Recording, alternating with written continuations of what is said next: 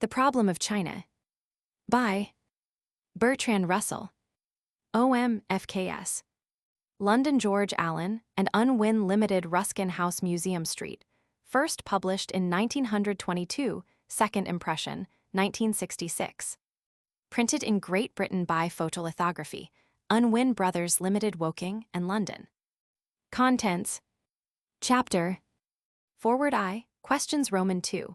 China before the 19th century Roman 3. China and the Western powers Roman 4. Modern China v. Japan before the Restoration Roman 6. Modern Japan Roman 7. Japan and China before 1914 Roman 8. Japan and China during the war Roman 9. The Washington Conference X. Present forces and tendencies in the Far East Roman 11. Chinese and Western civilization contrasted Roman 12. The Chinese character Roman 13. Higher education in China Roman 14. Industrialism in China Roman 15. The outlook for China Appendix Index. The ruler of the Southern Ocean was Shu, heedless. The ruler of the Northern Ocean was Hu, sudden. And the ruler of the center was Chaos. Shu and Hu were continually meeting in the land of Chaos, who treated them very well. They consulted together how they might repay his kindness and said, "Men all have 7 orifices for the purpose of seeing, hearing, eating, and breathing, while this poor ruler alone has not one. Let us try and make them for him." Accordingly, they dug 1 orifice in him every day, and at the end of 7 days Chaos died. Chuang Tze, Lega's translation. The Problem of China. Chapter 1. Questions. A European lately arrived in China, if he is of a receptive and reflective disposition, finds himself confronted with a number of very puzzling questions, for many of which the problems of Western Europe will not have prepared him. Russian problems, it is true, have important affinities with those of China, but they have also important differences. Moreover, they are decidedly less complex. Chinese problems, even if they affected no one outside China, would be of vast importance, since the Chinese are estimated to constitute about a quarter of the human race. In fact, however, all the world will be vitally affected by the development of Chinese affairs, which may well prove a decisive factor, for good or evil, during the next 2 centuries. This makes it important, to Europe and America almost as much as to Asia, that there should be an intelligent understanding of the questions raised by China, even if, as yet, definite answers are difficult to give. The questions raised by the present condition of China fall naturally into 3 groups: economic, political, and cultural. No one of these groups, however, can be considered in isolation, because each is intimately bound up with the other 2. For my part, I think the cultural questions are the most important, both for China and for mankind. If these could be solved, I would accept with more or less equanimity any political or economic system which ministered to that end. Unfortunately, however, cultural questions have little interest for practical men, who regard money and power as the proper ends for nations as for individuals. The helplessness of the artist in a hard-headed business community has long been a commonplace of novelists and moralizers, and has made collectors feel virtuous when they bought up the pictures of painters who had died in penury. China may be regarded as an artist nation, with the virtues and vices to be expected of the artist, virtues chiefly useful to others and vices chiefly harmful to oneself. Can Chinese virtues be preserved? Or must China, in order to survive, acquire instead the vices which make for success and cause misery to others only? And if China does copy the model set by all foreign nations with which she has dealings, what will become of all of us? China has an ancient civilization which is now undergoing a very rapid process of change. The traditional civilization of China had developed in almost complete independence of Europe, and had merits and demerits quite different from those of the West. It would be futile to attempt to strike a balance, whether our present culture is better or worse, on the whole, than that which 17th-century missionaries found in the Celestial Empire is a question as to which no prudent person would venture to pronounce. But it is easy to point to certain respects in which we are better than old China, and to other respects in which we are worse. If intercourse between Western nations and China is to be fruitful, we must cease to regard ourselves as missionaries of a superior civilization, or, worse still, as men who have a right to exploit, oppress, and swindle the Chinese because they are an inferior race. I do not see any reason to believe that the Chinese are inferior to ourselves, and I think most Europeans who have any intimate knowledge of China would take the same view.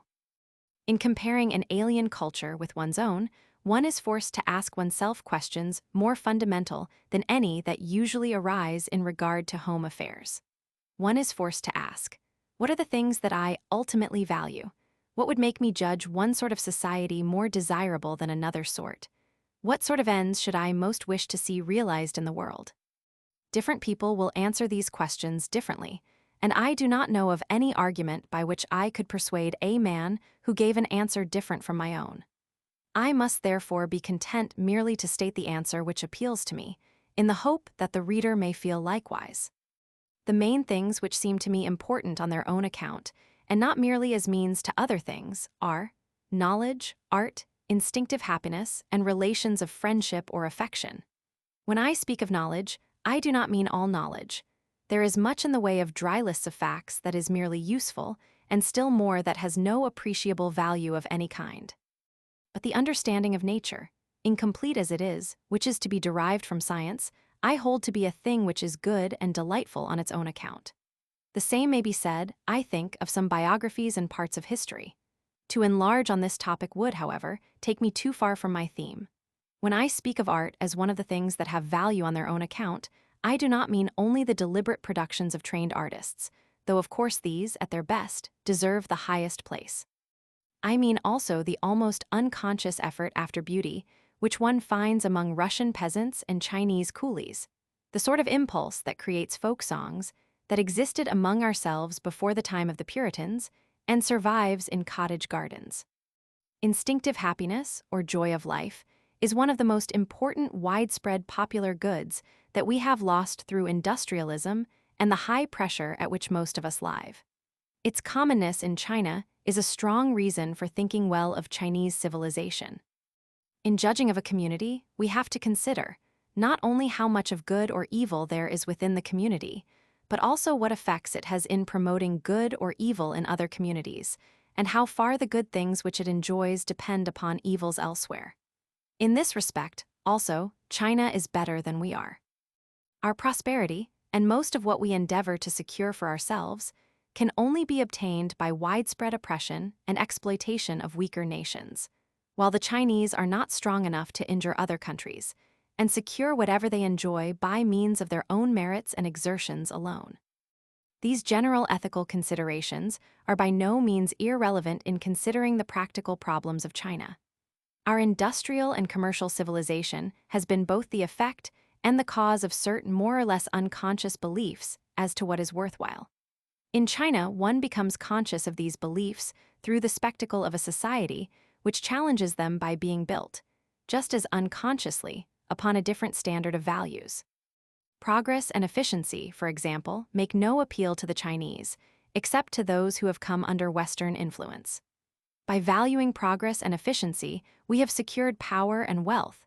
By ignoring them, the Chinese, until we brought disturbance, secured on the whole a peaceable existence and a life full of enjoyment.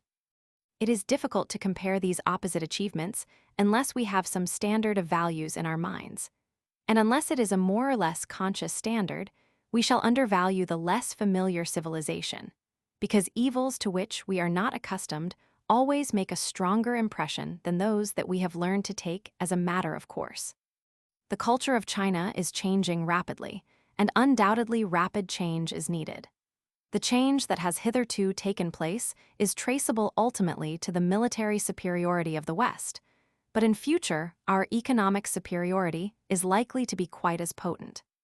I believe that, if the Chinese are left free to assimilate what they want of our civilization, and to reject what strikes them as bad, they will be able to achieve an organic growth from their own tradition, and to produce a very splendid result, combining our merits with theirs.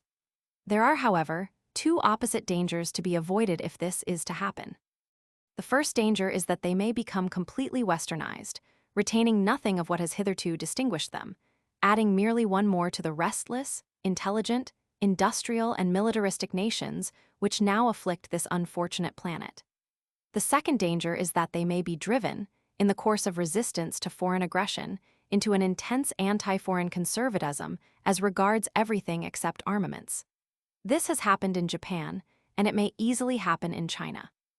The future of Chinese culture is intimately bound up with political and economic questions, and it is through their influence that dangers arise.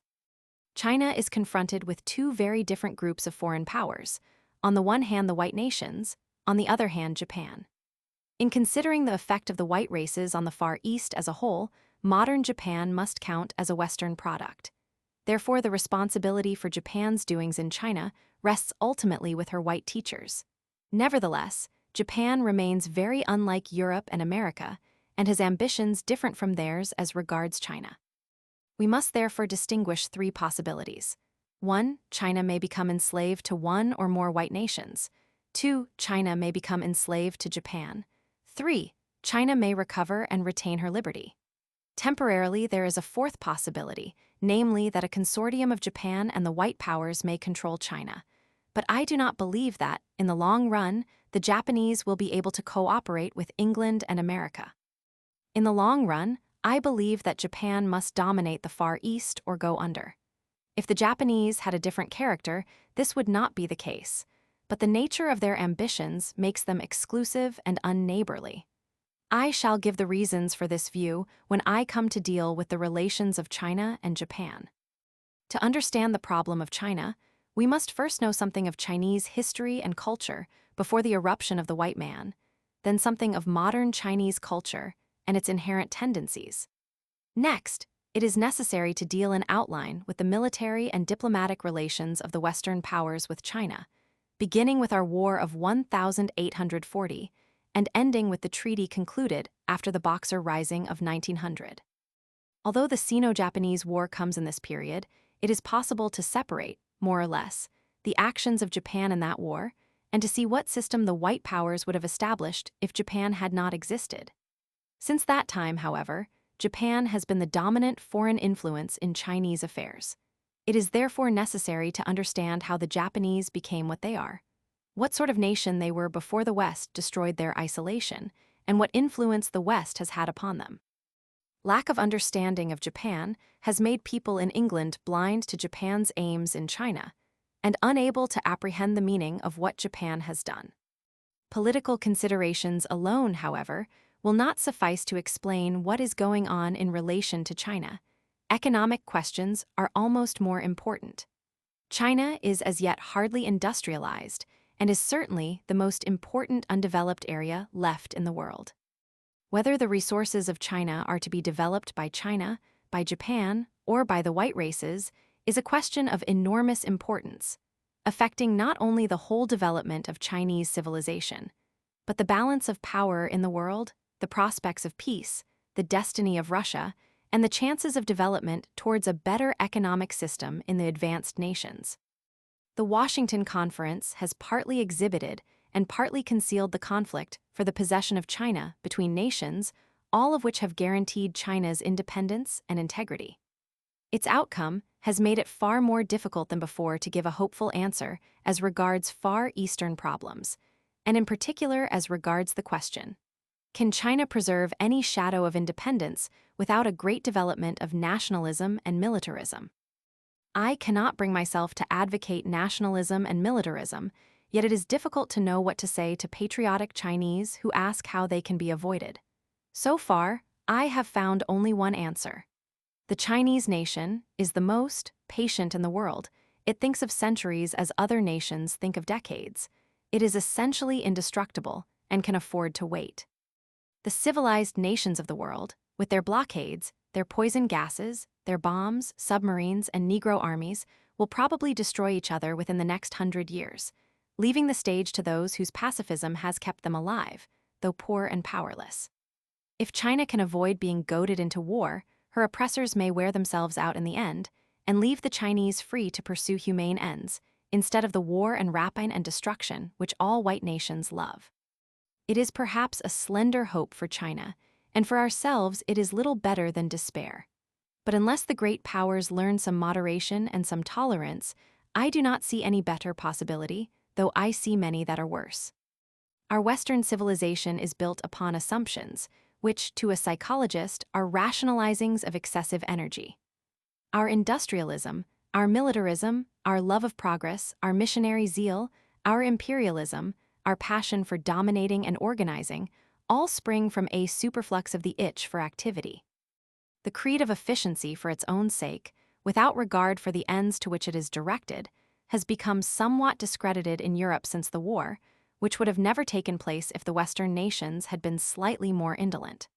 But in America, this creed is still almost universally accepted. So it is in Japan, and so it is by the Bolsheviks, who have been aiming fundamentally at the Americanization of Russia. Russia, like China, may be described as an artist nation, but unlike China, it has been governed, since the time of Peter the Great, by men who wished to introduce all the good and evil of the West. In former days, I might have had no doubt that such men were in the right. Some, though not many, of the Chinese returned students resemble them in the belief that Western push and hustle are the most desirable things on earth. I cannot now take this view. The evils produced in China by indolence seem to me far less disastrous, from the point of view of mankind at large, than those produced throughout the world by the domineering cocksureness of Europe and America. The Great War showed that something is wrong with our civilization. Experience of Russia and China has made me believe that those countries can help to show us what it is that is wrong. The Chinese have discovered and have practiced for many centuries a way of life which, if it could be adopted by all the world, would make all the world happy. We Europeans have not. Our way of life demands strife, exploitation, restless change, discontent, and destruction. Efficiency directed to destruction can only end in annihilation, and it is to this consummation that our civilization is tending if it cannot learn some of that wisdom for which it despises the East. It was on the Volga, in the summer of 1920, that I first realized how profound is the disease in our Western mentality, which the Bolsheviks are attempting to force upon an essentially Asiatic population, just as Japan and the West are doing in China. Our boat traveled on, day after day, through an unknown and mysterious land. Our company were noisy, gay, quarrelsome, full of facile theories, with glib explanations of everything, persuaded that there is nothing they could not understand and no human destiny outside the purview of their system. One of us lay at death's door, fighting a grim battle with weakness and terror, and the indifference of the strong, assailed day and night by the sounds of loud-voiced love-making and trivial laughter. And all around us lay a great silence, strong as death, unfathomable as the heavens. It seemed that none had leisure to hear the silence, yet it called to me so insistently that I grew deaf to the harangues of propagandists and the endless information of the well-informed. One night, very late, our boat stopped in a desolate spot where there were no houses, but only a great sandbank, and beyond it a row of poplars with the rising moon behind them. In silence, I went ashore and found on the sand a strange assemblage of human beings, half nomads, wandering from some remote region of famine, each family huddled together surrounded by all its belongings, some sleeping, others silently making small fires of twigs. The flickering flames lighted up gnarled, bearded faces of wild men, strong, patient, primitive women, and children as sedate and slow as their parents. Human beings they undoubtedly were, and yet it would have been far easier for me to grow intimate with a dog or a cat or a horse than with one of them. I knew that they would wait there day after day, perhaps for weeks, until a boat came in which they could go to some distant place in which they had heard falsely perhaps that the earth was more generous than in the country they had left. Some would die by the way, all would suffer hunger and thirst and the scorching midday sun, but their sufferings would be dumb. To me, they seemed to typify the very soul of Russia, unexpressive, inactive from despair, unheeded by the little set of westernizers who make up all the parties of progress or reaction. Russia is so vast that the articulate few are lost in it as man and his planet are lost in interstellar space. It is possible, I thought, that the theorists may increase the misery of the many by trying to force them into actions contrary to their primeval instincts. But I could not believe that happiness was to be brought to them by a gospel of industrialism and forced labor. Nevertheless, when morning came, I resumed the interminable discussions of the materialistic conception of history and the merits of a truly popular government. Those with whom I discussed had not seen the sleeping wanderers, and would not have been interested if they had seen them, since they were not material for propaganda. But something of that patient silence had communicated itself to me. Something lonely and unspoken remained in my heart throughout all the comfortable, familiar intellectual talk. And at last, I began to feel that all politics are inspired by a grinning devil, teaching the energetic and quick-witted to torture submissive populations for the profit of pocket or power or theory. As we journeyed on, fed by food extracted from the peasants, protected by an army recruited from among their sons, I wondered what we had to give them in return. But I found no answer. From time to time, I heard their sad songs or the haunting music of the balalaika, but the sound mingled with the great silence of the steppes and left me with a terrible questioning pain in which Occidental hopefulness grew pale. It was in this mood that I set out for China to seek a new hope. Chapter 2. China before the 19th century. Where the Chinese came from is a matter of conjecture. Their early history is known only from their own annals, which throw no light upon the question.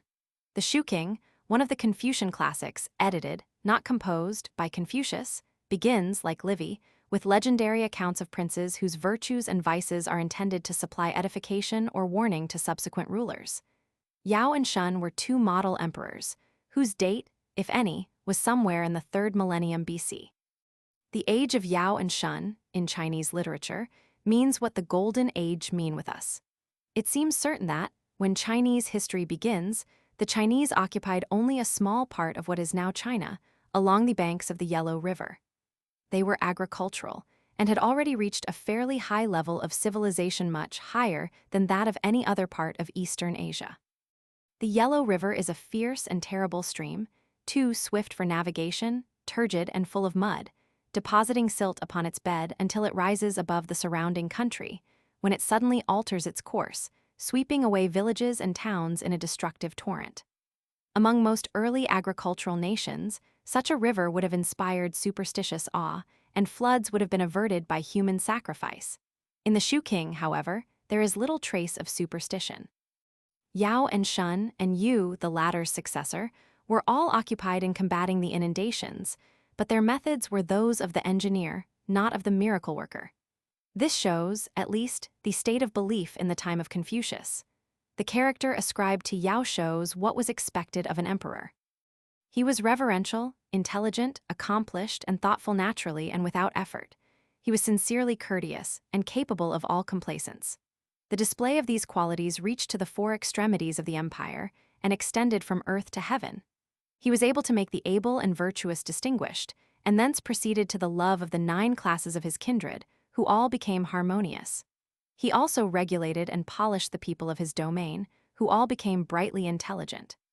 Finally, he united and harmonized the myriad states of the empire, and lo, the black-haired people were transformed. The result was universal concord. The first date which can be assigned with precision in Chinese history is that of an eclipse of the sun in 776 BC. There is no reason to doubt the general correctness of the records for considerably earlier times, but their exact chronology cannot be fixed. At this period, the Chu dynasty, which fell in 249 BC and is supposed to have begun in 1122 BC, was already declining in power as compared with a number of nominally subordinate feudal states.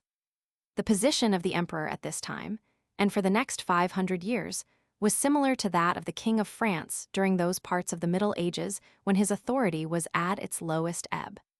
Chinese history consists of a series of dynasties, each strong at first and weak afterwards, each gradually losing control over subordinates, each followed by a period of anarchy, sometimes lasting for centuries, and ultimately succeeded by a new dynasty which temporarily reestablishes a strong central government.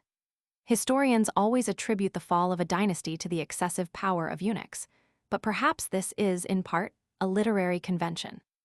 What distinguishes the emperor is not so much his political power, which fluctuates with the strength of his personality, as certain religious prerogatives. The emperor is the son of heaven. He sacrifices to heaven at the winter solstice.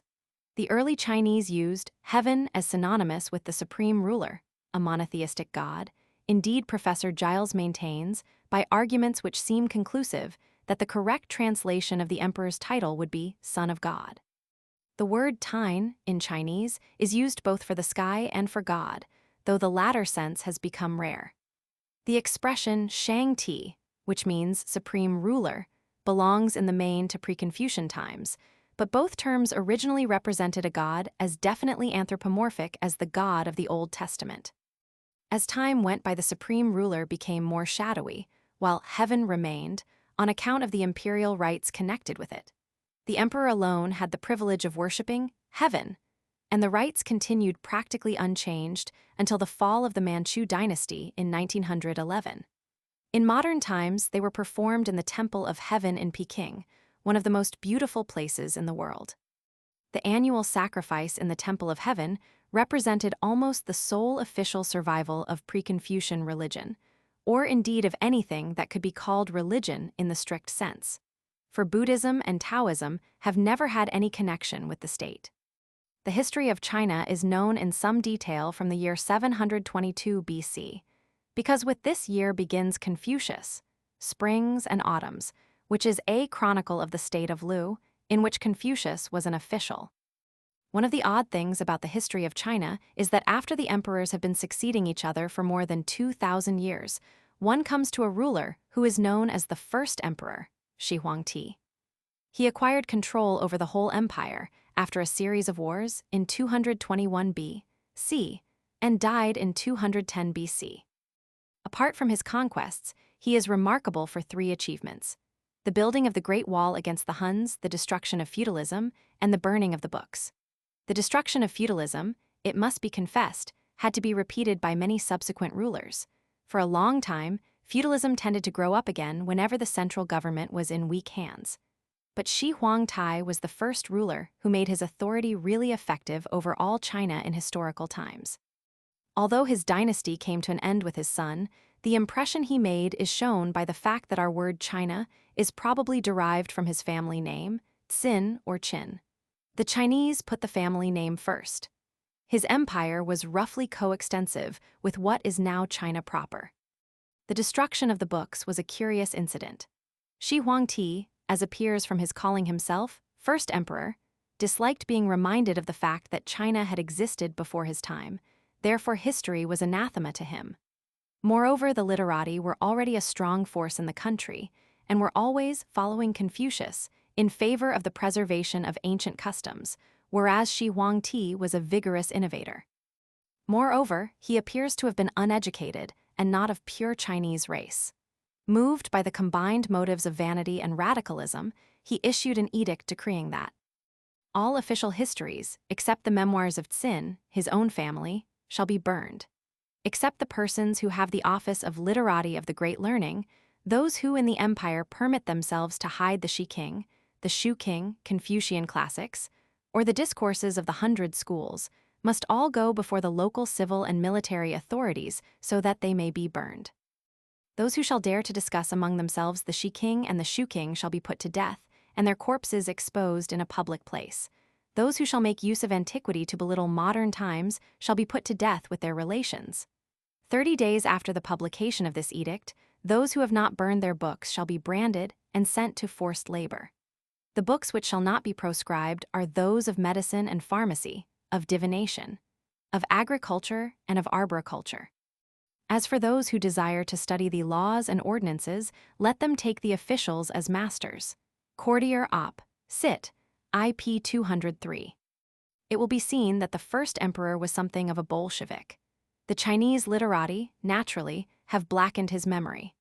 On the other hand, modern Chinese reformers, who have experienced the opposition of old-fashioned scholars, have a certain sympathy with his attempt to destroy the innate conservatism of his subjects. Thus, Li Bing says, "No radical change can take place in China without encountering the opposition of the literati." This was no less the case then than it is now. To abolish feudalism by one stroke was a radical change indeed. Whether the change was for the better or the worse, the men of letters took no time to inquire. Whatever was good enough for their fathers was good enough for them and their children. They found numerous authorities in the classics to support their contention, and these they freely quoted to show that Shi Huangti was wrong. They continued to criticize the government to such an extent that something had to be done to silence the voice of antiquity. As to how far this decree, on the burning of the books, was enforced, it is hard to say. At any rate, it exempted all libraries of the government, or such as were in possession of a class of officials called po shu, or learned men. If any real damage was done to Chinese literature under the decree in question, it is safe to say that it was not of such a nature as later writers would have us believe. Still, this extreme measure failed to secure the desired end, and a number of the men of letters in Hanyang, the capital, was subsequently buried alive. This passage is written from the point of view of young China, which is anxious to assimilate Western learning in place of the dead scholarship of the Chinese classics. China, like every other civilized country, has a tradition which stands in the way of progress. The Chinese have excelled in stability rather than in progress. Therefore, young China, which perceives that the advent of industrial civilization has made progress essential to continued national existence, naturally looks with a favorable eye upon Shi Huangti's struggle with the reactionary pedants of his age. The very considerable literature which has come down to us from before his time shows, in any case, that his edict was somewhat ineffective, and in fact it was repealed after 22 years, in 191 BC. After a brief reign by the son of the first emperor, who did not inherit his capacity, we come to the Great Han Dynasty, which reigned from 206 BC to AD 220. This was the great age of Chinese imperialism, exactly coeval with the great age of Rome. In the course of their campaigns in northern India and Central Asia, the Chinese were brought into contact with India, with Persia, and even with the Roman Empire. Their relations with India had a profound effect upon their religion, as well as upon that of Japan, since they led to the introduction of Buddhism. Relations with Rome were chiefly promoted by the Roman desire for silk, and continued until the rise of Mohammedanism.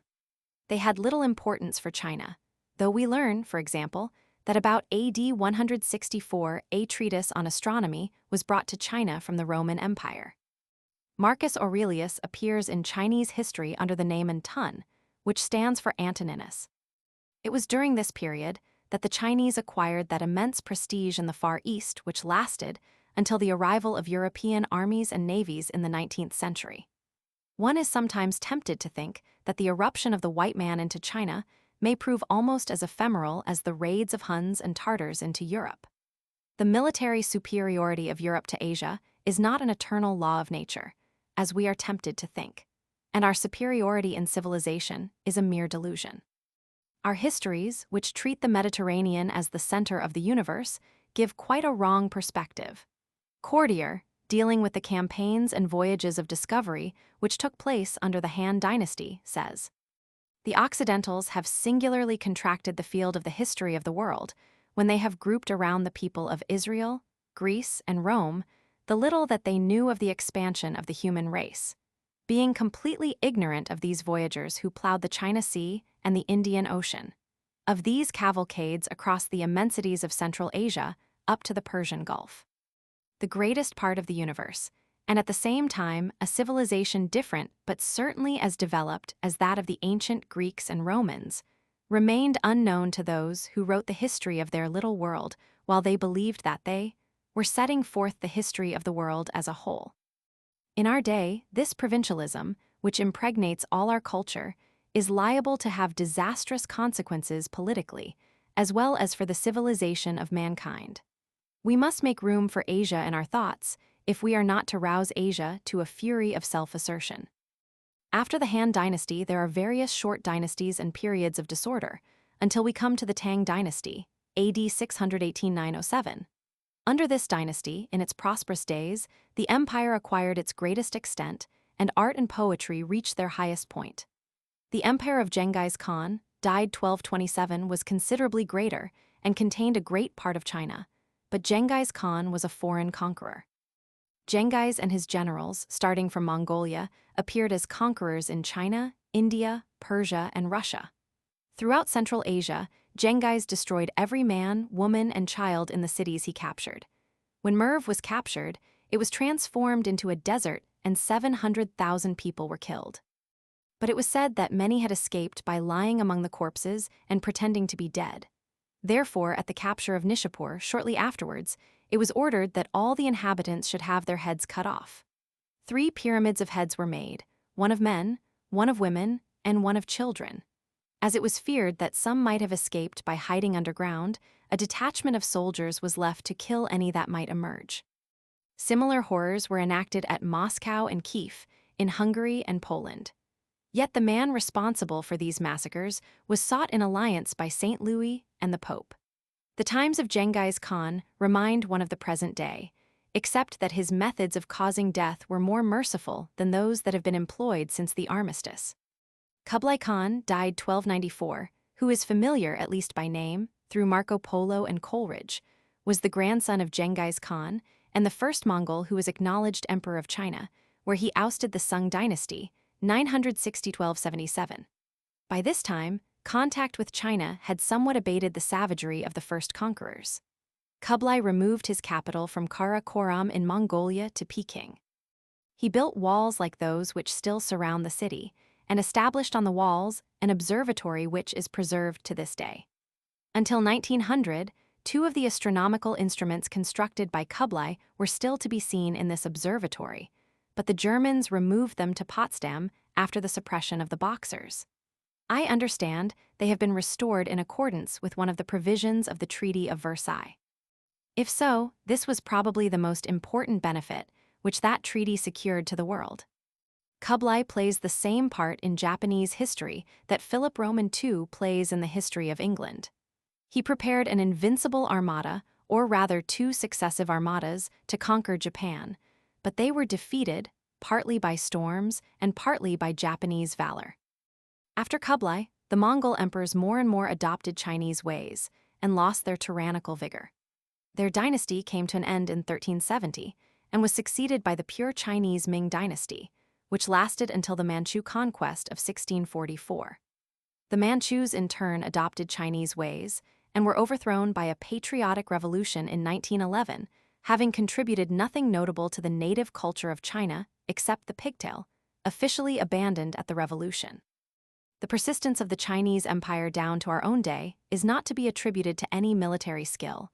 On the contrary, considering its extent and resources, it has at most times shown itself weak and incompetent in war. Its southern neighbors were even less warlike and were less in extent.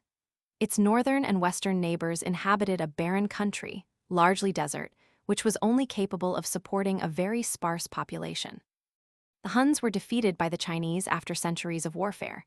The Tartars and Manchus, on the contrary, conquered China. But they were too few and too uncivilized to impose their ideas or their way of life upon China, which absorbed them and went on its way as if they had never existed. Rome could have survived the Goths if they had come alone, but the successive waves of barbarians came too quickly to be all civilized in turn. China was saved from this fate by the Gobi Desert and the Tibetan uplands. Since the white men have taken to coming by sea, the old geographical immunity is lost, and greater energy will be required to preserve the national independence. In spite of geographical advantages, however, the persistence of Chinese civilization, fundamentally unchanged since the introduction of Buddhism, is a remarkable phenomenon. Egypt and Babylonia persisted as long, but since they fell there has been nothing comparable in the world. Perhaps the main cause is the immense population of China, with an almost complete identity of culture throughout. In the middle of the 8th century, the population of China is estimated at over 50 millions, though 10 years later, as a result of devastating wars, it is said to have sunk to about 17 millions. A census has been taken at various times in Chinese history, but usually a census of houses, not of individuals. From the number of houses, the population is computed by a more or less doubtful calculation. It is probable also that different methods were adopted on different occasions, and that comparisons between different enumerations are therefore rather unsafe. Putnam Wheel says, "The first census taken by the Manchus in 1651, after the restoration of order, returned China's population at 55 million persons, which is less than the number given in the first census of the Han Dynasty, AD 1, and about the same as when Kublai Khan established the Mongol dynasty in 1295. This is presumably a misprint, as Kublai died in 1294.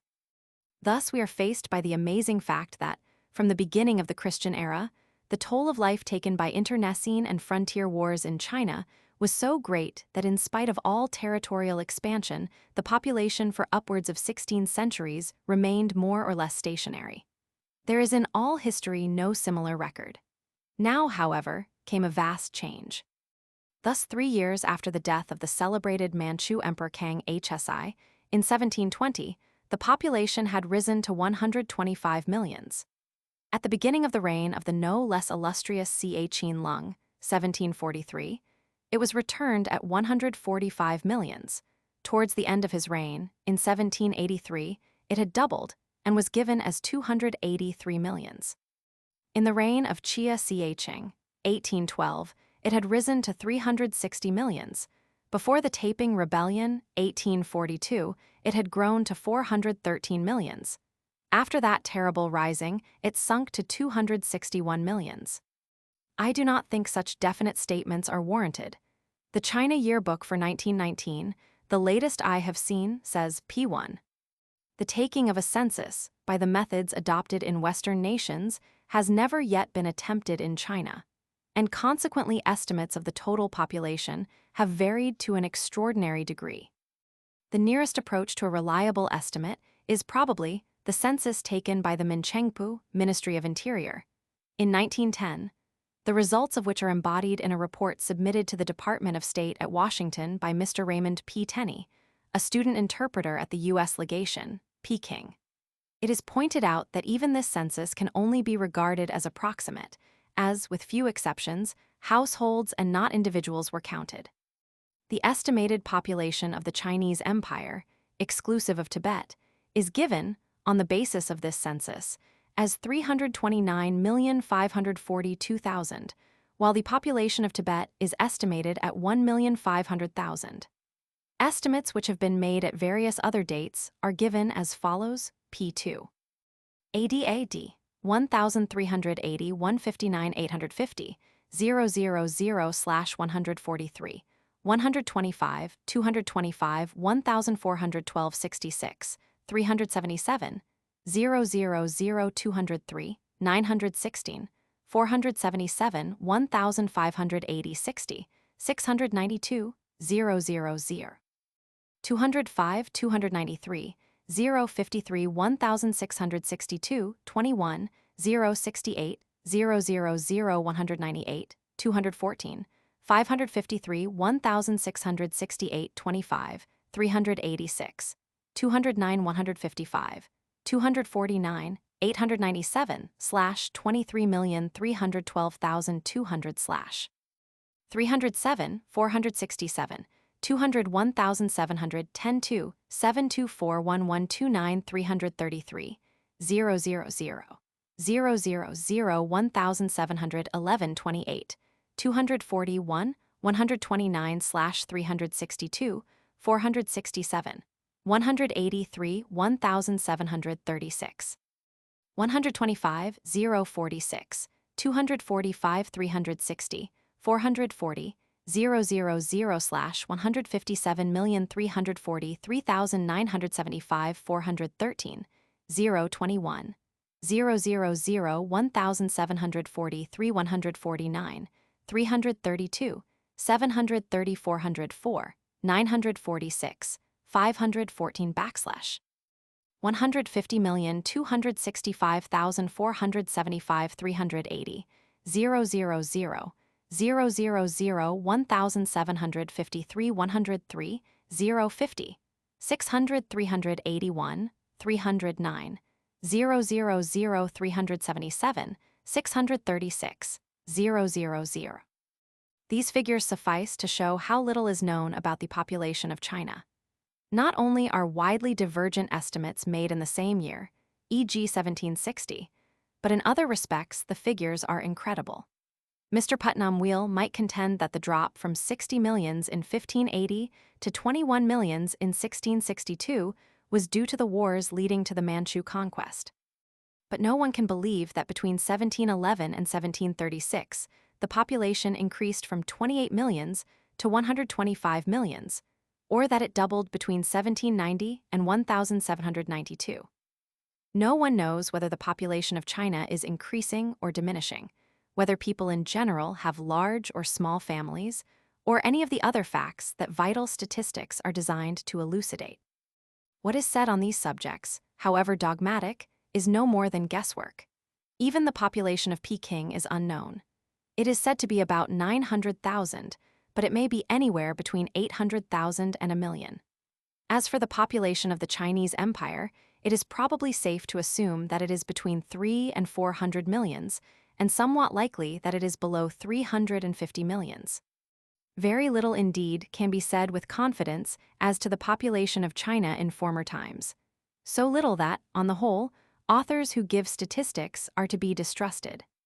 There are certain broad features of the traditional Chinese civilization which give it its distinctive character. I should be inclined to select as the most important. 1. The use of ideograms instead of an alphabet in writing. 2. The substitution of the Confucian ethic for religion among the educated classes. 3. Government by literati chosen by examination instead of by a hereditary aristocracy. The family system distinguishes traditional China from modern Europe, but represents a stage which most other civilizations have passed through, and which is therefore not distinctively Chinese. The three characteristics which I have enumerated, on the other hand, distinguish China from all other countries of past times. Something must be said at this stage about each of the three. 1. As everyone knows, the Chinese do not have letters as we do, but symbols for whole words. This has, of course, many inconveniences. It means that, in learning to write, there are an immense number of different signs to be learnt, not only 26 as with us. That there is no such thing as alphabetical order, so that dictionaries, files, catalogues, etc. are difficult to arrange and linotype is impossible. That foreign words, such as proper names and scientific terms, cannot be written down by sound, as in European languages, but have to be represented by some elaborate device. For these reasons, there is a movement for phonetic writing among the more advanced Chinese reformers, and I think the success of this movement is essential if China is to take her place among the bustling, hustling nations which consider that they have a monopoly of all excellence. Even if there were no other argument for the change, the difficulty of elementary education, where reading and writing take so long to learn, would be alone sufficient to decide any believer in democracy. For practical purposes, therefore, the movement for phonetic writing deserves support. There are, however, many considerations, less obvious to a European, which can be adduced in favor of the ideographic system, to which something of the solid stability of the Chinese civilization is probably traceable. To us, it seems obvious that a written word must represent a sound, whereas to the Chinese it represents an idea. We have adopted the Chinese system ourselves as regards numerals. 1922, for example, can be read in English, French, or any other language, with quite different sounds, but with the same meaning. Similarly, what is written in Chinese characters can be read throughout China, in spite of the difference of dialects which are mutually unintelligible when spoken.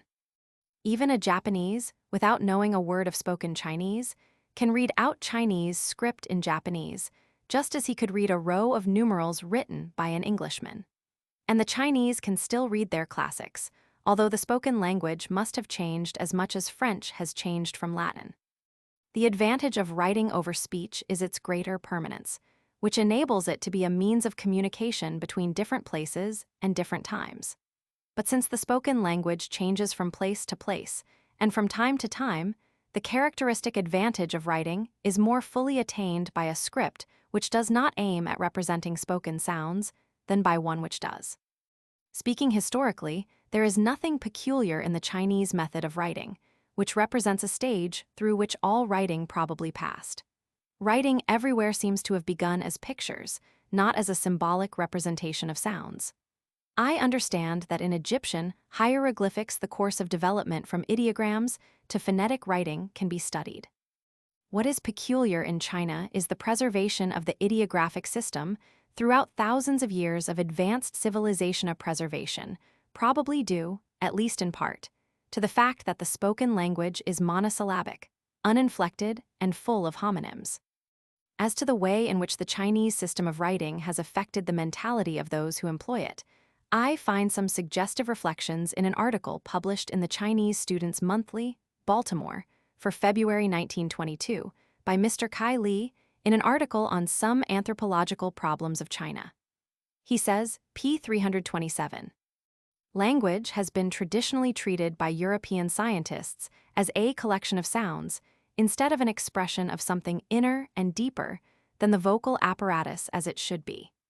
The accumulative effect of language symbols upon one's mental formulation is still an unexploited field. Dividing the world culture of the living races on this basis, one perceives a fundamental difference of its types between the alphabetical users and the hieroglyphic users, each of which has its own virtues and vices. Now, with all respects to alphabetical civilization, it must be frankly stated that it has a grave and inherent defect in its lack of solidity. The most civilized portion under the alphabetical culture is also inhabited by the most fickle people. The history of the Western land repeats the same story over and over again. Thus up and down with the Greeks, up and down with Rome, up and down with the Arabs. The ancient Semitic and Hamitic peoples are essentially alphabetic users, and their civilizations show the same lack of solidity as the Greeks and the Romans. Certainly, this phenomenon can be partially explained by the extra fluidity of the alphabetical language, which cannot be depended upon as a suitable organ to conserve any solid idea. Intellectual contents of these people may be likened to waterfalls and cataracts, rather than seas and oceans. No other people is richer in ideas than they, but no people would give up their valuable ideas as quickly as they do. The Chinese language is by all means the counterpart of the alphabetic stock. It lacks most of the virtues that are found in the alphabetic language, but as an embodiment of simple and final truth, it is invulnerable to storm and stress. It has already protected the Chinese civilization for more than 40 centuries. It is solid, square, and beautiful, exactly as the spirit of it represents. Whether it is the spirit that has produced this language, or whether this language has in turn accentuated the spirit remains to be determined. Without committing ourselves wholly to the theory here set forth, which is impregnated with Chinese patriotism, we must nevertheless admit that the Westerner is unaccustomed to the idea of alphabetical civilization as merely one kind to which he happens to belong. I am not competent to judge as to the importance of the ideographic script in producing the distinctive characteristics of Chinese civilization, but I have no doubt that this importance is very great, and is more or less of the kind indicated in the above quotation. To Confucius, BC 551-79, must be reckoned, as regards his social influence, with the founders of religions. His effect on institutions and on men's thoughts has been of the same kind of magnitude as that of Buddha, Christ, or Mahomet, but curiously different in its nature. Unlike Buddha and Christ, he is a completely historical character, about whose life a great deal is known, and with whom legend and myth have been less busy than with most men of his kind. What most distinguishes him from other founders is that he inculcated a strict code of ethics, which has been respected ever since, but associated it with very little religious dogma, which gave place to complete theological skepticism in the countless generations of Chinese literati who revered his memory and administered the empire. Confucius himself belongs rather to the type of Lycurgus and Solon than to that of the great founders of religions. He was a practical statesman, concerned with the administration of the state. The virtues he sought to inculcate were not those of personal holiness or designed to secure salvation in a future life, but rather those which lead to a peaceful and prosperous community here on earth. His outlook was essentially conservative and aimed at preserving the virtues of former ages. He accepted the existing religiona rather unemphatic monotheism, combined with belief that the spirits of the dead preserved a shadowy existence, which it was the duty of their descendants to render as comfortable as possible. He did not, however, lay any stress upon supernatural matters. In answer to a question, he gave the following definition of wisdom: to cultivate earnestly our duty towards our neighbor, and to reverence spiritual beings while maintaining always a due reserve. But reverence for spiritual beings was not an active part of Confucianism, except in the form of ancestor worship, which was part of filial piety, and thus merged in duty towards one's neighbor. Filial piety included obedience to the emperor, except when he was so wicked as to forfeit his divine right for the Chinese. Unlike the Japanese, have always held that resistance to the emperor was justified if he governed very badly. The following passage from Professor Giles illustrates this point. The emperor has been uniformly regarded as the son of God by adoption only, and liable to be displaced from that position as a punishment for the offense of misrule. If the ruler failed in his duties, the obligation of the people was at an end, and his divine right disappeared simultaneously. Of this, we have an example in a portion of the canon to be examined by and by. Under the year 558 BC, we find the following narrative. One of the feudal princes asked an official, saying, "Have not the people of the Wei state done very wrong in expelling their ruler?" "Perhaps the ruler himself," was the reply, "may have done very wrong. If the life of the people is impoverished, and if the spirits are deprived of their sacrifices, of what use is the ruler, and what can the people do but get rid of him?" This very sensible doctrine has been accepted at all times throughout Chinese history, and has made rebellions only too frequent. Filial piety and the strength of the family generally are perhaps the weakest point in Confucian ethics, the only point where the system departs seriously from common sense. Family feeling has militated against public spirit, and the authority of the old has increased the tyranny of ancient custom. In the present day, when China is confronted with problems requiring a radically new outlook, these features of the Confucian system have made it a barrier to necessary reconstruction. And accordingly, we find all those foreigners who wish to exploit China praising the old tradition and deriding the efforts of young China to construct something more suited to modern needs. The way in which Confucian emphasis on filial piety prevented the growth of public spirit is illustrated by the following story. One of the feudal princes was boasting to Confucius of the high level of morality which prevailed in his own state. "Among us here," he said, "you will find upright men.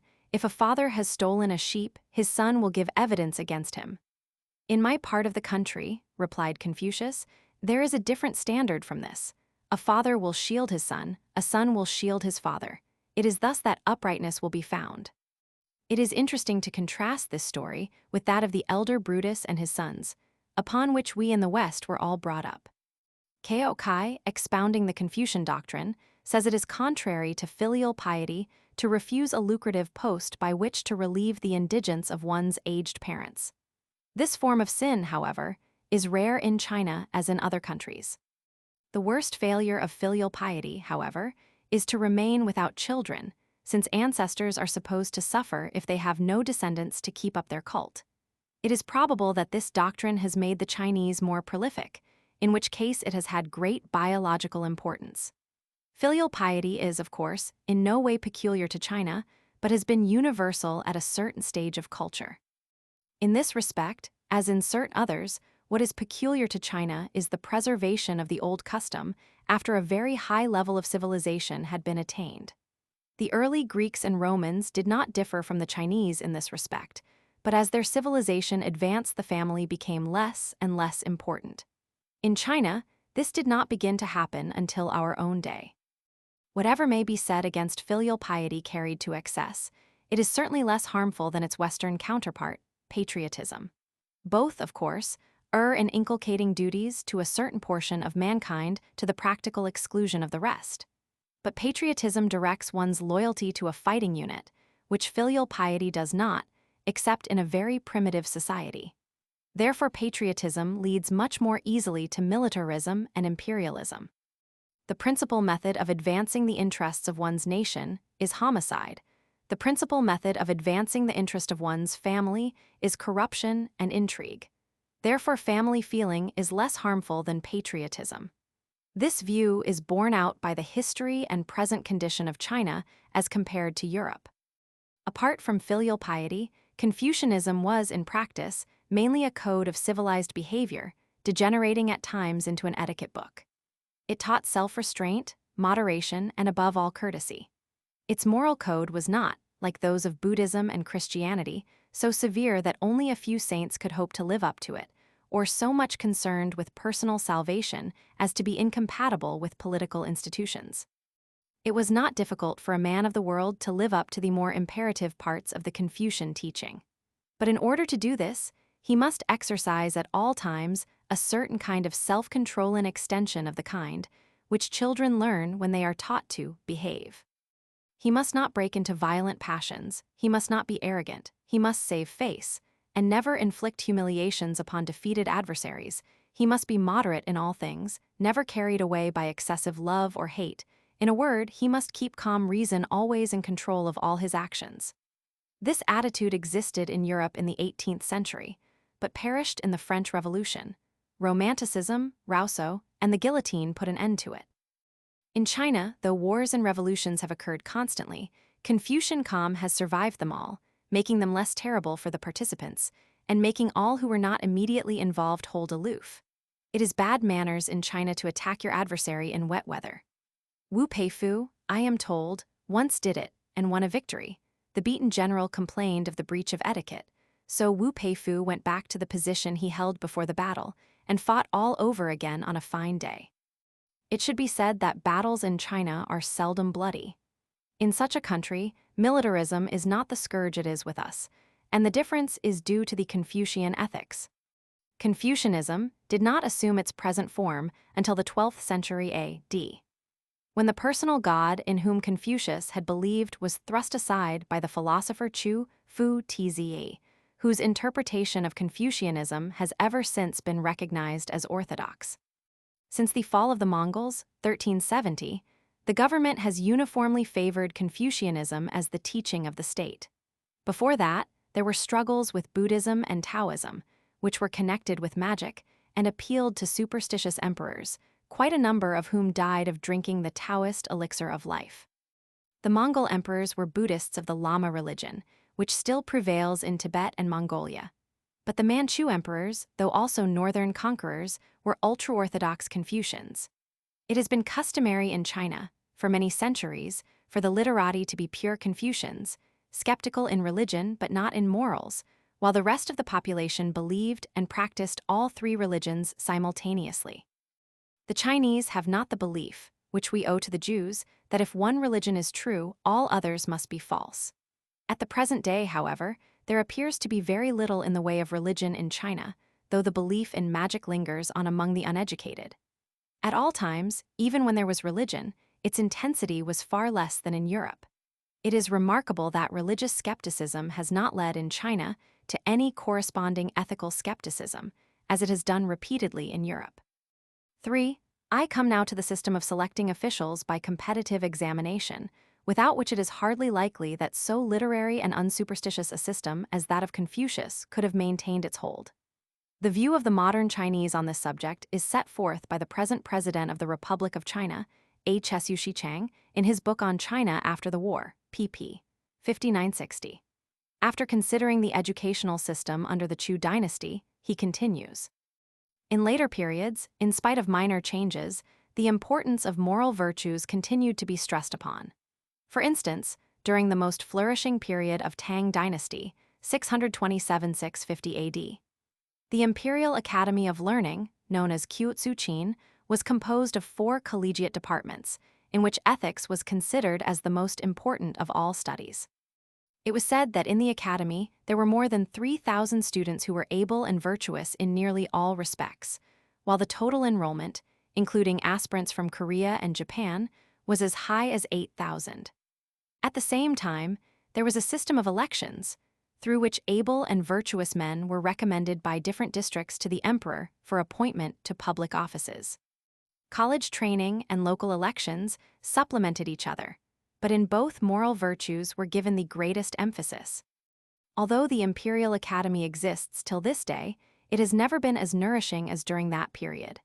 For this change, the introduction of the competitive examination or Kochu system must be held responsible. The election system furnished no fixed standard for the recommendation of public service candidates, and, as a result, tended to create an aristocratic class from which alone were to be found eligible men. Consequently, the Sung emperors, 960–1277 AD, abolished the elections, set aside the Imperial Academy, and inaugurated the competitive examination system in their place. The examinations were to supply both scholars and practical statesmen, and they were periodically held throughout the later dynasties until the introduction of the modern educational regime. Useless and stereotyped as they were in later days, they once served some useful purpose. Besides, the ethical background of Chinese education had already been so firmly established that, in spite of the emphasis laid by these examinations on pure literary attainments, moral teachings have survived till this day in family education and in private schools. Although the system of awarding government posts for proficiency in examinations is much better than most other systems that have prevailed, such as nepotism, bribery, threats of insurrection, etc., yet the Chinese system, at any rate after it assumed its final form, was harmful through the fact that it was based solely on the classics, that it was purely literary, and that it allowed no scope whatever for originality. The system was established in its final form by the Emperor Hung Wu 1368–1398 and remained unchanged until 1905. One of the first objects of modern Chinese reformers was to get it swept away. Li Bing says, "In spite of the many good things that may be said to the credit of Hung Wu, he will ever be remembered in connection with a form of evil which has eaten into the very heart of the nation." This was the system of triennial examinations, or rather the form of Chinese composition, called the essay, or the 8 legs, which, for the first time in the history of Chinese literature, was made the basis of all literary contests. It was so named because after the introduction of the theme, the writer was required to treat it in 4 paragraphs, each consisting of 2 members, made up of an equal number of sentences and words. The theme was always chosen from either the 4 books or the 5 classics. The writer could not express any opinion of his own or any views at variance with those expressed by Chu Hsi and his school. All he was required to do was to put the few words of Confucius, or whomsoever it might be, into an essay in conformity with the prescribed rules. Degrees, which were to serve as passports to government positions, were awarded the best writers. To say that the training afforded by the time required to make a man efficient in the art of such writing would at the same time qualify him to hold the various offices under the government was absurd. But absurd as the whole system was, it was handed down to recent times from the 3rd year of the reign of Hung Wu and was not abolished until a few years ago. No system was more perfect or effective in retarding the intellectual and literary development of a nation. With her 8 legs, China long ago reached the lowest point on her downhill journey. It is largely on account of the long lease of life that was granted to this rotten system that the teachings of the Sung philosophers have been so long venerated. These are the words of a Chinese patriot of the present day, and no doubt, as a modern system, the 8 legs deserve all the hard things that he says about them. But in the 14th century, when one considers the practicable alternatives, one can see that there was probably much to be said for such a plan. At any rate, for good or evil, the examination system profoundly affected the civilization of China. Among its good effects were a widely diffused respect for learning, the possibility of doing without a hereditary aristocracy, the selection of administrators who must at least have been capable of industry, and the preservation of Chinese civilization in spite of barbarian conquest. But like so much else in traditional China, it has had to be swept away to meet modern needs. I hope nothing of greater value will have to perish in the struggle to repel the foreign exploiters and the fierce and cruel system which they miscall civilization. Footnotes. Footnote 1, Legge's Shu King, p. 15. Quoted in Hirth, Ancient History of China, Columbia University Press, 1911 A book which gives much useful critical information about early China. Footnote 4. On this subject, see Professor Giles's Confucianism and its Rivals, Williams and Norgate, 1915, Lecture I, especially p. 9. Footnote 5. Cf. Henry Cordier, Histoire générale de la Chine, Paris 1920, Volume IP 213.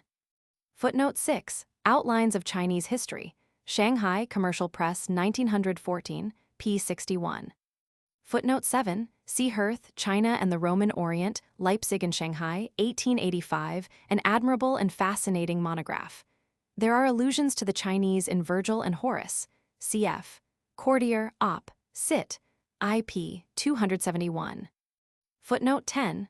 Murdoch, in his History of Japan, Volume IP 146, thus describes the greatness of the early Tang Empire. The following year, 618, Li Yuan, Prince of Tiang, established the illustrious dynasty of that name, which continued to sway the fortunes of China for nearly 3 centuries, 618–908. After a brilliant reign of 10 years, he handed over the imperial dignity to his son, Taizong, 627–650, perhaps the greatest monarch the Middle Kingdom has ever seen. At this time, China undoubtedly stood in the very forefront of civilization. She was then the most powerful, the most enlightened, the most progressive, and the best-governed empire, not only in Asia, but on the face of the globe.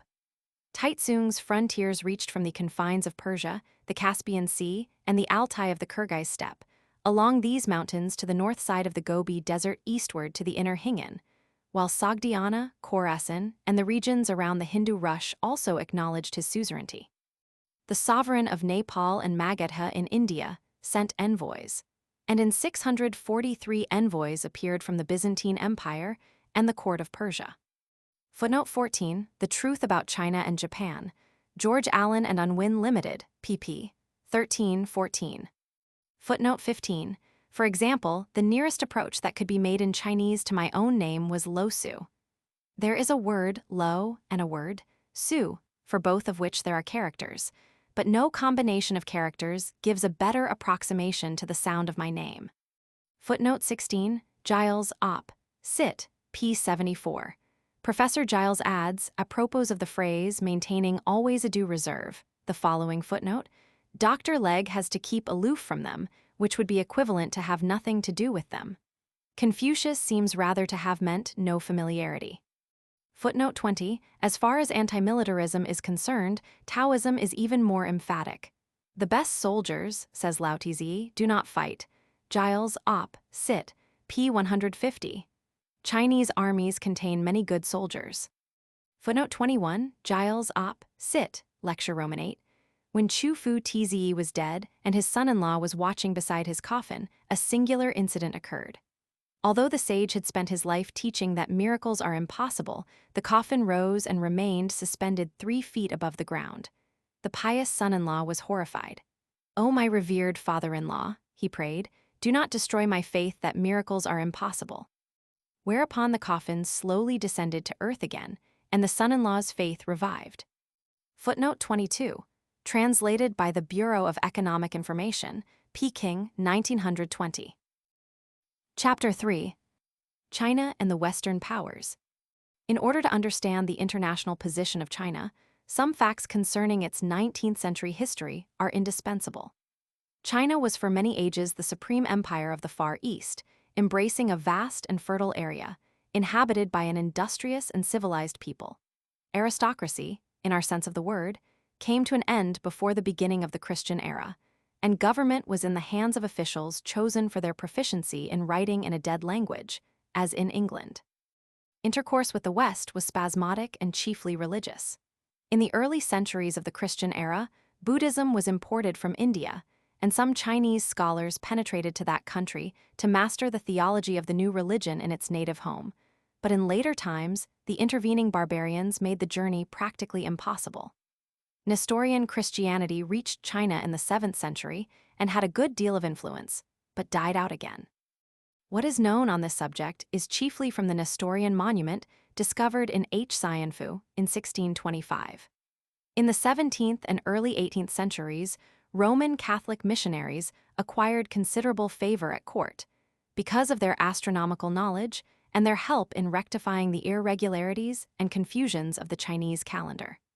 Their globes and astrolabes are still to be seen on the walls of Peking. But in the long run, they could not resist quarrels between different orders, and were almost completely excluded from both China and Japan. In the year 1793, a British ambassador, Lord Macartney, arrived in China to request further trade facilities and the establishment of a permanent British diplomatic representative. The emperor at this time was Qin Lung, the best of the Manchu dynasty, a cultivated man, a patron of the arts, and an exquisite calligraphist. One finds specimens of his writing in all sorts of places in China. His reply to King George Roman III is given by Backhouse and Bland. I wish I could quote it all, but some extracts must suffice. It begins, "You, O king, live beyond the confines of many seas. Nevertheless, impelled by your humble desire to partake of the benefits of our civilization, you have dispatched a mission respectfully bearing your memorial. To show your devotion, you have also sent offerings of your country's produce. I have read your memorial. The earnest terms in which it is cast reveal a respectful humility on your part, which is highly praiseworthy. He goes on to explain, with the patient manner appropriate in dealing with an importunate child, why George E.I.'s desires cannot possibly be gratified. An ambassador, he assures him, would be useless, for if you assert that your reverence for our celestial dynasty fills you with a desire to acquire our civilization, our ceremonies and code of laws differ so completely from your own that, even if your envoy were able to acquire the rudiments of our civilization, you could not possibly transplant our manners and customs to your alien soil. Therefore, however adept the envoy might become, nothing would be gained thereby. Swaying the wide world, I have but one aim in view, namely, to maintain a perfect governance and to fulfill the duties of the state. Strange and costly objects do not interest me. I have no use for your country's manufactures. It behoves you, O king, to respect my sentiments and to display even greater devotion and loyalty in future, so that, by perpetual submission to our throne, you may secure peace and prosperity for your country hereafter. He can understand the English desiring the produce of China, but feels that they have nothing worth having to offer in exchange. Our celestial empire possesses all things in prolific abundance and lacks no product within its own borders. There was therefore no need to import the manufactures of outside barbarians in exchange for our own produce. But as the tea, silk, and porcelain, which the celestial empire produces, are absolute necessities to European nations and to yourselves, the limited trade hitherto permitted at Canton is to continue. He would have shown less favor to Lord Macartney, but I do not forget the lonely remoteness of your island, cut off from the world by intervening wastes of sea, nor do I overlook your excusable ignorance of the usages of our celestial empire. He concludes with the injunction, tremblingly obey and show no negligence. What I want to suggest is that no one understands China until this document has ceased to seem absurd. The Romans claimed to rule the world, and what lay outside their empire was to them of no account. The empire of Qin Lung was more extensive, with probably a larger population. It had risen to greatness at the same time as Rome, and had not fallen, but invariably defeated all its enemies, either by war or by absorption. Its neighbors were comparatively barbarous, except the Japanese, who acquired their civilization by slavish imitation of China. The view of Qin Lung was no more absurd than that of Alexander the Great, sighing for new worlds to conquer when he had never even heard of China, where Confucius had been dead already for 150 years. Nor was he mistaken as regards trade. China produces everything needed for the happiness of its inhabitants, and we have forced trade upon them solely for our benefit, giving them in exchange only things which they would do better without. Unfortunately for China, its culture was deficient in one respect, namely science. In art and literature, in manners and customs, it was at least the equal of Europe. At the time of the Renaissance, Europe would not have been in any way the superior of the Celestial Empire. There is a museum in Peking where, side by side with good Chinese art, may be seen the presents which Louis Roman XIV made to the emperor when he wished to impress him with the splendor of Leroy Soleil. Compared to the Chinese things surrounding them, they were tawdry and barbaric. The fact that Britain has produced Shakespeare and Milton, Locke and Hume, and all the other men who have adorned literature and the arts does not make us superior to the Chinese. What makes us superior is Newton and Robert Boyle and their scientific successors. They make us superior by giving us greater proficiency in the art of killing. It is easier for an Englishman to kill a Chinaman than for a Chinaman to kill an Englishman. Therefore, our civilization is superior to that of China, and Qin Lung is absurd. When we had finished with Napoleon, we soon set to work to demonstrate this proposition. Our first war with China was in 1840, and was fought because the Chinese government endeavored to stop the importation of opium. It ended with the cession of Hong Kong and the opening of 5 ports to British trade, as well as, soon afterwards, to the trade of France, America, and Scandinavia. In 1856-60, the English and French jointly made war on China and destroyed the Summer Palace near Peking, a building whose artistic value, on account of the treasures it contained, must have been about equal to that of St. Mark's in Venice and much greater than that of Rheims Cathedral. This act did much to persuade the Chinese of the superiority of our civilization, so they opened 7 more ports and the river Yangtze, paid an indemnity, and granted us more territory at Hong Kong. In 1870, the Chinese were rash enough to murder a British diplomat, so the remaining British diplomats demanded and obtained an indemnity, 5 more ports, and a fixed tariff for opium. Next, the French took Annam and the British took Burma, both formerly under Chinese suzerainty. Then came the war with Japan in 1894-5, leading to Japan's complete victory and conquest of Korea. Japan's acquisitions would have been much greater but for the intervention of France, Germany, and Russia, England holding aloof. This was the beginning of our support of Japan, inspired by fear of Russia. It also led to an alliance between China and Russia, as a reward for which Russia acquired all the important rights in Manchuria, which passed to Japan, partly after the Russo-Japanese War and partly after the Bolshevik Revolution. The next incident begins with the murder of 2 German missionaries in Shantung in 1897. Nothing in their life became them like the leaving of it, for if they had lived, they would probably have made very few converts, whereas by dying they afforded the world an object lesson in Christian ethics. The Germans seized Kyoto Bay and created a naval base there. They also acquired railway and mining rights in Shantung, which, by the Treaty of Versailles, passed to Japan in accordance with the 14 points. Shantung therefore became virtually a Japanese possession, though America at Washington has insisted upon its restitution. The services of the 2 missionaries to civilization did not, however, end in China, for their death was constantly used in the German Reichstag during the first debates on the German big navy bills, since it was held that warships would make Germany respected in China. Thus they helped to exacerbate the relations of England and Germany and to hasten the advent of the Great War.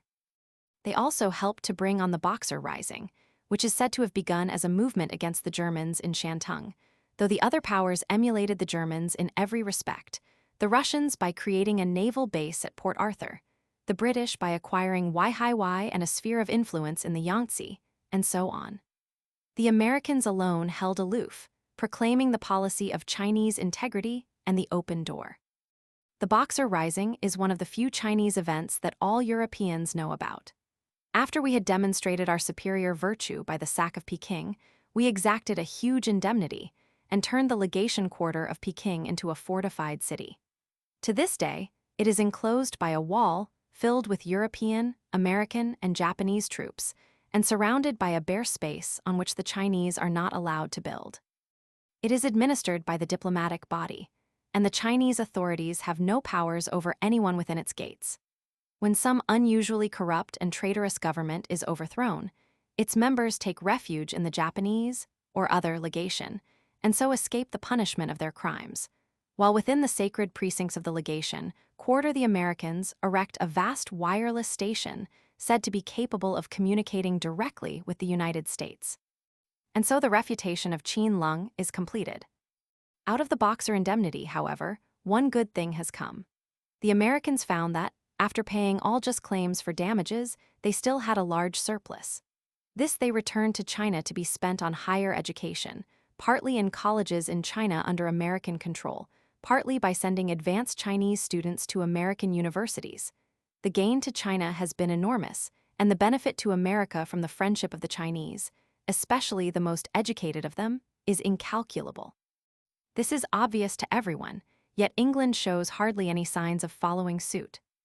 To understand the difficulties with which the Chinese government is faced, it is necessary to realize the loss of fiscal independence which China has suffered as the result of the various wars and treaties which have been forced upon her. In the early days, the Chinese had no experience of European diplomacy and did not know what to avoid.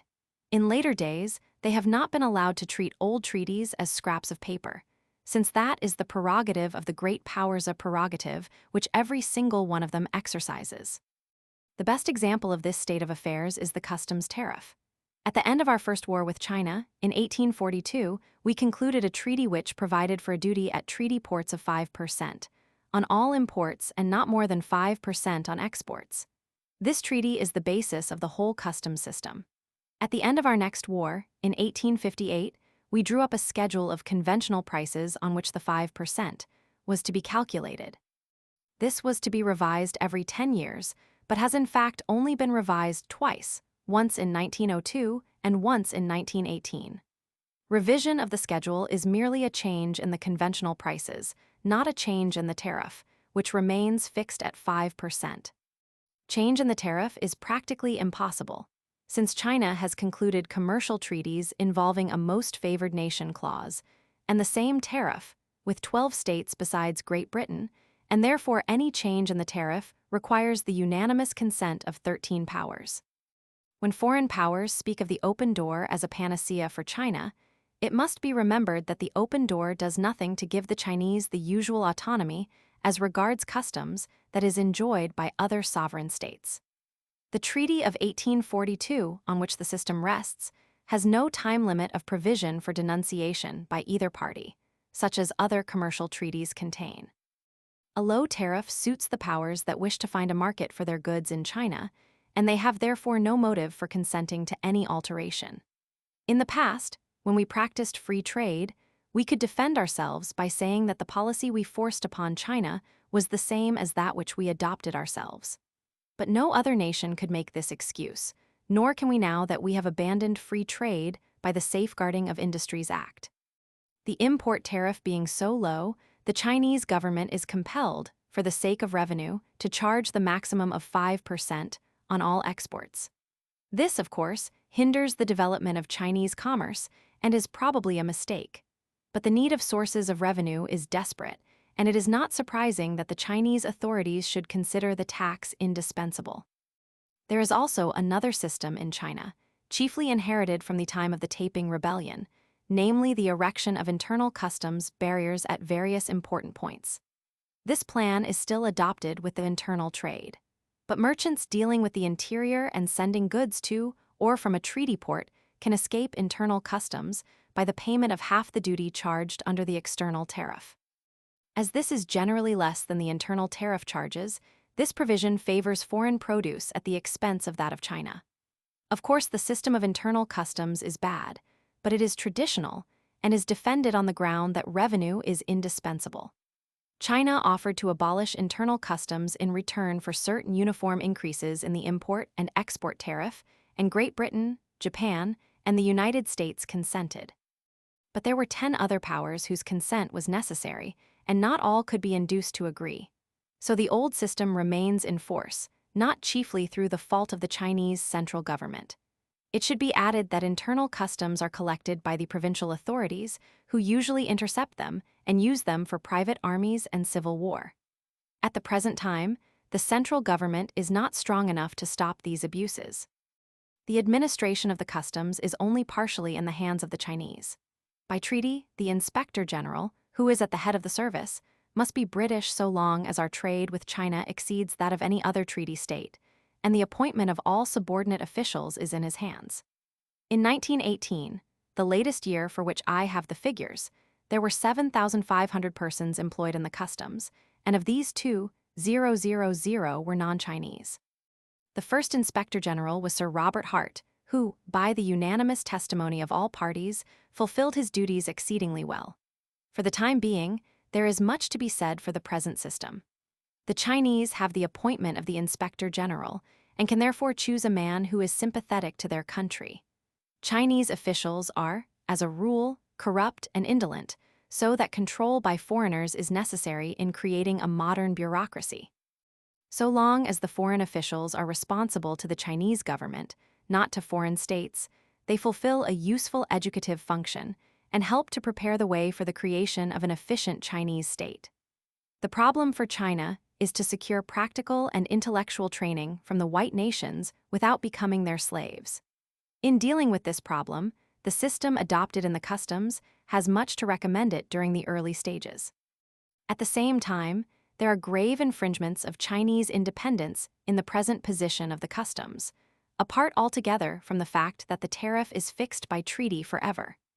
Much of the revenue derivable from customs is mortgaged for various loans and indemnities, so that the customs cannot be dealt with from the point of view of Chinese interests alone.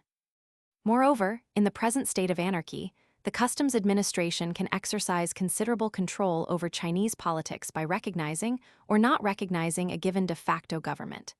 There is no government de jure, at any rate in the north. At present, the customs revenue is withheld in the south, and an artificial bankruptcy is being engineered. In view of the reactionary instincts of diplomats, this constitutes a terrible obstacle to internal reform. It means that no government which is in earnest in attempting to introduce radical improvements can hope to enjoy the customs revenue, which interposes a formidable fiscal barrier in the way of reconstruction. There is a similar situation as regards the salt tax. This also was accepted as security for various foreign loans, and in order to make the security acceptable, the foreign powers concerned insisted upon the employment of foreigners in the principal posts. As in the case of the customs, the foreign inspectors are appointed by the Chinese government, and the situation is in all respects similar to that existing as regards the customs. The customs and the salt tax form the security for various loans to China. This, together with foreign administration, gives opportunities of interference by the powers which they show no inclination to neglect.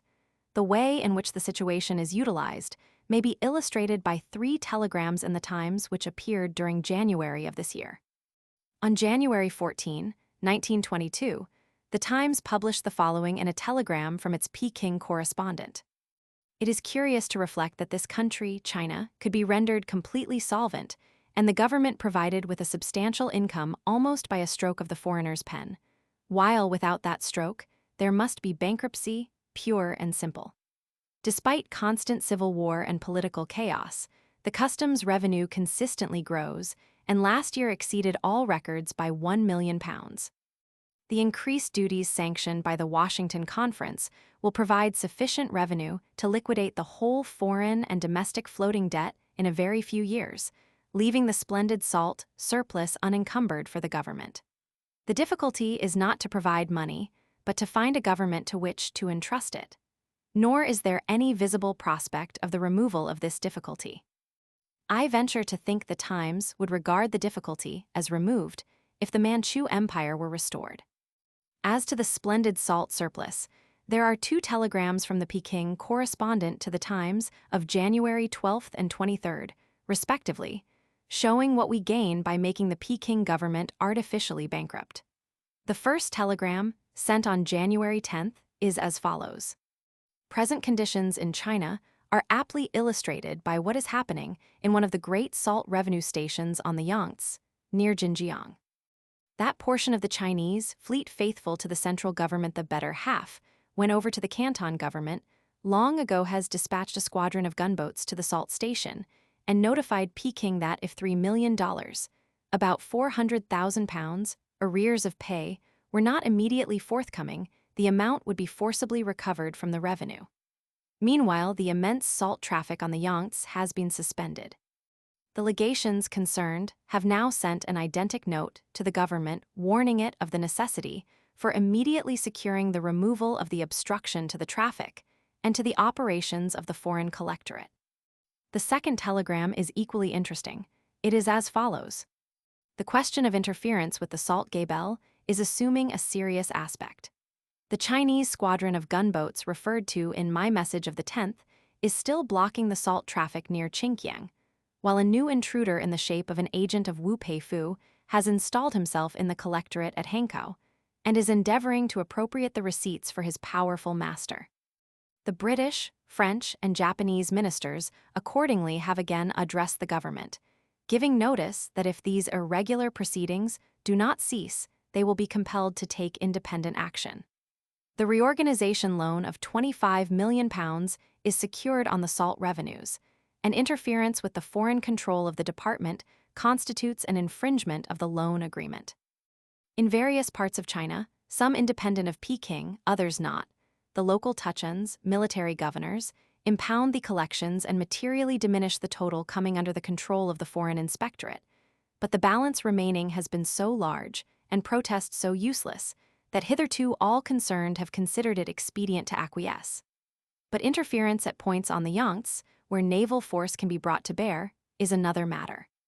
The situation is interesting in view of the amiable resolutions adopted at Washington, by which the powers would seem to have debarred themselves, in the future, from any active form of intervention in this country.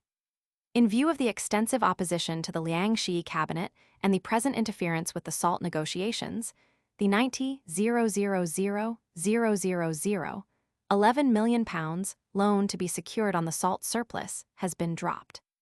The problem of how to weather the New Year settlement on January 28th remains unsolved. It is a pretty game, creating artificial bankruptcy and then inflicting punishment for the resulting anarchy. How regrettable that the Washington Conference should attempt to interfere. It is useless to deny that the Chinese have brought these troubles upon themselves by their inability to produce capable and honest officials. This inability has its roots in Chinese ethics, which lay stress upon a man's duty to his family rather than to the public. An official is expected to keep all his relations supplied with funds, and therefore can only be honest at the expense of filial piety. The decay of the family system is a vital condition of progress in China.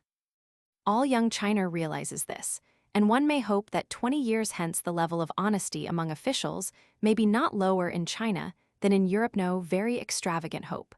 But for this purpose, friendly contact with Western nations is essential.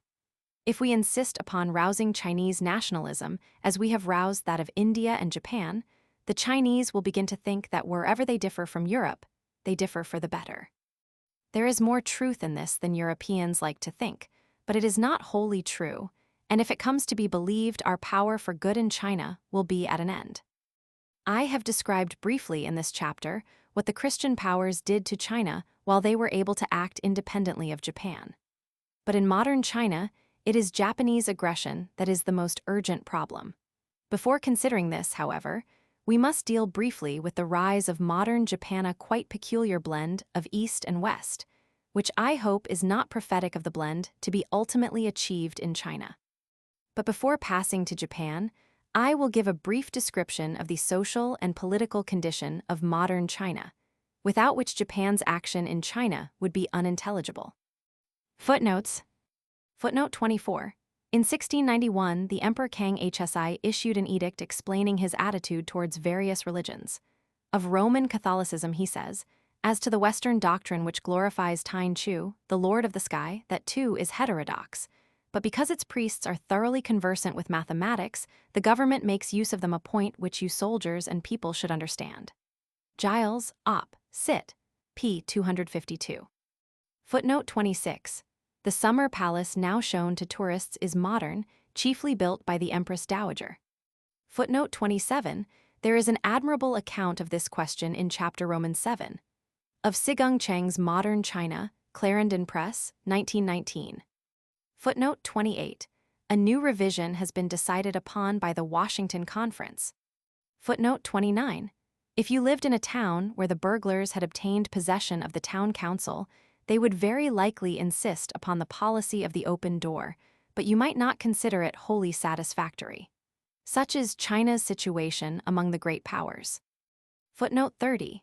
The Times of November 26, 1921, had a leading article on Mr. Wellington Koo's suggestion, at Washington, that China ought to be allowed to recover fiscal autonomy as regards the tariff. Mr. Koo did not deal with the customs administration. Nevertheless, the Times assumed that his purpose was to get the administration into the hands of the Chinese on account of the opportunities of lucrative corruption which it would afford. I wrote to the Times pointing out that they had confused the administration with the tariff, and that Mr. Koo was dealing only with the tariff. In view of the fact that they did not print either my letter or any other to the same effect, are we to conclude that their misrepresentation was deliberate and intentional? Chapter 4. Modern China. The position of China among the nations of the world is quite peculiar, because in population and potential strength China is the greatest nation in the world, while in actual strength at the moment it is one of the least. The international problems raised by this situation have been brought into the forefront of world politics by the Washington Conference. What settlement, if any, will ultimately be arrived at, it is as yet impossible to foresee. There are, however, certain broad facts and principles which no wise solution can ignore. for which I shall try to give the evidence in the course of the following chapters, but which it may be as well to state briefly at the outset.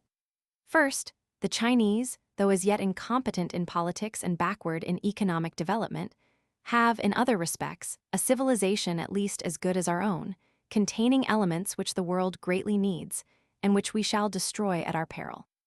Secondly, the powers have inflicted upon China a multitude of humiliations and disabilities, for which excuses have been found in China's misdeeds, but for which the sole real reason has been China's military and naval weakness. Thirdly, the best of the great powers at present, in relation to China, is America, and the worst is Japan. In the interests of China, as well as in our own larger interests, it is an immense advance that we have ceased to support Japan and have ranged ourselves on the side of America, in so far as America stands for Chinese freedom, but not when Japanese freedom is threatened. Fourthly, in the long run, the Chinese cannot escape economic domination by foreign powers unless China becomes military or the foreign powers become socialistic, because the capitalist system involves in its very essence a predatory relation of the strong towards the weak, internationally as well as nationally. A strong military China would be a disaster. Therefore, socialism in Europe and America affords the only ultimate solution.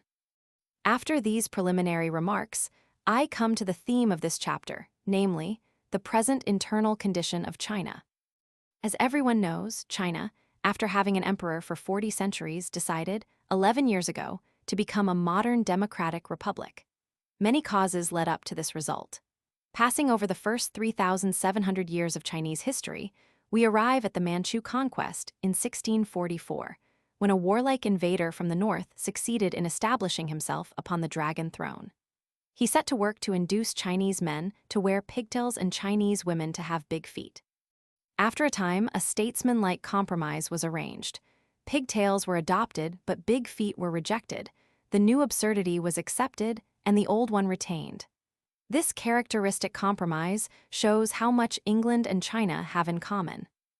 The Manchu emperors soon became almost completely Chinese, but differences of dress and manners kept the Manchus distinct from the more civilized people whom they had conquered, and the Chinese remained inwardly hostile to them.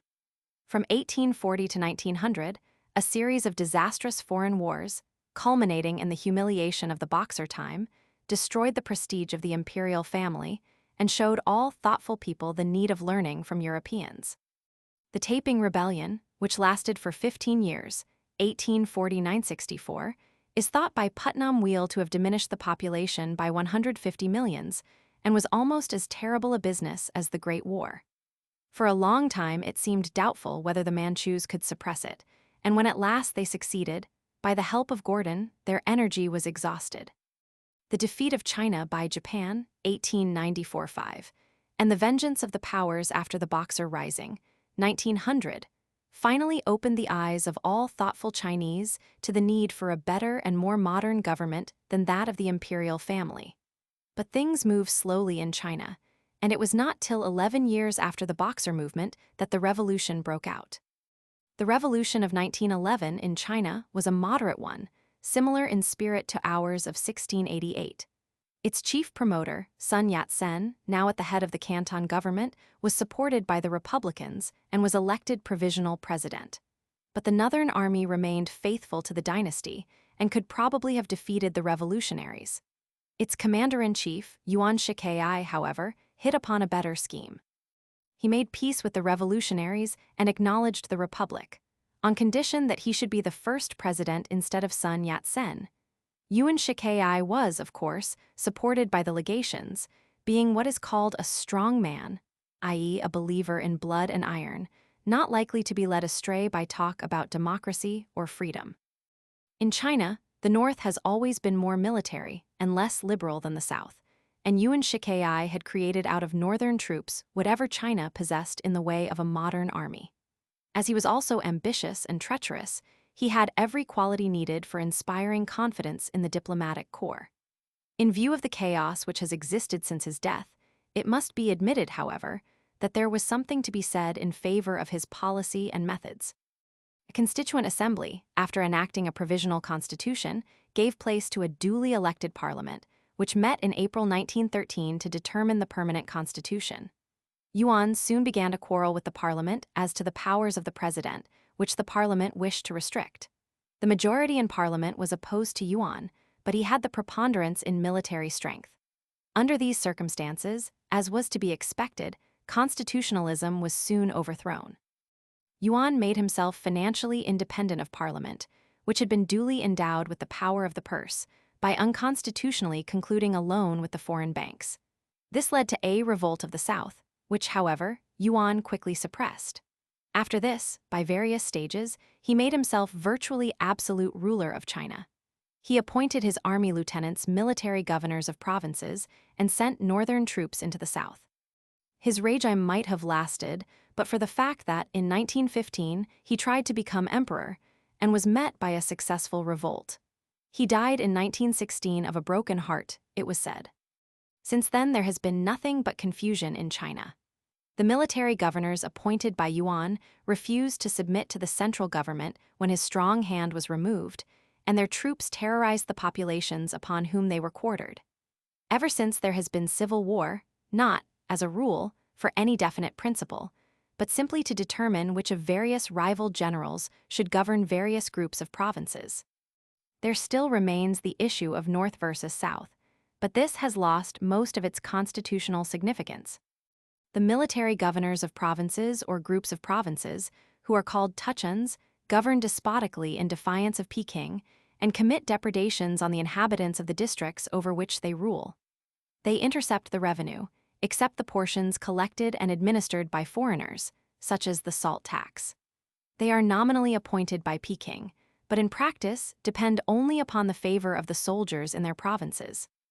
The central government is nearly bankrupt and is usually unable to pay the soldiers, who live by loot and by such portions of the tuchun's ill-gotten wealth as he finds it prudent to surrender to them.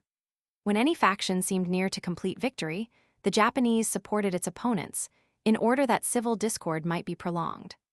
While I was in Peking, the three most important tuchuns met there for a conference on the division of the spoils. They were barely civil to the president and the prime minister, who still officially represent China in the eyes of foreign powers. The unfortunate nominal government was obliged to pay to these three worthies, out of a bankrupt treasury, a sum which the newspapers stated to be $9 million to secure their departure from the capital. The largest share went to Chang So-lin, the viceroy of Manchuria, and commonly said to be a tool of Japan. His share was paid to cover the expenses of an expedition to Mongolia, which had revolted. But no one for a moment supposed that he would undertake such an expedition, and in fact, he has remained at Mukden ever since. In the extreme south, however, there has been established a government of a different sort, for which it is possible to have some respect. Canton, which has always been the center of Chinese radicalism, succeeded in the autumn of 1920 in throwing off the tyranny of its northern garrison and establishing a progressive, efficient government under the presidency of Sun Yat-sen. This government now embraces two provinces, Guangdong, of which Canton is the capital, and Guangxi. For a moment, it seemed likely to conquer the whole of the south, but it has been checked by the victories of the northern general Wu Peifu in the neighboring province of Hunan. Its enemies allege that it cherishes designs of conquest and wishes to unite all China under its sway. In all ascertainable respects, it is a government which deserves the support of all progressive people. Professor Dewey, in articles in the New Republic, has set forth its merits, as well as the bitter enmity which it has encountered from Hong Kong and the British generally. This opposition is partly on general principles, because we dislike radical reform, partly because of the Castle Agreement. This agreement of a common type in China would have given us a virtual monopoly of the railways and mines in the province of Guangdong. It had been concluded with the former government and only awaited ratification, but the change of government has made ratification impossible. The new government, very properly, is befriended by the Americans, and one of them, Mr. Schenck, concluded an agreement with the new government more or less similar to that which we had concluded with the old one. The American government, however, did not support Mr. Schenck, whereas the British government did support the Castle Agreement. Meanwhile, we have lost a very valuable though very iniquitous concession, merely because we, but not the Americans, prefer what is old and corrupt to what is vigorous and honest. I understand, moreover, that the Shank Agreement lapsed because Mr. Shank could not raise the necessary capital. The anarchy in China is, of course, very regrettable, and every friend of China must hope that it will be brought to an end. But it would be a mistake to exaggerate the evil or to suppose that it is comparable in magnitude to the evils endured in Europe. China must not be compared to a single European country, but to Europe as a whole. In the Times of November 11, 1921, I notice a pessimistic article headed, "The Peril of China, a dozen rival governments." But in Europe, there are much more than a dozen governments, and their enmities are much fiercer than those of China. The number of troops in Europe is enormously greater than in China, and they are infinitely better provided with weapons of destruction. The amount of fighting in Europe since the armistice has been incomparably more than the amount in China during the same period. You may travel through China from end to end, and it is 10 to 1 that you will see no signs of war.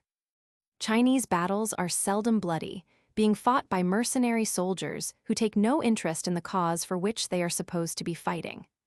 I am inclined to think that the inhabitants of China, at the present moment, are happier, on the average, than the inhabitants of Europe taken as a whole. It is clear, I think, that political reform in China, when it becomes possible, will have to take the form of a federal constitution, allowing a very large measure of autonomy to the provinces. The division into provinces is very ancient, and provincial feeling is strong. After the revolution, a constitution more or less resembling our own was attempted, only with a president instead of a king. But the successful working of a non-federal constitution requires a homogeneous population without much local feeling, as may be seen from our own experience in Ireland. Most progressive Chinese, as far as I was able to judge, now favor a federal constitution, leaving to the central government not much except armaments, foreign affairs, and customs. But the difficulty of getting rid of the existing military anarchy is very great. The central government cannot disband the troops, because it cannot find the money to pay them. It would be necessary to borrow from abroad enough money to pay off the troops and establish them in new jobs.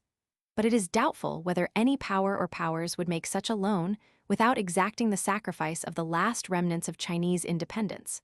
One must therefore hope that somehow the Chinese will find a way of escaping from their troubles without too much foreign assistance. It is by no means impossible that one of the Tuchuns may become supreme, and may then make friends with the constitutionalists as the best way of consolidating his influence. China is a country where public opinion has great weight, and where the desire to be thought well of may quite possibly lead a successful militarist into patriotic courses. There are, at the moment, 2 Tuchuns who are more important than any of the others. These are Chang Tso-lin and Wu Peifu, both of whom have been already mentioned. Chang Tso-lin is supreme in Manchuria and strong in Japanese support. He represents all that is most reactionary in China. Wu Peifu, on the other hand, is credited with liberal tendencies. He is an able general. Not long ago, nominally at the bidding of Peking, he established his authority on the Yangtze and in Hunan, thereby dealing a blow to the hopes of Canton. It is not easy to see how he could come to terms with the Canton government, especially since it has allied itself with Chang Tso-lin, but in the rest of China, he might establish his authority and seek to make it permanent by being constitutional, see Appendix. If so, China might have a breathing space, and a breathing space is all that is needed. The economic life of China, except in the treaty ports and in a few regions where there are mines, is still wholly pre-industrial. Peking has nearly 1 million inhabitants and covers an enormous area, owing to the fact that all the houses have only a ground floor and are built round a courtyard. Yet it has no trams or buses or local trains. So far as I could see, there are not more than 2 or 3 factory chimneys in the whole town. Apart from begging, trading, thieving, and government employment, people live by handicrafts. The products are exquisite and the work less monotonous than machine minding, but the hours are long and the pay infinitesimal. 70 or 80% of the population of China are engaged in agriculture. Rice and tea are the chief products of the south, while wheat and other kinds of grain form the staple crops in the north. The rainfall is very great in the south, but in the north it is only just sufficient to prevent the land from being a desert. When I arrived in China, in the autumn of 1920, a large area in the north, owing to drought, was afflicted with a terrible famine, nearly as bad, probably, as the famine in Russia in 1921. As the Bolsheviks were not concerned, foreigners had no hesitation in trying to bring relief. As for the Chinese, they regarded it passively as a stroke of fate, and even those who died of it shared this view. Most of the land is in the hands of peasant proprietors, who divide their holdings among their sons, so that each man's share becomes barely sufficient to support himself and his family. Consequently, when the rainfall is less than usual, immense numbers perish of starvation. It would of course be possible, for a time, to prevent famines by more scientific methods of agriculture, and to prevent droughts and floods by afforestation. More railways and better roads would give a vastly improved market and might greatly enrich the peasants for a generation. But in the long run, if the birth rate is as great as is usually supposed, no permanent cure for their poverty is possible while their families continue to be so large. In China, Malthus's theory of population, according to many writers, finds full scope. If so, the good done by any improvement of methods will lead to the survival of more children, involving a greater subdivision of the land, and in the end, a return to the same degree of poverty. Only education and a higher standard of life can remove the fundamental cause of these evils. And popular education, on a large scale, is of course impossible until there is a better government and an adequate revenue. Apart even from these difficulties, there does not exist, as yet, a sufficient supply of competent Chinese teachers for a system of universal elementary education. Apart from war, the impact of European civilization upon the traditional life of China takes two forms, one commercial, the other intellectual. Both depend upon the prestige of armaments. The Chinese would never have opened either their ports to our trade or their minds to our ideas if we had not defeated them in war. But the military beginning of our intercourse with the Middle Kingdom has now receded into the background. One is not conscious, in any class, of a strong hostility to foreigners as such.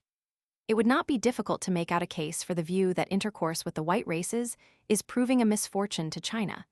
But apparently this view is not taken by anyone in China, except where unreasoning conservative prejudice outweighs all other considerations.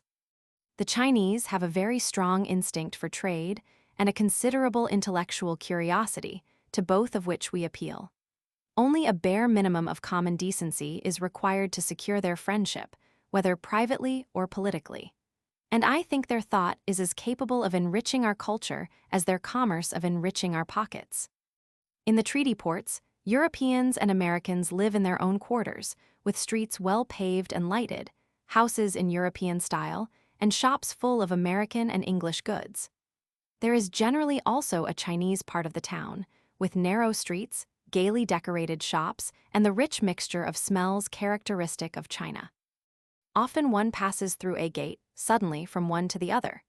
After the cheerful, disordered beauty of the old town, Europe's ugly cleanliness and Sunday go-to-meeting decency make a strange, complex impression, half love and half hate. In the European town, one finds safety, spaciousness, and hygiene. In the Chinese town, romance, overcrowding, and disease. In spite of my affection for China, these transitions always made me realize that I am a European. For me, the Chinese manner of life would not mean happiness.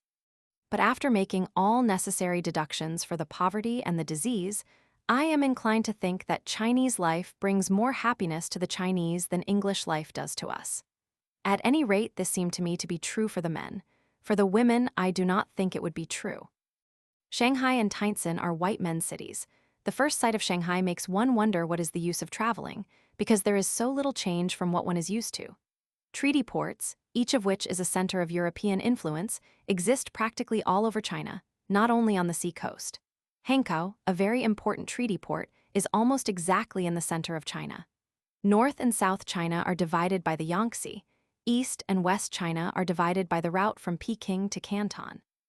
These two dividing lines meet at Hankow, which has long been an important strategical point in Chinese history. From Peking to Hankow, there is a railway, formerly Franco-Belgian, now owned by the Chinese government. From Wucheng, opposite Hankow on the southern bank of the river, there is to be a railway to Canton, but at present it only runs halfway, to Changsha, also a treaty port. The completion of the railway, together with improved docks, will greatly increase the importance of Canton and diminish that of Hong Kong. In the treaty ports, commerce is the principal business, but in the lower Yangtze and in certain mining districts, there are beginnings of industrialism. China produces large amounts of raw cotton, which are mostly manipulated by primitive methods, but there are a certain number of cotton mills on modern lines. If low wages meant cheap labor for the employer, there would be little hope for Lancashire. Because in southern China the cotton is grown on the spot, the climate is damp, and there is an inexhaustible supply of industrious coolies ready to work very long hours for wages upon which an English working man would find it literally impossible to keep body and soul together. Nevertheless, it is not the underpaid Chinese coolie whom Lancashire has to fear, and China will not become a formidable competitor until improvement in methods and education enables the Chinese workers to earn good wages. Meanwhile, in China, as in every other country, the beginnings of industry are sordid and cruel. The intellectuals wish to be told of some less horrible method by which their country may be industrialized, but so far none is in sight. The intelligentsia in China has a very peculiar position, unlike that which it has in any other country. Hereditary aristocracy has been practically extinct in China for about 2,000 years, and for many centuries the country has been governed by the successful candidates in competitive examinations. This has given to the educated the kind of prestige elsewhere belonging to a governing aristocracy. Although the old traditional education is fast dying out, and higher education now teaches modern subjects, the prestige of education has survived, and public opinion is still ready to be influenced by those who have intellectual qualifications. The Tuchuns, many of whom, including Chang Tso-lin, have begun by being brigands, are, of course, mostly too stupid and ignorant to share this attitude, but that in itself makes their regime weak and unstable. The influence of young China. Of those who have been educated either abroad or in modern colleges at home is far greater than it would be in a country with less respect for learning. This is, perhaps, the most hopeful feature in the situation, because the number of modern students is rapidly increasing, and their outlook and aims are admirable. In another 10 years or so, they will probably be strong enough to regenerate China if only the powers will allow 10 years to elapse without taking any drastic action. It is important to try to understand the outlook and potentialities of young China. Most of my time was spent among those Chinese who had had a modern education, and I should like to give some idea of their mentality.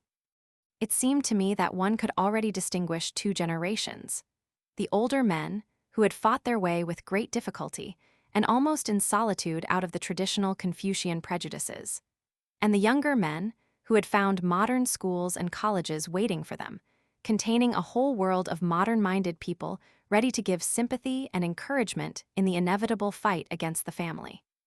The older men varying in age from 30 to 50 have gone through an inward and outward struggle resembling that of the rationalists of Darwin's and Mill's generation. They have had, painfully, and with infinite difficulty, to free their minds from the beliefs instilled in youth, and to turn their thoughts to a new science and a new ethic. Imagine, say, Plotinus recalled from the shades and miraculously compelled to respect Mr. Henry Ford. This will give you some idea of the centuries across which these men have had to travel in becoming European.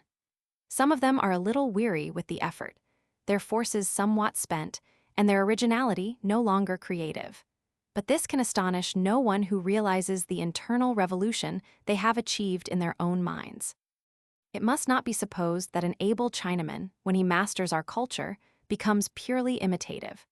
This may happen among the second-rate Chinese, especially when they turn Christians, but it does not happen among the best. They remain Chinese, critical of European civilization even when they have assimilated it. They retain a certain crystal candor and a touching belief in the efficacy of moral forces. The Industrial Revolution has not yet affected their mental processes. When they become persuaded of the importance of some opinion, they try to spread it by setting forth the reasons in its favor. They do not hire the front pages of newspapers for advertising or put up on hoardings along the railways, "So-and-so's opinion is the best." In all this, they differ greatly from more advanced nations, and particularly from America. It never occurs to them to treat opinions as if they were soaps. And they have no admiration for ruthlessness or love of bustling activity without regard to its purpose.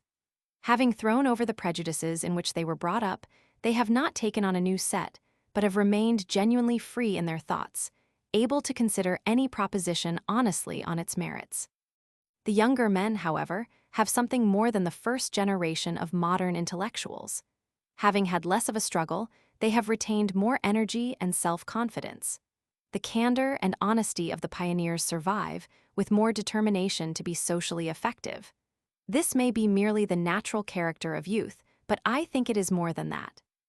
Young men under 30 have often come in contact with Western ideas at a sufficiently early age to have assimilated them without a great struggle, so that they can acquire knowledge without being torn by spiritual conflicts. And they have been able to learn Western knowledge from Chinese teachers to begin with, which has made the process less difficult. Even the youngest students, of course, still have reactionary families, but they find less difficulty than their predecessors in resisting the claims of the family, and in realizing practically, not only theoretically, that the traditional Chinese reverence for the old may well be carried too far. In these young men, I see the hope of China. When a little experience has taught them practical wisdom, I believe they will be able to lead Chinese opinion in the directions in which it ought to move. There is one traditional Chinese belief which dies very hard, and that is the belief that correct ethical sentiments are more important than detailed scientific knowledge. This view is, of course, derived from the Confucian tradition and is more or less true in a pre-industrial society. It would have been upheld by Rouse or Dr. Johnson, and broadly speaking by everybody before the Benthamites. We in the West have now swung to the opposite extreme. We tend to think that technical efficiency is everything and moral purpose nothing. A battleship may be taken as the concrete embodiment of this view.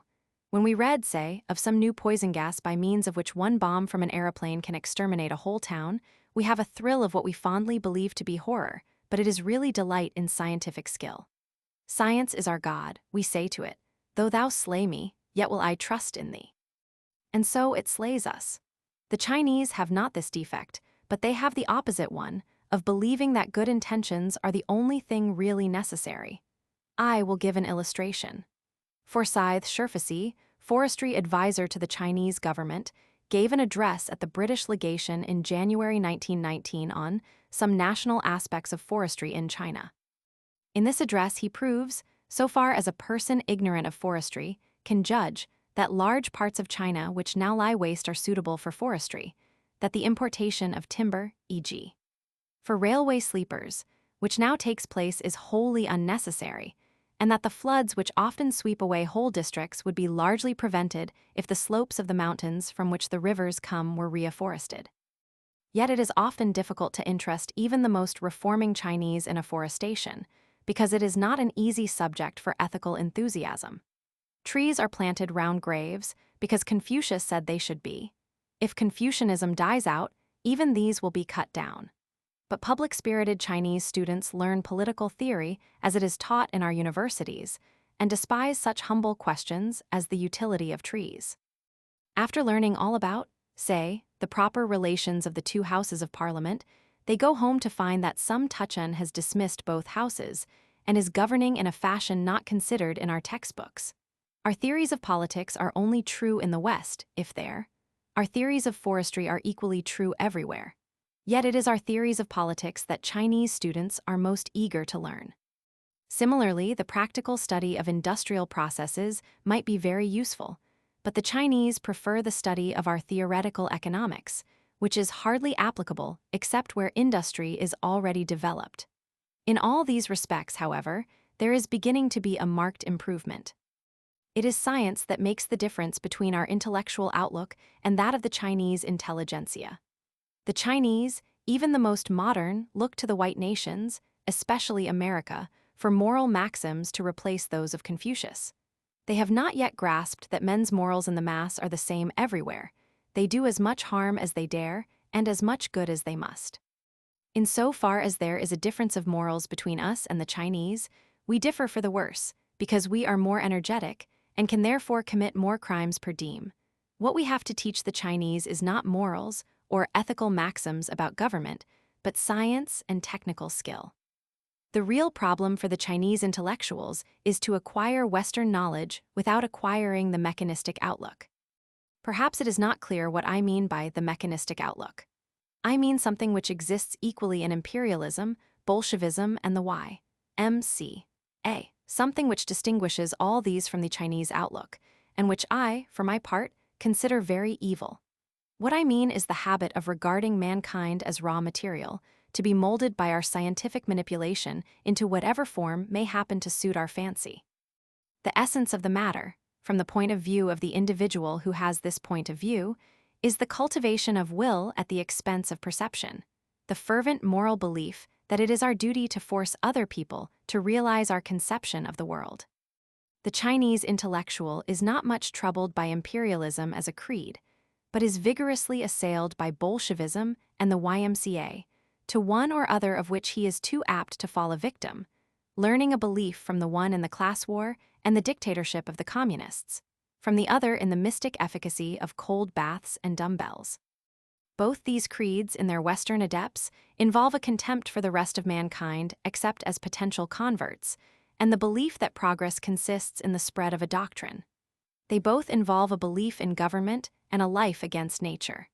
This view, though I have called it mechanistic, is as old as religion, though mechanism has given it new and more virulent forms. The first of Chinese philosophers, Lao Tzu, wrote his book to protest against it, and his disciple Chuang-Tzu put his criticism into a fable. Horses have hoofs to carry them over frost and snow, hair to protect them from wind and cold. They eat grass and drink water and fling up their heels over the champaign. Such is the real nature of horses. Palatial dwellings are of no use to them. One day Po Lo appeared, saying, "I understand the management of horses." So he branded them and clipped them, and pared their hoofs and put halters on them, tying them up by the head and shackling them by the feet, and disposing them in stables, with the result that 2 or 3 in every 10 died.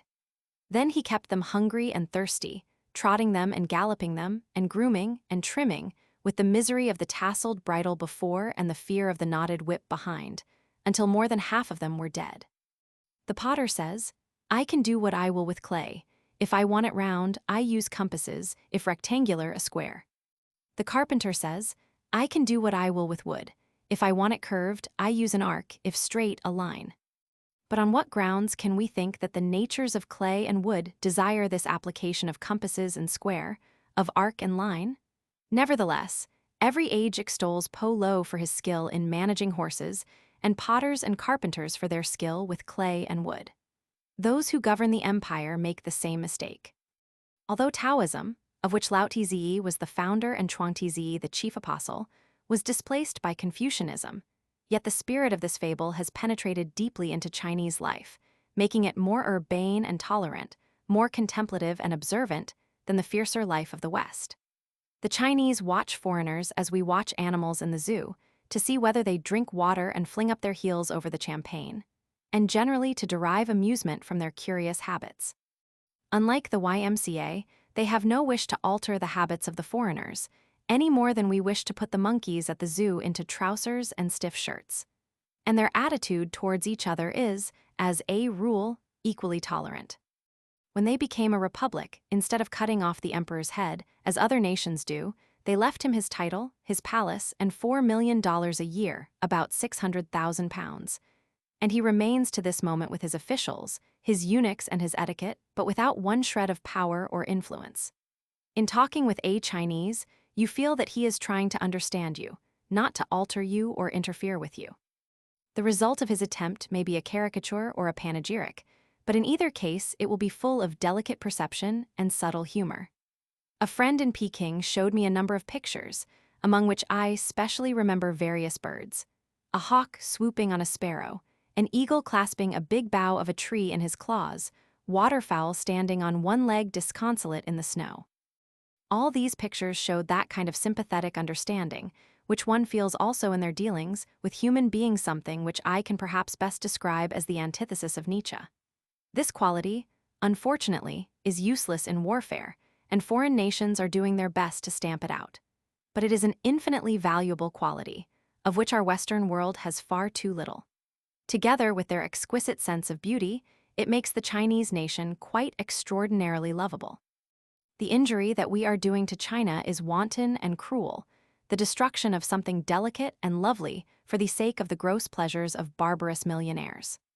One of the poems translated from the Chinese by Mr. Whaley is called Businessmen, and it expresses, perhaps more accurately than I could do, the respects in which the Chinese are our superiors. Businessmen boast of their skill and cunning, but in philosophy they are like little children. Bragging to each other of successful depredations, they neglect to consider the ultimate fate of the body. What should they know of the master of dark truth, who saw the wide world in a jade cup? By illumined conception got clear of heaven and earth, on the chariot of mutation entered the gate of immutability. I wish I could hope that some respect for the master of dark truth would enter into the hearts of our apostles of Western culture. But as that is out of the question, it is necessary to seek other ways of solving the Far Eastern question. Footnotes. Footnote 31. The Truth About China and Japan, Allen and Unwin, 1921, p. 14. On the other hand, Sigung Cheng, Modern China, p. 13 says that it killed 20 million people, which is the more usual estimate, cf. China of the Chinese by etc. Werner, p. 24. The extent to which the population was diminished is not accurately known, but I have no doubt that 20 millions is nearer the truth than 150 millions. Footnote 32. In January 1922, he came to Peking to establish a more subservient government, the dismissal of which has been ordered by Wu Peifu. A clash is imminent. See Appendix. Footnote 33. The blame for this is put upon Sun Yat-sen, who is said to have made an alliance with Chang So-lin. The best element in the Canton government was said to be represented by Sun's colleague General Cheng Cheung-ming, who is now reported to have been dismissed. The Times, April 24, 1922. These statements are apparently unfounded. See Appendix. Footnote 34. The soya bean is rapidly becoming an important product, especially in Manchuria. Footnote 35. There are, however, no accurate statistics as to the birth rate or the death rate in China, and some writers question whether the birth rate is really very large. From a privately printed pamphlet by my friend Mr. V.K. Ting, I learned that Dr. Lennox, of the Peking Union Medical College, from a careful study of 4,000 families, found that the average number of children, dead and living, per family was 2.1, while the infant mortality was 184.1. Other investigations are quoted to show that the birth rate near Peking is between 30 and 50. In the absence of statistics, generalizations about the population question in China must be received with extreme caution. Footnote 36. I repeat what everybody, Chinese or foreign, told me. Mr. Bland, per contra, describes Chang So-lin as a polished Confucian. Contrast p. 104 of his China, Japan, and Korea with pp. 143, 146 of Coleman's The Far East Unveiled, which gives the view of everybody except Mr. Bland. Lord Northcliffe had an interview with Chang So-lin reported in the Times recently, but he was, of course, unable to estimate Chang So-lin's claims to literary culture. Footnote 37. Printed in China in 1918, published by the Peking Leader. Footnote 38. Musings of a Chinese Mystic by Lionel Giles Murray, p. 66. For Lege's translation, see Volume I, p. 277 of his Texts of Taoism in Sacred Books of the East, Volume Roman 39. Chapter 5. Japan before the Restoration. For modern China, the most important foreign nation is Japan. In order to understand the part played by Japan, it is necessary to know something of that country, to which we must now turn our attention. In reading the history of Japan, one of the most amazing things is the persistence of the same forces and the same beliefs throughout the centuries. Japanese history practically begins with a restoration, by no means unlike that of 1867-8. Buddhism was introduced into Japan from Korea in 552 AD. At the same time, and from the same source, Chinese civilization became much better known in Japan than it had been through the occasional intercourse of former centuries. Both novelties won favor. 2 Japanese students, followed later by many others, went to China in 608 AD to master the civilization of that country. The Japanese are an experimental nation, and before adopting Buddhism nationally, they ordered one or two prominent courtiers to adopt it, with a view to seeing whether they prospered more or less than the adherents of the traditional Shinto religion. After some vicissitudes, the experiment was held to have favored the foreign religion, which, as a court religion, acquired more prestige than Shinto, although the latter was never ousted and remained the chief religion of the peasantry until the 13th century. It is remarkable to find that, as late as the 16th century, Hideyoshi, who was of peasant origin, had a much higher opinion of the way of the gods, which is what Shinto means, than of Buddhism. Probably the revival of Shinto in modern times was facilitated by a continuing belief in that religion on the part of the less noisy sections of the population. But so far as the people mentioned in history are concerned, Buddhism plays a very much greater part than Shinto. The object of the restoration in 1867-8 was, at any rate in part, to restore the Constitution of 645 AD. The object of the Constitution of 645 AD was to restore the form of government that had prevailed in the good old days. What the object was of those who established the government of the good old days, I do not profess to know. However that may be, the country before 645 AD was given over to feudalism and internal strife, while the power of the Mikado had sunk to a very low ebb. The Mikado had had the civil power, but had allowed great feudatories to acquire military control, so that the civil government fell into contempt. Contact with the superior civilization of China made intelligent people think that the Chinese constitution deserved imitation, along with the Chinese morals and religion. The Chinese emperor was the son of heaven, so the Mikado came to be descended from the sun goddess. The Chinese emperor, whenever he happened to be a vigorous man, was genuinely supreme, so the Mikado must be made so.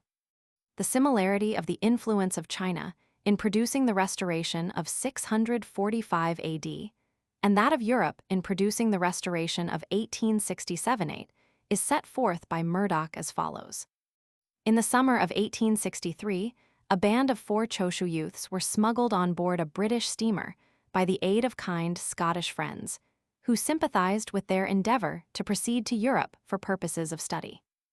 These friends possibly did not know that some of the 4 had been protagonists in the burning down of the British legation on Goteyama a few months before, and they certainly could never have suspected that the real mission of the 4 youths was to master the secrets of Western civilization with a sole view of driving the Western barbarians from the sacred soil of Japan.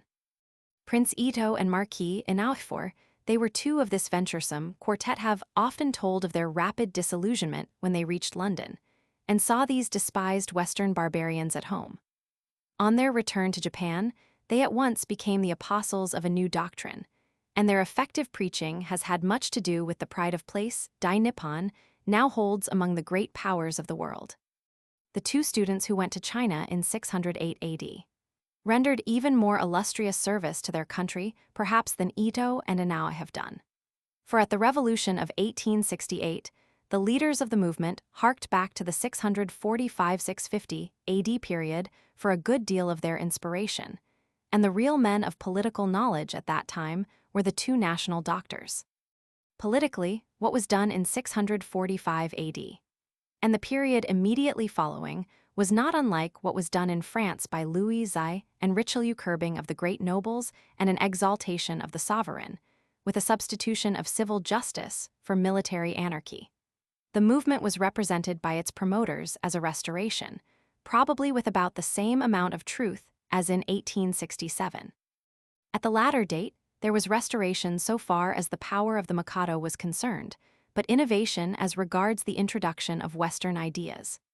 Similarly, in 645 AD, what was done about the Mikado was a return to the past, but what was done in the way of spreading Chinese civilization was just the opposite.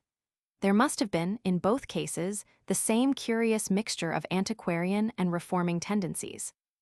Throughout subsequent Japanese history, until the Restoration, one seems to see 2 opposite forces struggling for mastery over people's minds, namely the ideas of government, civilization, and art derived from China on the one hand, and the native tendency to feudalism, clan government, and civil war on the other.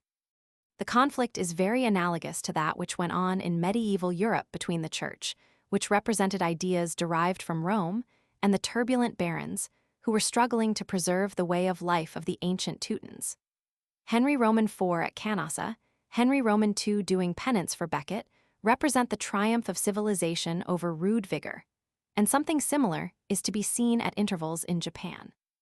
After 645, the Mikado's government had real power for some centuries, but gradually it fell more and more under the sway of the soldiers.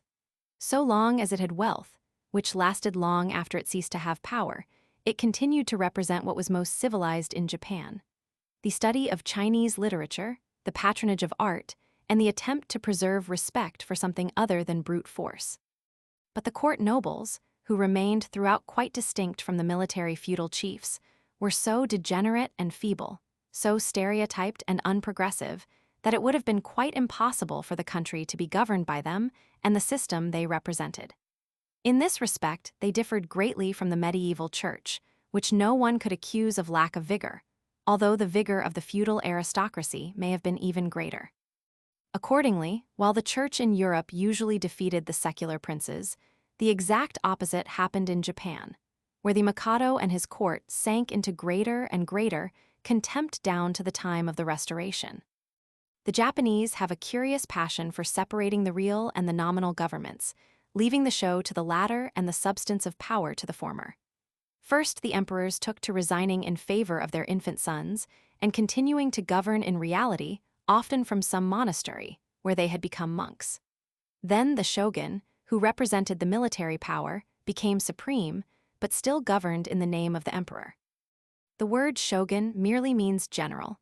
The full title of the people whom we call shogun is Seitai shogun, which means barbarian subduing great general, the barbarians in question being the Ainu, the Japanese aborigines.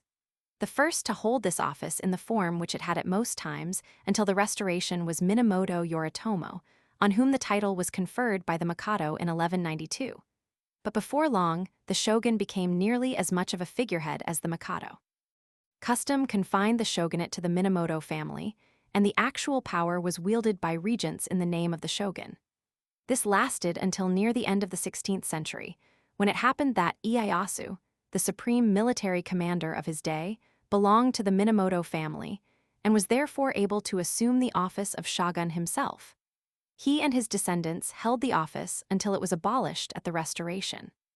The Restoration, however, did not put an end to the practice of a real government behind the nominal one. The Prime Minister and his cabinet are presented to the world as the Japanese government, but the real government is the genro, or elder statesmen, and their successors, of whom I shall have more to say in the next chapter. What the Japanese made of Buddhism reminds one in many ways of what the Teutonic nations made of Christianity. Buddhism and Christianity, originally, were very similar in spirit. They were both religions aiming at the achievement of holiness by renunciation of the world. They both ignored politics and government and wealth, for which they substituted the future life as what was of real importance. They were both religions of peace, teaching gentleness and non-resistance. But both had to undergo great transformations in adapting themselves to the instincts of warlike barbarians. In Japan, a multitude of sects arose, teaching doctrines which differed in many ways from Mahayana orthodoxy. Buddhism became national and militaristic. The abbots of great monasteries became important feudal chieftains, whose monks constituted an army which was ready to fight on the slightest provocation. Sieges of monasteries and battles with monks are of constant occurrence in Japanese history. The Japanese, as everyone knows, decided, after about 100 years' experience of Western missionaries and merchants, to close their country completely to foreigners, with the exception of a very restricted and closely supervised commerce with the Dutch. The first arrival of the Portuguese in Japan was in, or about the year 1543, and their final expulsion was in the year 1639. What happened between these two dates is instructive for the understanding of Japan. The first Portuguese brought with them Christianity and firearms, of which the Japanese tolerated the former for the sake of the latter. At that time, there was virtually no central government in the country, and the various daimyo were engaged in constant wars with each other. The southwestern island, Kyushu, was even more independent of such central authority as existed than were the other parts of Japan, and it was in this island, containing the port of Nagasaki, that the Portuguese first landed and were throughout chiefly active. They traded from Macau, bringing merchandise, matchlocks, and Jesuits, as well as artillery on their larger vessels. It was found that they attached importance to the spread of Christianity, and some of the daimyo, in order to get their trade and their guns, allowed themselves to be baptized by the Jesuits. The Portuguese of those days seem to have been genuinely more anxious to make converts than to extend their trade. When, later on, the Japanese began to object to missionaries while still desiring trade, neither the Portuguese nor the Spaniards could be induced to refrain from helping the fathers. However, all might have gone well if the Portuguese had been able to retain the monopoly which had been granted to them by a papal bull. Their monopoly of trade was associated with a Jesuit monopoly of missionary activity. But from 1592 onward, the Spaniards from Manila competed with the Portuguese from Macau, and the Dominican and Franciscan missionaries, brought by the Spaniards, competed with the Jesuit missionaries brought by the Portuguese. They quarreled furiously, even at times when they were suffering persecution, and the Japanese naturally believed the accusations that each side brought against the other. Moreover, when they were shown maps displaying the extent of the King of Spain's dominions, they became alarmed for their national independence. In the year 1596, a Spanish ship, the San Felipe, on its way from Manila to Acapulco, was becalmed off the coast of Japan. The local daimyo insisted on sending men to tow it into his harbor, and gave them instructions to run it aground on a sandbank, which they did. He thereupon claimed the whole cargo, valued at 600,000 crowns. However, Hideyoshi, who was rapidly acquiring supreme power in Japan, thought this too large a windfall for a private citizen, and had the Spanish pilot interviewed by a man named Masuda. The pilot, after trying reason in vain, attempted intimidation. He produced a map of the world, and on it pointed out the vast extent of the dominions of Philip Roman II. Thereupon, Masuda asked him how it was so many countries had been brought to acknowledge the sway of a single man. "Our kings," said this outspoken seaman, "begin by sending into the countries they wish to conquer religia who induce the people to embrace our religion, and when they have made considerable progress, troops are sent who combine with the new Christians, and then our kings have not much trouble in accomplishing the rest." As Spain and Portugal were at this time both subject to Philip Roman II, the Portuguese also suffered from the suspicions engendered by this speech. Moreover, the Dutch, who were at war with Spain, began to trade with Japan, and to tell all they knew against Jesuits, Dominicans, Franciscans, and Papists generally. A breezy Elizabethan sea captain, Will Adams, was wrecked in Japan, and on being interrogated naturally gave a good British account of the authors of the Armada. As the Japanese had by this time mastered the use and manufacture of firearms, they began to think that they had nothing more to learn from Christian nations. Meanwhile, a succession of three great men, Nobunaga, Hideyoshi, and Ieyasu, had succeeded in unifying Japan, destroying the quasi-independence of the feudal nobles, and establishing that reign of internal peace which lasted until the Restoration period of nearly 2.5 centuries. It was possible, therefore, for the central government to enforce whatever policy it chose to adopt with regard to the foreigners and their religion. The Jesuits and the friars between them had made a considerable number of converts in Japan, probably about 300,000. Most of these were in the island of Kyushu, the last region to be subdued by Hideyoshi. They tended to disloyalty, not only on account of their Christianity, but also on account of their geographical position. It was in this region that the revolt against the shogun began in 1867, and Satsuma, the chief clan in the island of Kyushu, has had great power in the government ever since the Restoration, except during its rebellion of 1877. It is hard to disentangle what belongs to Christianity and what to mere hostility to the central government in the movements of the 16th and 17th centuries. However that may be, Ieyasu decided to persecute the Christians vigorously, if possible without losing the foreign trade. His successors were even more anti-Christian and less anxious for trade. After an abortive revolt in 1637, Christianity was stamped out, and foreign trade was prohibited in the most vigorous terms. So long as the sun warms the earth, Let no Christian be so bold as to come to Japan, and let all know that if King Philip himself, or even the very God of the Christians, or the great Shaka contravene this prohibition, they shall pay for it with their heads. The persecution of Christians, though it was ruthless and exceedingly cruel, was due not to religious intolerance, but solely to political motives. There was reason to fear that the Christians might side with the King of Spain if he should attempt to conquer Japan. And even if no foreign power intervened, there was reason to fear rebellions of Christians against the newly established central power. Economic exploitation, in the modern sense of the word, did not yet exist apart from political domination, and the Japanese would have welcomed trade if there had been no danger of conquest. They seem to have overrated the power of Spain, which certainly could not have conquered them. Japanese armies were, in those days, far larger than the armies of Europe. The Japanese had learnt the use of firearms, and their knowledge of strategy was very great. Kyoto, the capital, was one of the largest cities in the world, having about 1 million inhabitants. The population of Japan was probably greater than that of any European state. It would therefore have been possible, without much trouble, to resist any expedition that Europe could have sent against Japan. It would even have been easy to conquer Manila, as Hideyoshi at one time thought of doing.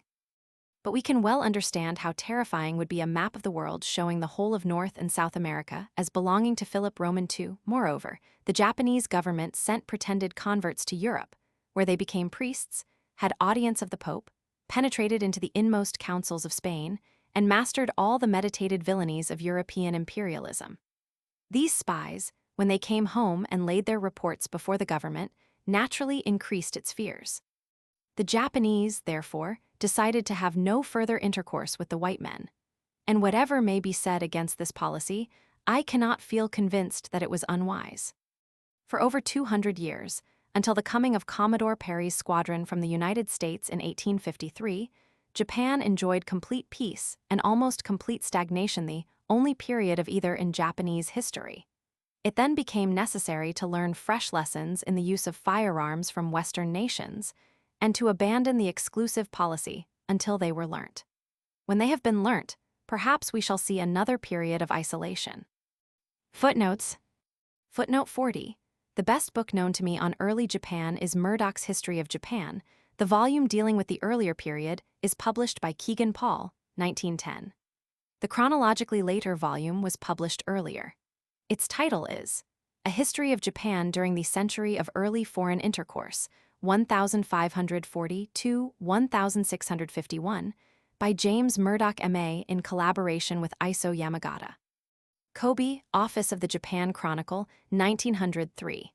I shall allude to these volumes as Murdoch I and Murdoch Roman II, respectively. Chapter 6. Modern Japan. The modern Japanese nation is unique, not only in this age, but in the history of the world. It combines elements which most Europeans would have supposed totally incompatible, and it has realized an original plan to a degree hardly known in human affairs. The Japan which now exists is almost exactly that which was intended by the leaders of the Restoration in 1867. Many unforeseen events have happened in the world. America has risen and Russia has fallen, China has become a republic, and the Great War has shattered Europe. But throughout all these changes, the leading statesmen of Japan have gone along the road traced out for them at the beginning of the Meiji era, and the nation has followed them with ever-increasing faithfulness. One single purpose has animated leaders and followers alike: the strengthening and extension of the empire. To realize this purpose, a new kind of policy has been created, combining the sources of strength in modern America with those in Rome at the time of the Punic Wars, uniting the material organization and scientific knowledge of pre-war Germany with the outlook on life of the Hebrews in the Book of Joshua. The transformation of Japan since 1867 is amazing, and people have been duly amazed by it. But what is still more amazing is that such an immense change in knowledge and in way of life should have brought so little change in religion and ethics, and that such change as it has brought in these matters should have been in a direction opposite to that which would have been naturally expected. Science is supposed to tend to rationalism, yet the spread of scientific knowledge in Japan has synchronized with a great intensification of Mikado worship, the most anachronistic feature in the Japanese civilization. For sociology, for social psychology, and for political theory, Japan is an extraordinarily interesting country. The synthesis of East and West which has been effected is of a most peculiar kind. There is far more of the East than appears on the surface, but there is everything of the West that tends to national efficiency. How far there is a genuine fusion of Eastern and Western elements may be doubted. The nervous excitability of the people suggests something strained and artificial in their way of life, but this may possibly be a merely temporary phenomenon. Throughout Japanese politics since the Restoration, there are two separate strands, one analogous to that of Western nations, especially pre-war Germany, the other inherited from the feudal age, which is more analogous to the politics of the Scottish Highlands down to 1745. It is no part of my purpose to give a history of modern Japan. I wish only to give an outline of the forces which control events and movements in that country, with such illustrations as are necessary. There are many good books on Japanese politics. The one that I have found most informative is Maclaren's Political History of Japan during the Meiji era 1867–1912, Allen and Unwin, 1916. For a picture of Japan as it appeared in the early years of the Meiji era, Lafcadio Hearn is of course invaluable. His book Japan, an interpretation shows his dawning realization of the grim sides of the Japanese character, after the cherry blossom business has lost its novelty. I shall not have much to say about cherry blossom. It was not flowering when I was in Japan. Before 1867, Japan was a feudal federation of clans, in which the central government was in the hands of the shogun, who was the head of his own clan, but had by no means undisputed sway over the more powerful of the other clans. There had been various dynasties of shoguns at various times, but since the 17th century, the shogunate had been in the Tokugawa clan. Throughout the Tokugawa shogunate, except during its first few years, Japan had been closed to foreign intercourse, except for a strictly limited commerce with the Dutch. The modern era was inaugurated by two changes. First, the compulsory opening of the country to Western trade. Secondly, the transference of power from the Tokugawa clan to the clans of Satsuma and Choshu, who have governed Japan ever since. It is impossible to understand Japan or its politics and possibilities without realizing the nature of the governing forces and their roots in the feudal system of the former age. I will therefore first outline these internal movements, before coming to the part which Japan has played in international affairs. What happened, nominally, in 1867 was that the Mikado was restored to power, after having been completely eclipsed by the shogun since the end of the 12th century. During this long period, the Mikado seems to have been regarded by the common people with reverence as a holy personage, but he was allowed no voice in affairs, was treated with contempt by the shogun, was sometimes deposed if he misbehaved, and was often kept in great poverty. Of so little importance was the imperial person in the days of early foreign intercourse that the Jesuits hardly knew of the emperor's existence. They seem to have thought of him as a Japanese counterpart of the Pope of Rome, except that he had no aspirations for temporal power. The Dutch writers likewise were in the habit of referring to the shogun as His Majesty, and on their annual pilgrimage from Dashima to Yedo, Kyoto, where the Mikado lived, was the only city which they were permitted to examine freely. The privilege was probably accorded by the Tokugawa to show the foreigners how lightly the court was regarded. Commodore Perry delivered to the shogun in Yedo the autograph letter to the Emperor of Japan, from the President of the United States, and none of the ambassadors of the Western powers seem to have entertained any suspicion that in dealing with the authorities in Yedo, they were not approaching the throne. In the light of these facts, some other explanation of the relations between the shogunate and the imperial court must be sought than that which depends upon the claim now made by Japanese historians of the official type, that the throne, throughout this whole period, was divinely preserved by the heavenly gods. What happened, in outline, seems to have been a combination of very different forces. There were antiquarians who observed that the Mikado had had real power in the 10th century, and who wished to revert to the ancient customs. There were patriots who were annoyed with the shogun for yielding to the pressure of the white men and concluding commercial treaties with them. And there were the Western clans, which had never willingly submitted to the authority of the shogun. To quote Maclaren once more, p. 33. The movement to restore the emperor was coupled with a form of chauvinism or intense nationalism, which may be summed up in the expression, exalt the emperor. Away with the barbarians. Kinno, joy.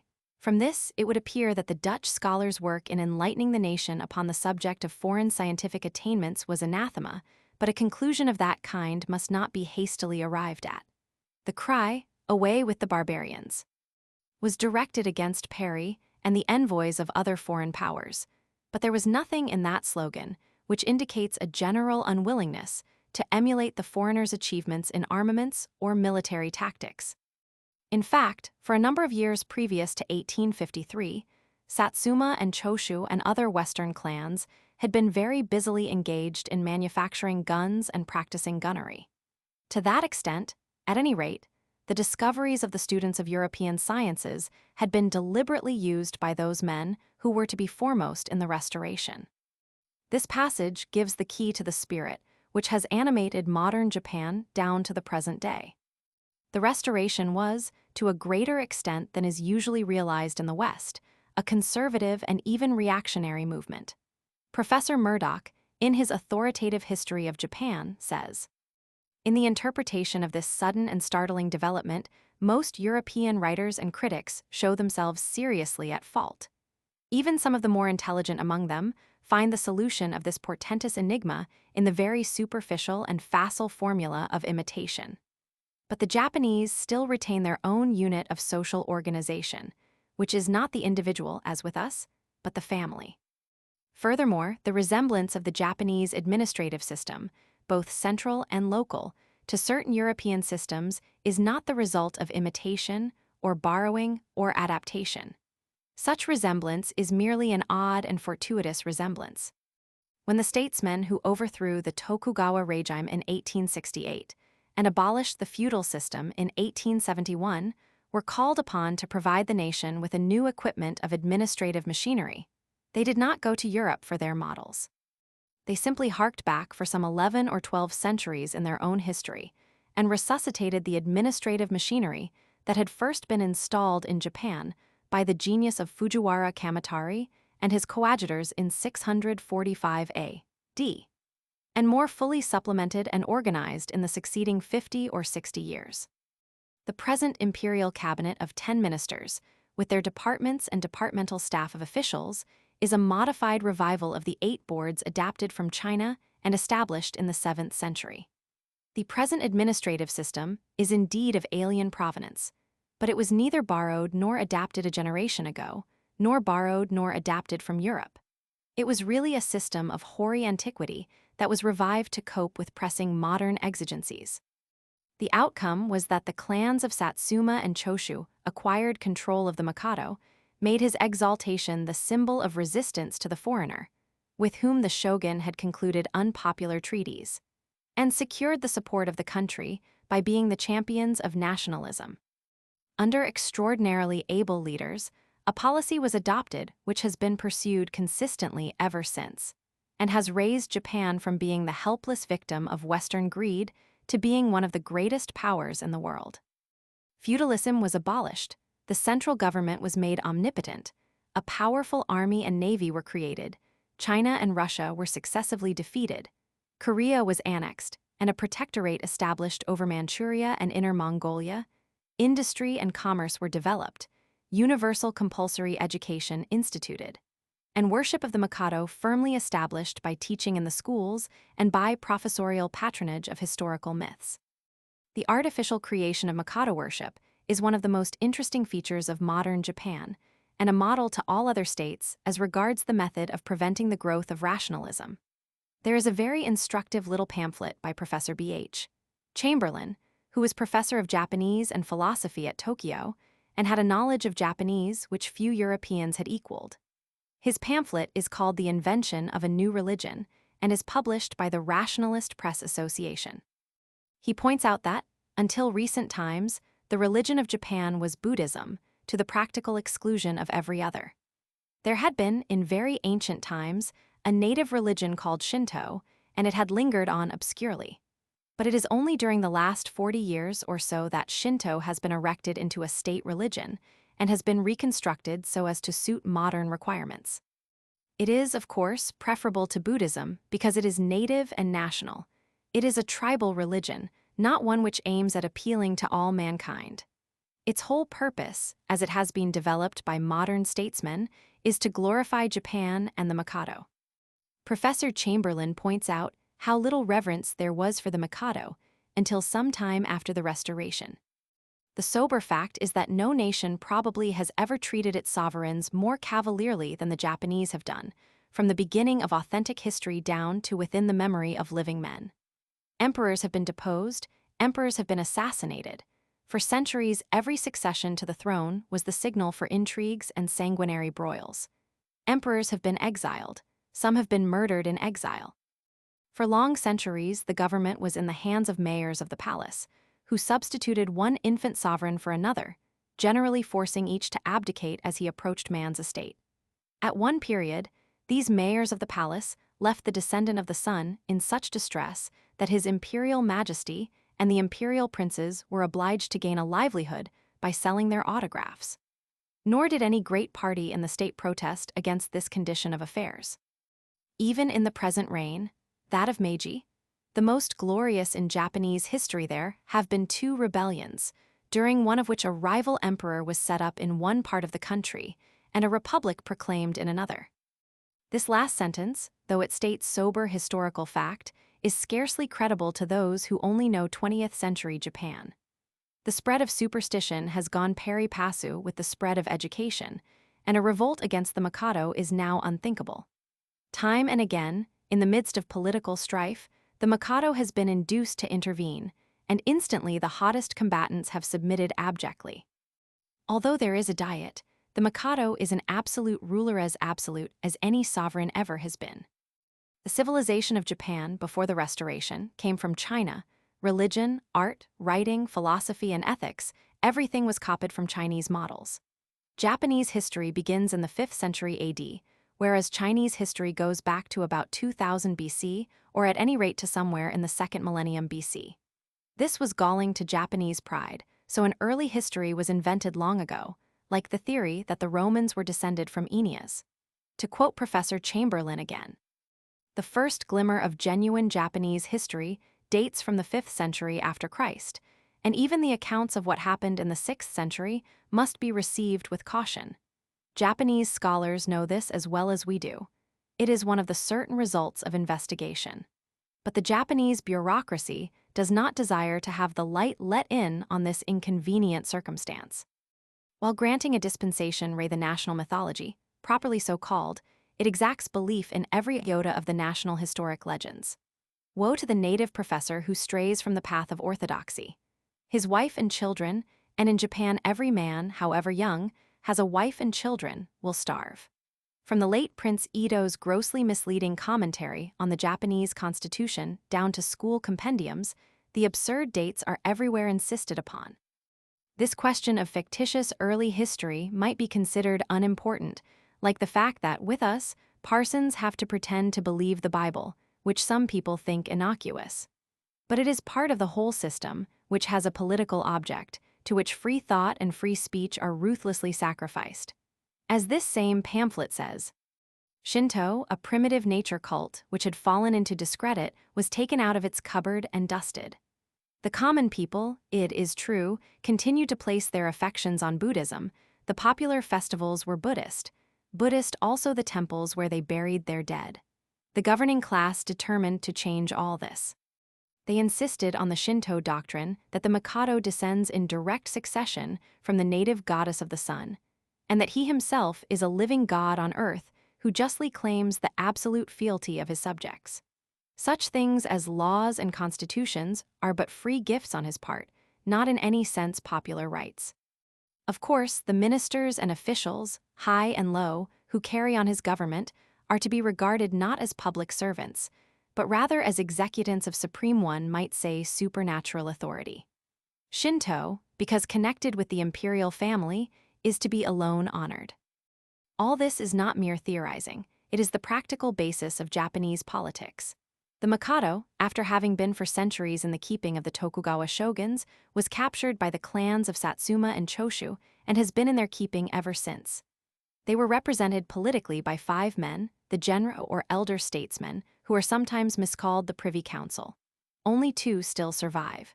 The Genro have no constitutional existence, they are merely the people who have the ear of the Mikado. They can make him say whatever they wish, therefore they are omnipotent. It has happened repeatedly that they have had against them the Diet and the whole force of public opinion. Nevertheless, they have invariably been able to enforce their will, because they could make the Mikado speak, and no one dare oppose the Mikado. They do not themselves take office. They select the Prime Minister and the Ministers of War and Marine, and allow them to bear the blame if anything goes wrong. The Genro are the real government of Japan, and will presumably remain so until the Mikado is captured by some other clique. From a patriotic point of view, the Genro have shown very great wisdom in the conduct of affairs. There is reason to think that if Japan were a democracy, its policy would be more chauvinistic than it is. Apologists of Japan, such as Mr. Bland, are in the habit of telling us that there is a liberal anti-militarist party in Japan, which is soon going to dominate foreign policy. I see no reason to believe this. Undoubtedly, there is a strong movement for increasing the power of the Diet and making the cabinet responsible to it. There is also a feeling that the ministers of War and Marine ought to be responsible to the cabinet and the Prime Minister, not only to the Mikado directly. But democracy in Japan does not mean a diminution of chauvinism in foreign policy.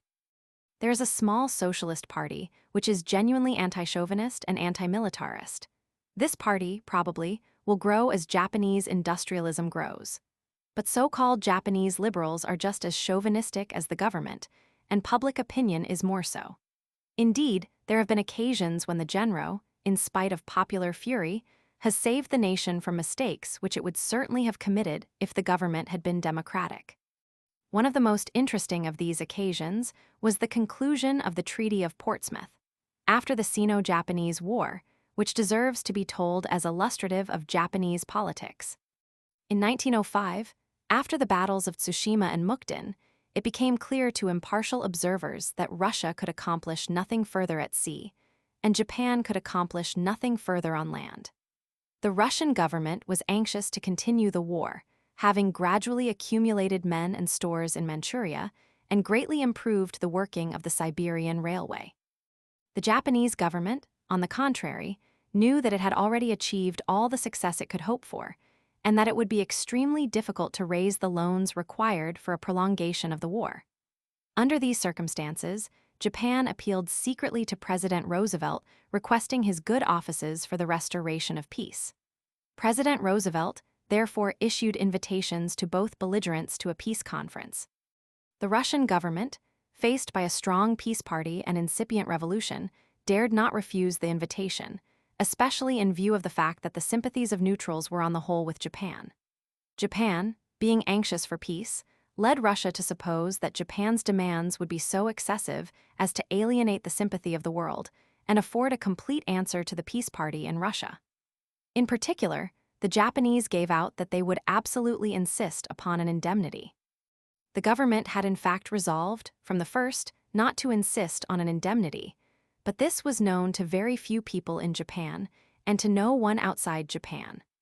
The Russians, believing that the Japanese would not give way about the indemnity, showed themselves generous as regards all other Japanese demands.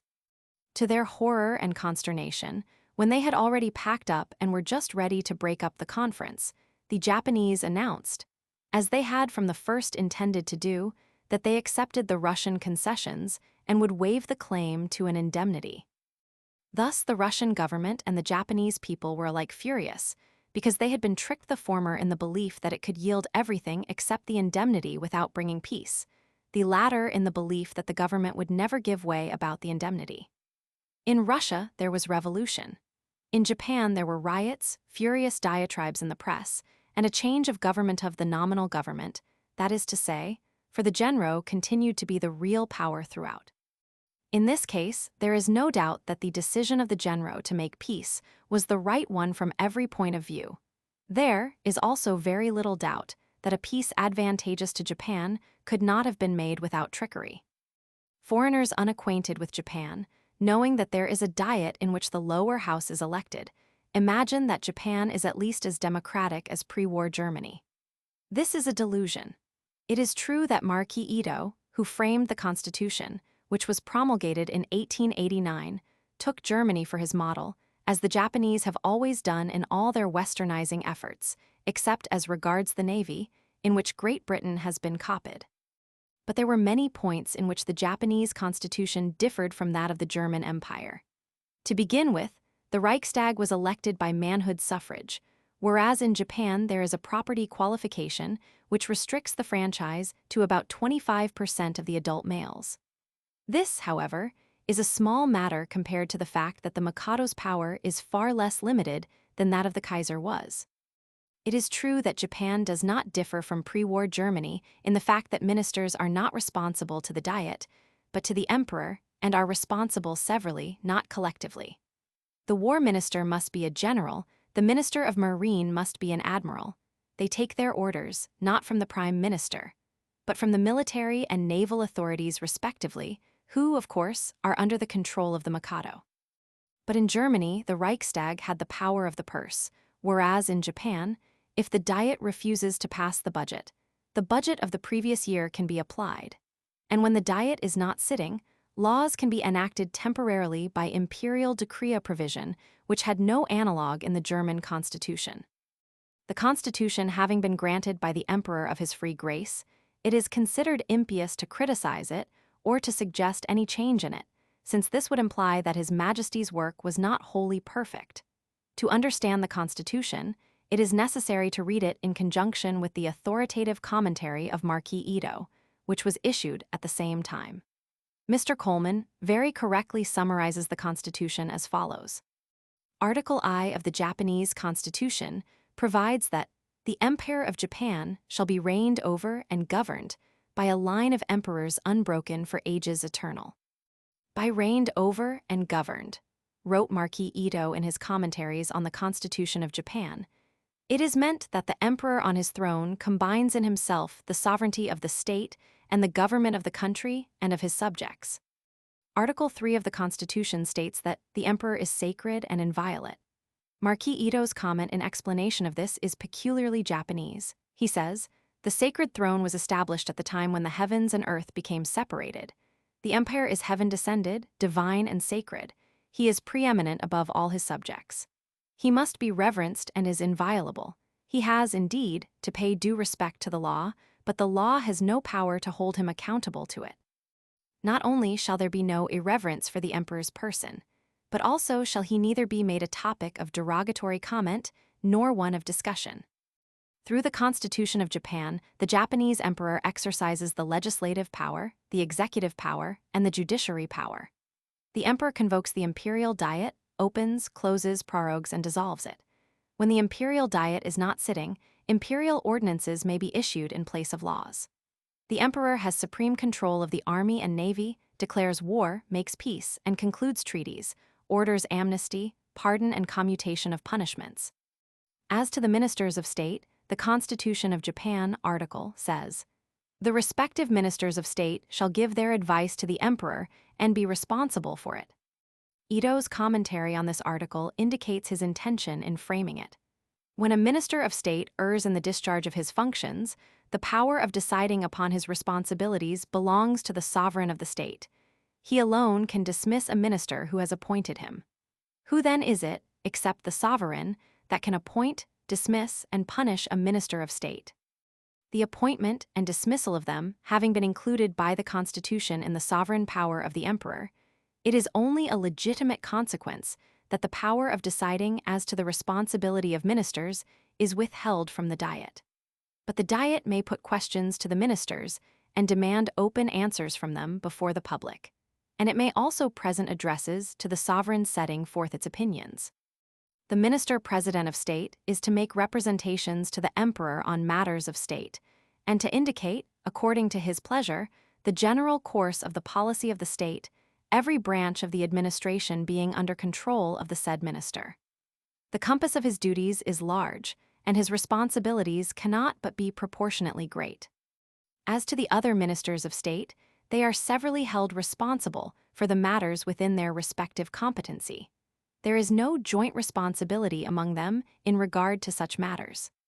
For the minister-president and the other ministers of state, being alike personally appointed by the emperor, the proceedings of each one of them are, in every respect, controlled by the will of the emperor, and the minister-president himself has no power of control over the posts occupied by other ministers, while the latter ought not to be dependent upon the former. In some countries, the cabinet is regarded as constituting a corporate body, and the ministers are not held to take part in the conduct of the government, each one in an individual capacity, but joint responsibility is the rule. The evil of such a system is that the power of party combination will ultimately overrule the supreme power of the sovereign. Such a state of things can never be approved of according to our Constitution. In spite of the small powers of the Diet, it succeeded, in the first 4 years of its existence, 1890-94, in causing some annoyance to the government. Until 1894, the policy of Japan was largely controlled by Marquis Ito, who was opposed to militarism and chauvinism. The statesmen of the first half of the Meiji era were concerned mainly with introducing modern education and modern social organization. They wished to preserve Japanese independence vis-à-vis the Western powers, but did not aim, for the time being, at imperialist expansion on their own account. Ito represented this older school of Restoration statesmen. Their ideas of statecraft were in the main derived from the Germany of the 80s, which was kept by Bismarck from undue adventurousness. But when the Diet proved difficult to manage, they reverted to an earlier phase of Bismarck's career for an example to imitate. The Prussian Landtag, incredible as it may seem, was vigorously obstreperous at the time when Bismarck first rose to power, but he tamed it by glutting the nation with military glory in the wars against Austria and France. Similarly, in 1894, the Japanese government embarked on war against China and instantly secured the enthusiastic support of the hitherto rebellious Diet. From that day to this, the Japanese government has never been vigorously opposed except for its good deeds, such as the Treaty of Portsmouth. And it has atoned for these by abundant international crimes, which the nation has always applauded to the echo. Marquis Ito was responsible for the outbreak of war in 1894. He was afterwards again opposed to the new policy of predatory war, but was powerless to prevent it. His opposition, however, was tiresome, until at last he was murdered in Korea. Since the outbreak of the Sino-Japanese War in 1894, Japan has pursued a consistent career of imperialism, with quite extraordinary success. The nature and fruits of that career I shall consider in the next 2 chapters. For the time being, it has arrested whatever tendency existed towards the development of democracy. The Diet is quite as unimportant as the English Parliament was in the time of the Tudors. Whether the present system will continue for a long time, it is impossible to guess. An unsuccessful foreign war would probably destroy not only the existing system, but the whole unity and morale of the nation. I do not believe that Japan would be as firm in defeat as Germany has proved to be. Diplomatic failure, without war, would probably produce a more liberal regime, without revolution. There is, however, one very explosive element in Japan, and that is industrialism. It is impossible for Japan to be a great power without developing her industry, and in fact, everything possible is done to increase Japanese manufactures. Moreover, industry is required to absorb the growing population, which cannot emigrate to English-speaking regions, and will not emigrate to the mainland of Asia because Chinese competition is too severe. Therefore, the only way to support a larger population is to absorb it into industrialism, manufacturing goods for export as a means of purchasing food abroad. Industrialism in Japan requires control of China, because Japan contains hardly any of the raw materials of industry, and cannot obtain them sufficiently cheaply or securely in open competition with America and Europe. Also, dependence upon imported food requires a strong navy. Thus, the motives for imperialism and navalism in Japan are very similar to those that have prevailed in England. But this policy requires high taxation, while successful competition in neutral markets requires, or rather, is thought to require starvation wages and long hours for operatives. In the cotton industry of Osaka, For example, most of the work is done by girls under 14, who work 11 hours a day and got, in 1916, an average daily wage of 5D. Labor organization is in its infancy, and so is socialism. But both are certain to spread if the number of industrial workers increases without a very marked improvement in hours and wages. Of course, the very rigidity of the Japanese policy, which has given it its strength, makes it incapable of adjusting itself to socialism and trade unionism, which are vigorously persecuted by the government. And on the other hand, socialism and trade unionism cannot accept Mikado worship and the whole farrago of myth upon which the Japanese state depends. There is therefore a likelihood, some 20 or 30 years hence assuming a peaceful and prosperous development in the meantime of a very bitter class conflict between the proletarians on the one side and the employers and bureaucrats on the other. If this should happen to synchronize with agrarian discontent, it would be impossible to foretell the issue. The problems facing Japan are therefore very difficult. To provide for the growing population, it is necessary to develop industry.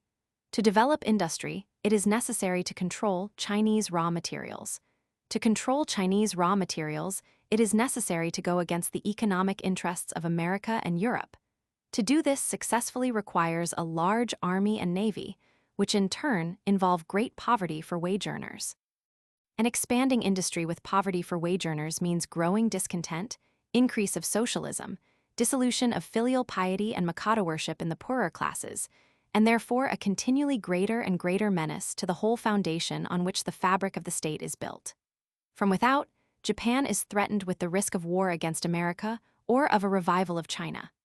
From within, there will be, before long, the risk of proletarian revolution. From all these dangers, there is only one escape, and that is a diminution of the birth rate. But such an idea is not merely abhorrent to the militarists as diminishing the supply of cannon fodder. It is fundamentally opposed to Japanese religion and morality, of which patriotism and filial piety are the basis. Therefore, if Japan is to emerge successfully, a much more intense westernizing must take place, involving not only mechanical processes and knowledge of bare facts, but ideals and religion and general outlook on life. There must be free thought, skepticism, diminution in the intensity of herd instinct. Without these, the population question cannot be solved, and if that remains unsolved, disaster is sooner or later inevitable. Footnotes. Footnote 48. What popular Shinto, as expounded by its village priests in the old time, was we simply do not know. Our carefully selected and edited official edition of Shinto is certainly not true aboriginal Shinto as practiced in Yamato before the introduction of Buddhism and Chinese culture, and many plausible arguments which disregard that indubitable fact lose much of their weight. Murdoch, I.P. 173n. Footnote 49. The strength of this movement may, however, be doubted. Murdoch Op. Cit. I.P. 162 says, at present, 1910, the War Office and Admiralty are, of all ministries, by far the strongest in the empire. When a party government does by any strange hap make its appearance on the political stage, the ministers of war and of marine can afford to regard its advent with the utmost insouciance. For though most extreme of party politicians readily and unhesitatingly admit that the affairs of the army and navy do not fall within the sphere of party politics, but are the exclusive concern of the commander-in-chief, His Imperial Majesty the Emperor of Japan. On none in the public service of Japan are titles of nobility, high rank, and still more substantial emoluments showered with a more liberal hand than upon the great captains and the great sailors of the empire. In China, on the other hand, the military man is, if not a pariah, at all events an exceptional barbarian, whom policy makes it advisable to treat with a certain amount of gracious, albeit semi-contemptuous, condescension. Footnote 50, the following account is taken from Maclaren Op. Cit. Chaps Roman 12 and Roman 13.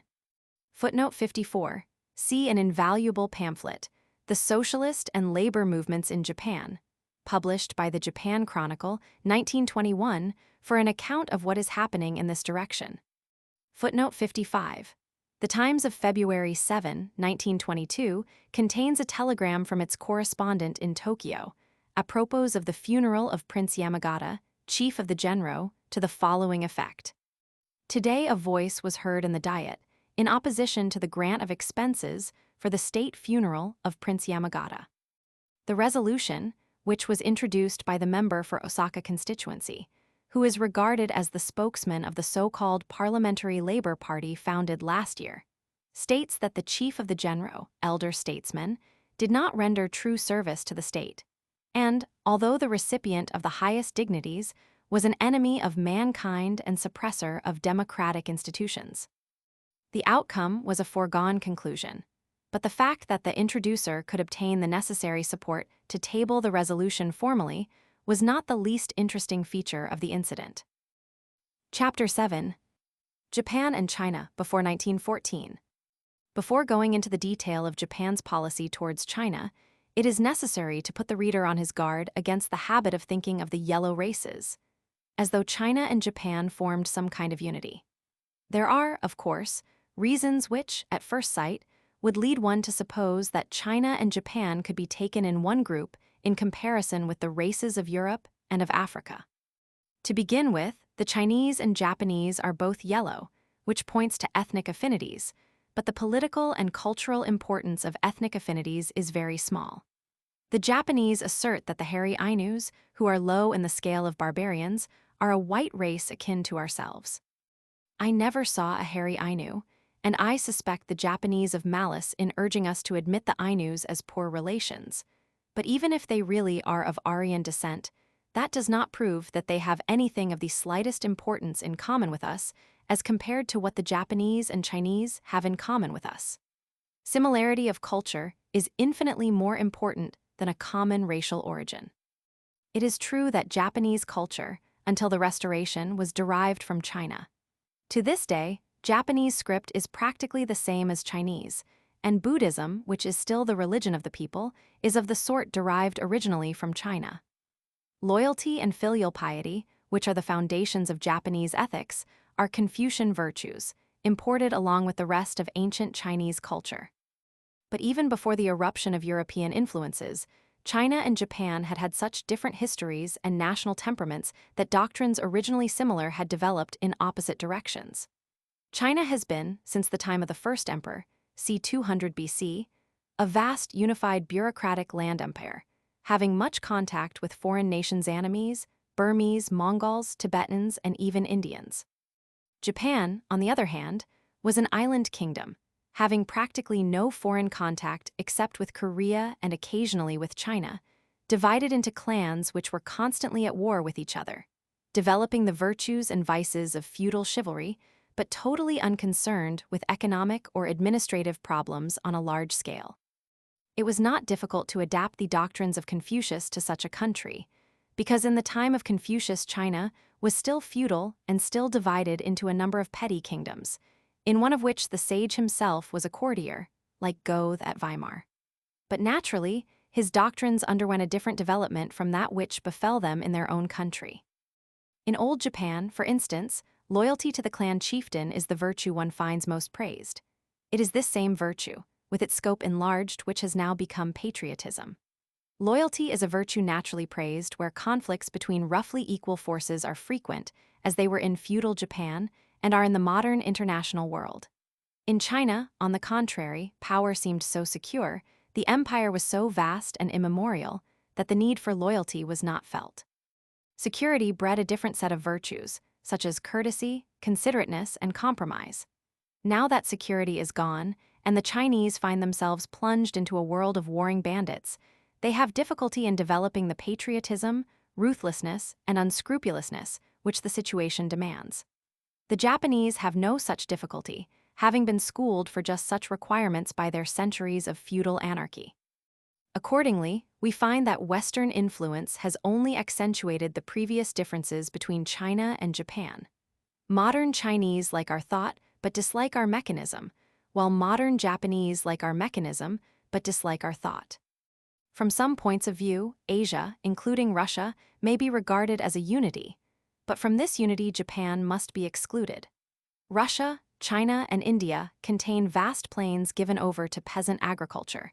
They are easily swayed by military empires such as that of Genghis Khan.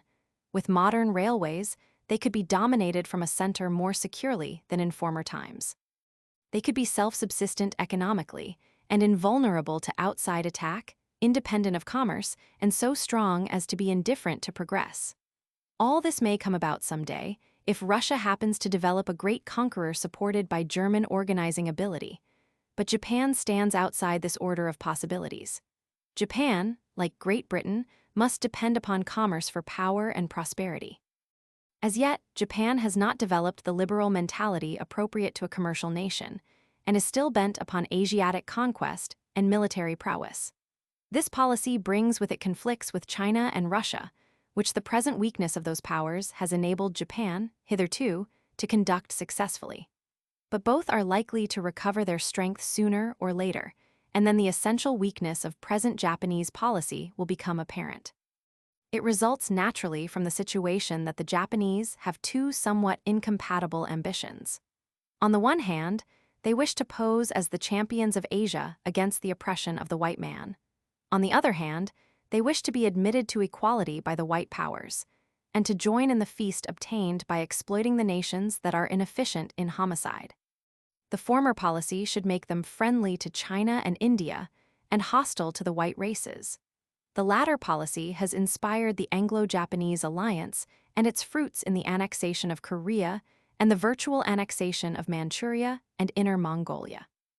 As a member of the League of Nations, of the Big Five at Versailles, and of the Big Three at Washington, Japan appears as one of the ordinary great powers. But at other moments, Japan aims at establishing a hegemony in Asia by standing for the emancipation from white tyranny of those who happen to be yellow or brown, but not black.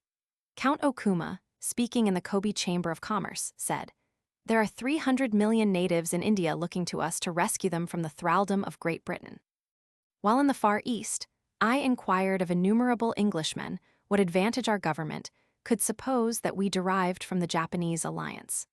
The only answer that seemed to me to supply an intelligible motive was that the alliance somewhat mitigates the intensity of Japanese anti-British propaganda in India. However that may be, there can be no doubt that the Japanese would like to pose before the Indians as their champions against white tyranny. Mr. Pooley quotes Dr. Ikamura of the Imperial University of Kyoto as giving the following list of white men's sins. 1. White men consider that they alone are human beings, and that all colored races belong to a lower order of civilization. 2. They are extremely selfish, insisting on their own interests, but ignoring the interests of all whom they regard as inferiors.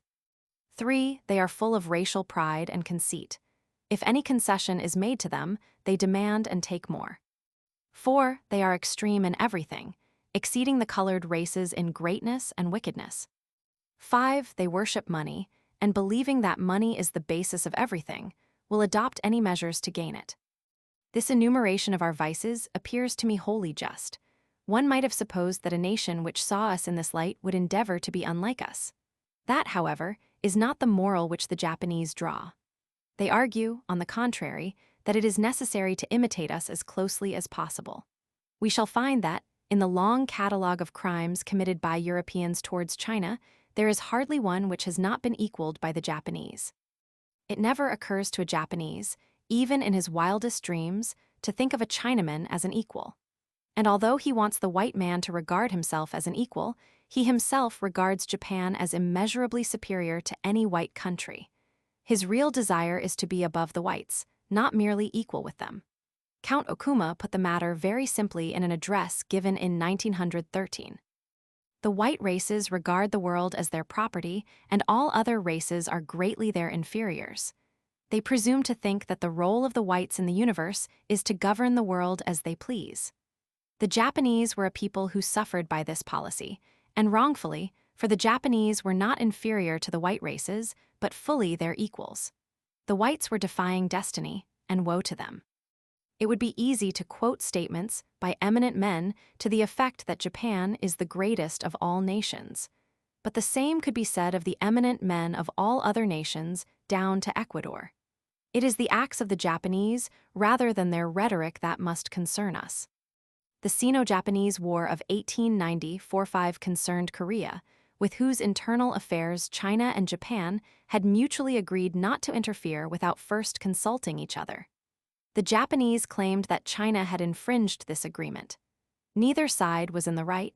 It was a war caused by a conflict of rival imperialisms. The Chinese were easily and decisively defeated, and from that day to this have not ventured to oppose any foreign power by force of arms, except unofficially in the Boxer Rebellion. The Japanese were, however, prevented from reaping the fruits of their victory by the intervention of Russia, Germany, and France, England holding aloof. The Russians coveted Korea for themselves, the French came in as their allies, and the Germans presumably joined them because of William I's dread of the Yellow Peril.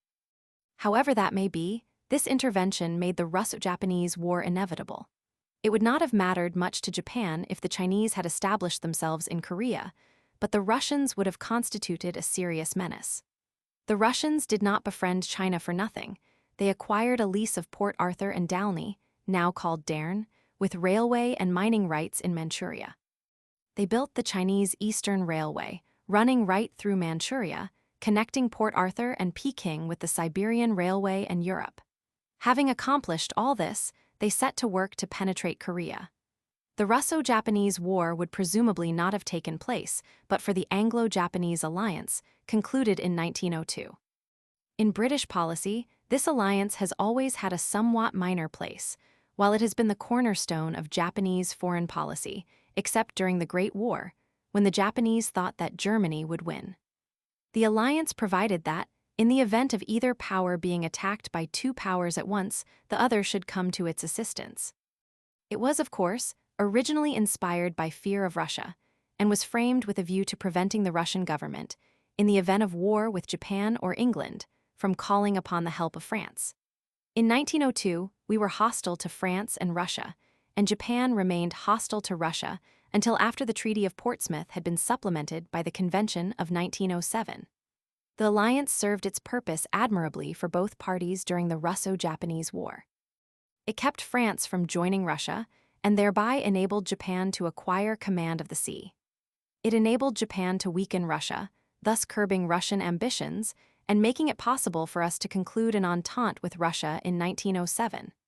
Without this entente, the entente concluded with France in 1904 would have been useless, and the alliance which defeated Germany could not have been created. Without the Anglo-Japanese alliance, Japan could not have fought Russia alone, but would have had to fight France also. This was beyond her strength at that time.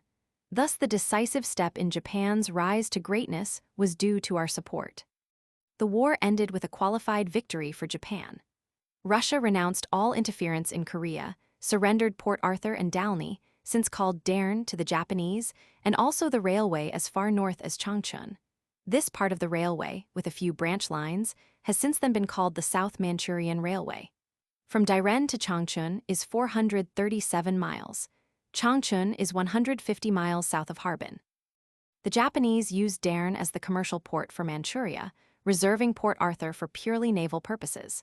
In regard to Korea, Japan has conformed strictly to Western models. During the Russo-Japanese War, the Japanese made a treaty guaranteeing the independence and integrity of Korea. In 1910, they annexed Korea. Since then, they have suppressed Korean nationalists with every imaginable severity. All this establishes their claim to be fully the equals of the white men. The Japanese not merely hold the South Manchurian Railway, but have a monopoly of railway construction in South Manchuria. As this was practically the beginning of Japan's control of large regions in China by means of railways monopolies, it will be worthwhile to quote Mr. Pooley's account of the Fakumen Railway incident, which shows how the South Manchurian monopoly was acquired. In November 1907, the Chinese government signed a contract with Messrs. Pauling and Co. for an extension of the Imperial Chinese Railways northwards from Hsinmintung to Fakumen, the necessary capital for the work being found by the British and Chinese corporation. Japan protested against the contract, firstly, on an alleged secret protocol annexed to the Treaty of Peking, which was alleged to have said that the Chinese government shall not construct any main line in the neighborhood of or parallel to the South Manchurian Railway, nor any branch line which should be prejudicial to the interests of that railway. And, secondly, on the Convention of 1902, between China and Russia, that no railway should be built from Hsinmintung without Russian consent. As by the Treaty of Portsmouth, Japan succeeded to the Russian rights, the projected line could not be built without her consent. Her diplomatic communications were exceedingly offensive in tone and concluded with a notification that, if she was wrong, it was obviously only Russia who could rightfully take her to task. The Chinese government based its action in granting the contract on the clause of the 1898 contract for the construction of the Chenghan-So to H-Sin-Mintung line, under which China specifically reserved the right to build the Fa-Ku-Men line with the aid of the same contractors. Further, although by the Russo-British Note of 1898, British subjects were specifically excluded from participation in railway construction north of the Great Wall, by the additional note attached to the Russo-British Note, the engagements between the Chinese government and the British and Chinese Corporation were specifically reserved from the purview of the agreement. Even if Japan, as the heir of Russia's assets and liabilities in Manchuria, had been justified in her protest by the Convention of 1902 and by the Russo-British Note of 1899, she had not fulfilled her part of the bargain, namely, the Russian undertaking in the note to abstain from seeking concession, rights, and privileges in the valley of the Yangtze. Her reliance on the secret treaty carried weight with Great Britain, but with no one else, as may be gauged from the records of the State Department at Washington. A later claim advanced by Japan that her action was justified by Article Roman 6 of the Treaty of Portsmouth, which assigned to Japan all Russian rights in the Chinese Eastern Railway, South Manchurian Railway, with all rights and properties appurtening thereto, was effectively answered by China's citation of Articles Roman 3 and Roman 4 of the same treaty. Under the first of these articles, it is declared that Russia has no territorial advantages or preferential or exclusive concessions in Manchuria, in impairment of Chinese sovereignty, or inconsistent with the principle of equal opportunity. Whilst the second is a reciprocal engagement by Russia and Japan, not to obstruct any general measures common to all countries which China may take for the development of the commerce and industry of Manchuria. It would be interesting to know whether a refusal to allow China to build a railway on her own territory is or is not an impairment of Chinese sovereignty, and whether such a railway as that proposed was not a measure for the development of the commerce and industry of Manchuria. It is doubtful if even the Russo-Japanese War created as much feeling in China as did the Fa-Ku-Men incident. Japan's action was of such flagrant dishonesty and such a cynical repudiation of her promises and pledges that her credit received a blow from which it has never since recovered. The abject failure of the British government to support its subjects' treaty rights was almost as much an eye-opener to the world as the protest from Tokyo. The methods which had proved so successful in stopping the Fa-Ku-Men Railway were equally successful in forcing the abandonment of other projected railways. Among these were the Chinchuegun Line and the important Antongmukden Line. The same alleged secret protocol was used equally brutally and successfully for the acquisition of the Nuchuang Line and participation in 1909 and eventual acquisition in 1914 of the Chanchungkirin lines. Subsequently, by an agreement with Russia, the sixth article of the Russo-Chinese Agreement of 1896 was construed to mean the absolute and exclusive rights of administration within the railway zone. Japan's spheres of influence have been subsequently extended to cover the whole of Manchuria and the whole of Shantung, though the latter has been nominally renounced at Washington. By such methods as the above, or by loans to impecunious Chinese authorities, the Japanese have acquired vast railway monopolies wherever their influence has penetrated, and have used the railways as a means of acquiring all real power in the provinces through which they run.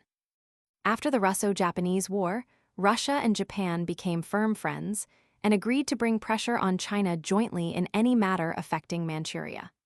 Their friendship lasted until the Bolshevik Revolution. Russia had entered into extensive obligations to support Japan's claims at the peace conference, which of course the Bolsheviks repudiated.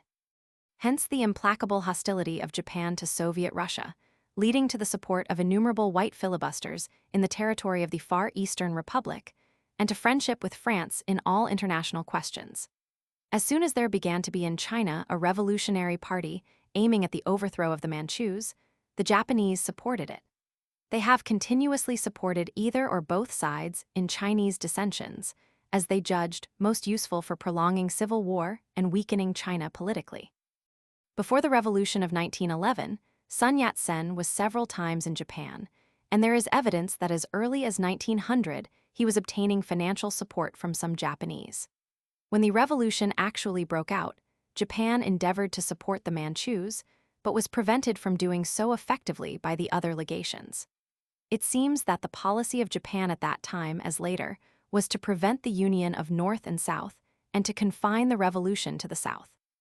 Moreover, reverence for monarchy made Japan unwilling to see the emperor of China dispossessed, and his whole country turned into a republic, though it would have been agreeable to see him weakened by the loss of some southern provinces.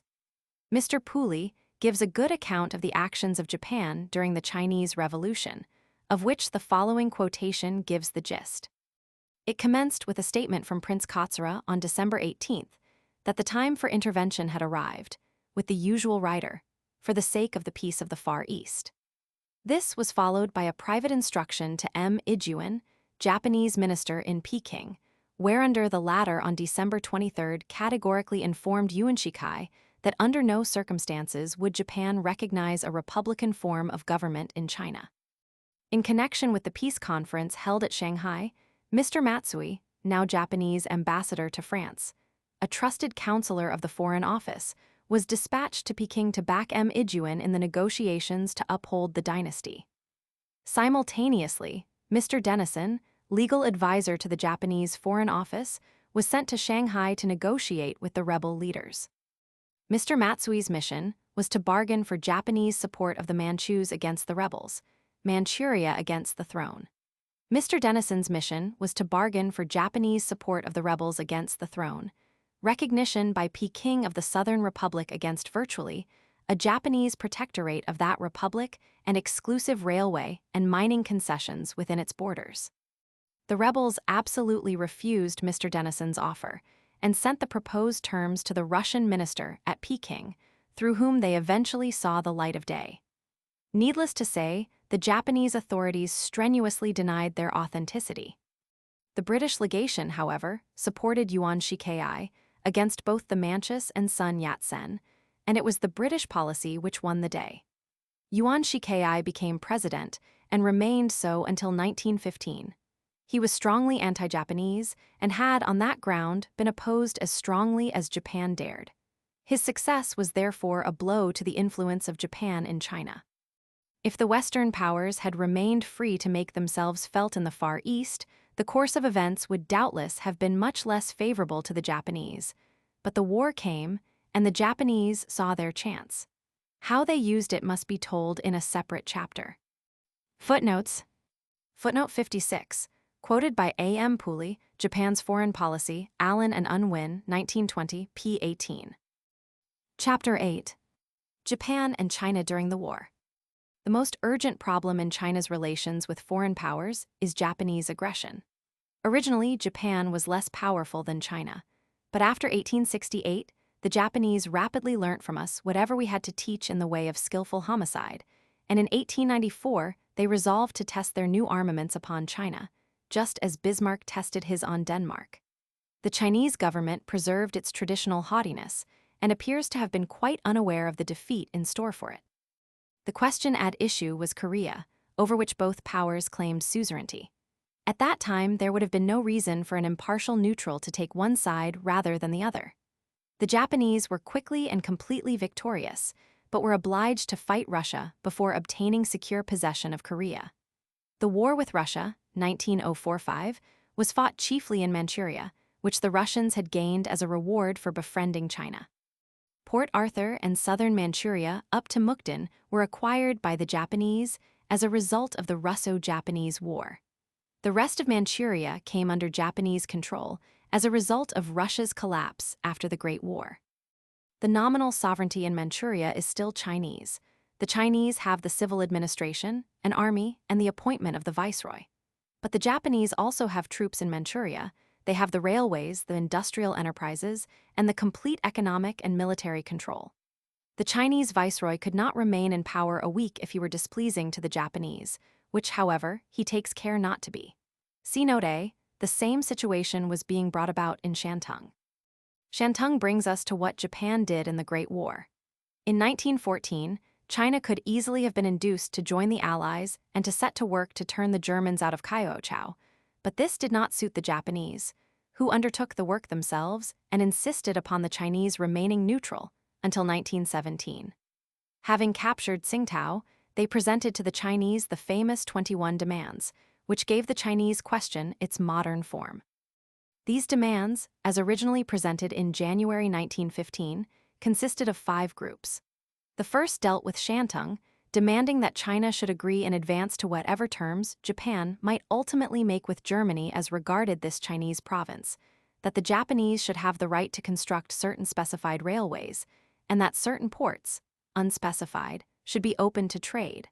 Also that no privileges in Shantung should be granted to any power other than Japan. The second group concerns South Manchuria and Eastern Inner Mongolia, and demands what is in effect a protectorate, with control of railways, complete economic freedom for Japanese enterprise, and exclusion of all other foreign industrial enterprise. The third group gives Japan a monopoly of the mines and iron and steel works in a certain region of the Yangtze, where we claim a sphere of influence. The fourth group consists of a single demand that China shall not cede any harbor, bay, or island to any power except Japan. The fifth group, which was the most serious, demanded that Japanese political, financial, and military advisors should be employed by the Chinese government, that the police in important places should be administered by Chinese and Japanese jointly, and should be largely Japanese in personnel, that China should purchase from Japan at least 50% of her munitions, or obtain them from a Sino-Japanese arsenal to be established in China, controlled by Japanese experts and employing Japanese material. That Japan should have the right to construct certain railways in and near the Yangtze Valley. That Japan should have industrial priority in Fujian opposite Formosa. And finally, that the Japanese should have the right of missionary propaganda in China to spread the knowledge of their admirable ethics. These demands involved, as is obvious, a complete loss of Chinese independence, the closing of important areas to the commerce and industry of Europe and America, and a special attack upon the British position in the Yangtze. We, however, were so busy with the war that we had no time to think of keeping ourselves alive. Although the demands constituted a grave menace to our trade, although the Far East was in an uproar about them, although America took drastic diplomatic action against them, Mr. Lloyd George never heard of them until they were explained to him by the Chinese delegation at Versailles. He had no time to find out what Japan wanted, but had time to conclude a secret agreement with Japan in February 1917, promising that whatever Japan wanted in Shantung, we would support at the peace conference. By the terms of the Anglo-Japanese alliance, Japan was bound to communicate the 21 demands to the British government. In fact, Japan communicated the first 4 groups, but not the 5th and worst, thus definitely breaking the treaty. But this also, one must suppose, Mr. Lloyd George only discovered by chance when he got to Versailles. China negotiated with Japan about the 21 demands and secured certain modifications, but was finally compelled to yield by an ultimatum. There was a modification as regards the Hanni-Aping mines on the Yangtze, presumably to please us, and the specially obnoxious 5th group was altered into an exchange of studiously vague notes. In this form, the demands were accepted by China on May 9, 1915. The United States immediately notified Japan that they could not recognize the agreement. At that time, America was still neutral, and was therefore still able to do something to further the objects for which we were supposed to be fighting, such as protection of the weaker nations. In 1917, however, after America had entered the war for self-determination, it became necessary to placate Japan, and in November of that year, the Ishiai-Lansing Agreement was concluded, by which the government of the United States recognizes that Japan has special interests in China, particularly for the parts to which her possessions are contiguous. The rest of the agreement, which is long, consists of empty verbiage. I come now to the events leading up to China's entry into the war. In this matter, the lead was taken by America so far as severing diplomatic relations was concerned, but passed to Japan as regards the declaration of war. It will be remembered that, when America broke off diplomatic relations with Germany, President Wilson called upon all neutrals to do likewise. Dr. Paul S. Ranch, United States Minister in Peking, proceeded to act with vigor in accordance with this policy. He induced China first, on February 9, 1917, to send a note of expostulation to Germany on the subject of the submarine campaign, then on March 14 to break off diplomatic relations. The further step of declaring war was not taken until August 14. The intrigues connected with these events deserve some study. In view of the fact that the Japanese were among the Allies, the Chinese had not any strong tendency to take sides against Germany. The English, French, and Russians had always desired the participation of China, for reasons which I shall explain presently. And there appears to have been some suggestion, in the early days of the war, that China should participate in return for our recognizing Yuan Shikai as emperor. These suggestions, however, fell through owing to the opposition of Japan, based partly on hostility to Yuan Shikai, partly on the fear that China would be protected by the Allies if she became a belligerent. When, in November 1915, the British, French, and Russian ambassadors in Tokyo requested Japan to join in urging China to join the Allies, Viscount Ishii said that Japan considered developments in China as of paramount interest to her, and she must keep a firm hand there. Japan could not regard with equanimity the organization of an efficient Chinese army, such as would be required for her active participation in the war, nor could Japan fail to regard with uneasiness a liberation of the economic activities of 400 million people. Accordingly, the proposal lapsed. It must be understood that throughout the war the Japanese were in a position to blackmail the Allies. Because their sympathies were with Germany, they believed Germany would win, and they filled their newspapers with scurrilous attacks on the British, accusing them of cowardice and military incompetence. But when America severed diplomatic relations with Germany, the situation for China was changed.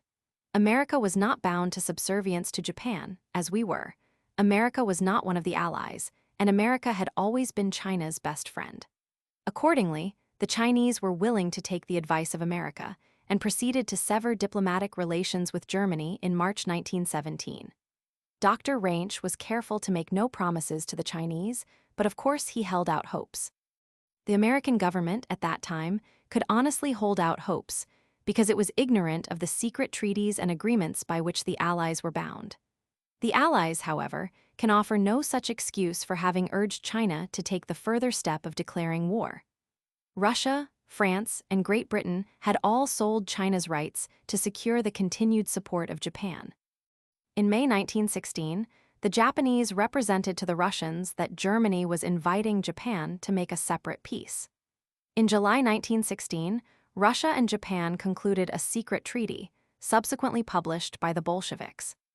This treaty constituted a separate alliance, binding each to come to the assistance of the other in any war, and recognizing that the vital interests of one and the other of them require the safeguarding of China from the political domination of any third power whatsoever, having hostile designs against Russia or Japan.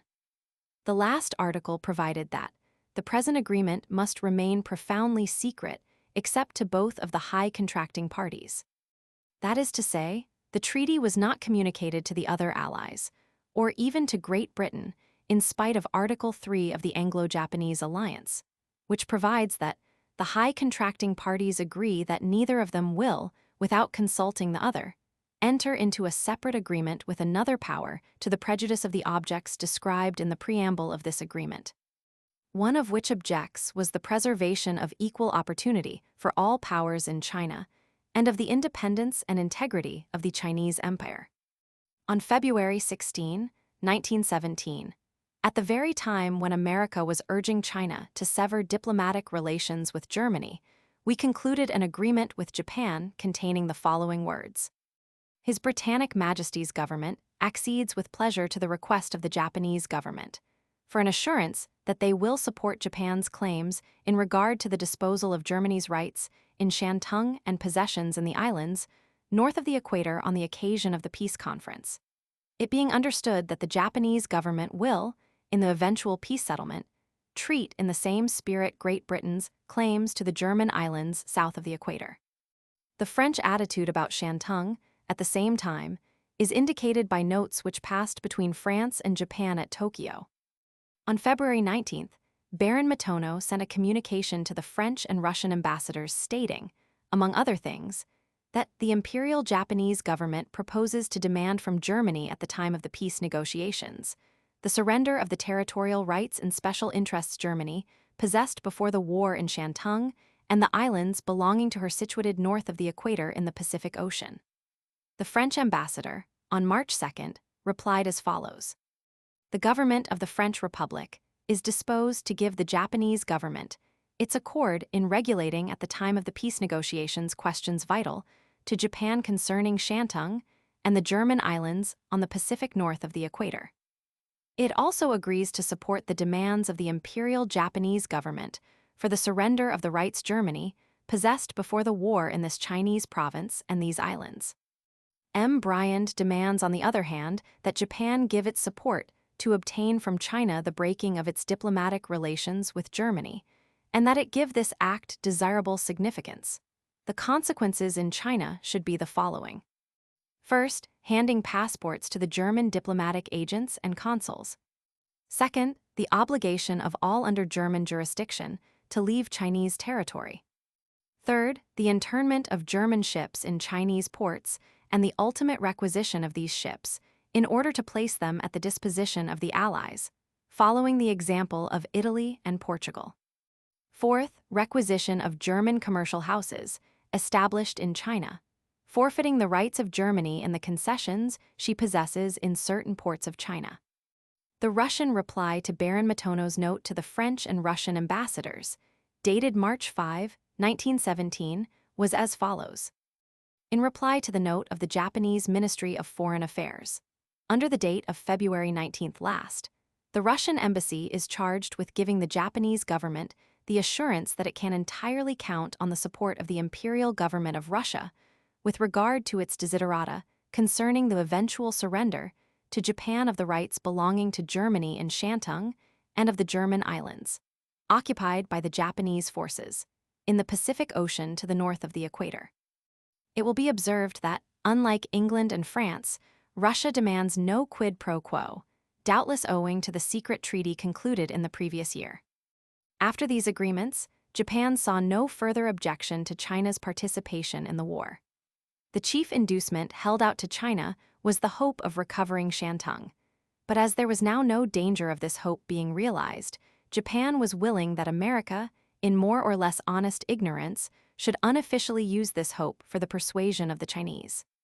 It is true that Japan had reason to fear America until the last days of the peace conference, but this fear was considerably diminished by the conclusion of the Lansing-Ishii Agreement in November 1917. Meanwhile, Japan had discovered that the question of China's entry into the war could be used to increase internal strife in China, which has been one of the aims of Japanese policy ever since the beginning of the revolutionary movement. If the Chinese had not been interfered with at this time, there was some prospect of their succeeding in establishing a stable democratic government. Yuan was dead, and his successor in the presidency, Li Yuan-hung, was a genuine constitutionalist. He reassembled the parliament which Yuan had dismissed, and the work of drafting a permanent constitution was resumed. The president was opposed to severing diplomatic relations and, of course, still more to declaring war. The prime minister, Tuan Chijui, a militarist, was strongly in favor of war. He and his cabinet persuaded a considerable majority of both houses of the Chinese parliament to side with them on the question of severing diplomatic relations, and the president, as in duty bound, gave way on this issue. On the issue of declaring war, however, public opinion was different. It was President Wilson's summons to the neutrals to follow him in breaking off diplomatic relations that had given force to the earlier campaign. But on June 5th, the American minister, acting on instructions, presented a note to the Chinese government urging that the preservation of national unity was more important than entry into the war, and suggesting the desirability of preserving peace for the present. What had happened in the meantime was that the war issue, which might never have become acute but for President Wilson's action, had been used by the Japanese to revive the conflict between North and South and to instigate the Chinese militarists to unconstitutional action. Sun, Yat-sen and most of the southern politicians were opposed to the declaration of war. Sun's reasons were made known in an open letter to Mr. Lloyd George on March 7. They were thoroughly sound. The cabinet, on May 1, decided in favor of war, but by the Constitution, a declaration of war required the consent of Parliament. The militarists attempted to coerce Parliament, which had a majority against war. But as this proved impossible, they brought military force to bear on the president to compel him to dissolve Parliament unconstitutionally. The bulk of the members of Parliament retired to the south, where they continued to act as a parliament and to regard themselves as the sole source of constitutional government. After these various illegalities, the military autocrats were still compelled to deal with one of their number, who, in July, effected a 5 days restoration of the Manchu emperor. The president resigned and was succeeded by a person more agreeable to the militarists, who have henceforth governed in the north, sometimes without a parliament, sometimes with a subservient, unconstitutional northern parliament. Then, at last, they were free to declare war. It was thus that China entered the war for democracy and against militarism. Of course, China helped little, if at all, towards the winning of the war, but that was not what the Allies expected of her. The objects of the European Allies are disclosed in the French note quoted above. We wish to confiscate German property in China, to expel Germans living in China, and to prevent, as far as possible, the revival of German trade in China after the war. The confiscation of German property was duly carried out, not only public property, but private property also, so that the Germans in China were suddenly reduced to beggary. Owing to the claims on shipping, the expulsion of the Germans had to wait till after the armistice. They were sent home through the tropics in overcrowded ships, sometimes with only 24 hours' notice. No degree of hardship was sufficient to secure exemption. The British authorities insisted on expelling delicate pregnant women, whom they officially knew to be very likely to die on the voyage. All this was done after the armistice, for the sake of British trade. The kindly Chinese often took upon themselves to hide Germans, in hard cases, from the merciless persecution of the Allies. Otherwise, the miseries inflicted would have been much greater. The confiscation of private property during the war and by the Treaty of Versailles was a new departure, showing that on this point all the belligerents agreed with the Bolsheviks. Dr. Reed places side by side two statements, one by President Wilson when asking Congress to agree to the declaration of war. "We shall, I feel confident, conduct our operations as belligerents without passion, and ourselves observe with proud punctilio the principles of right and fair play we profess to be fighting for."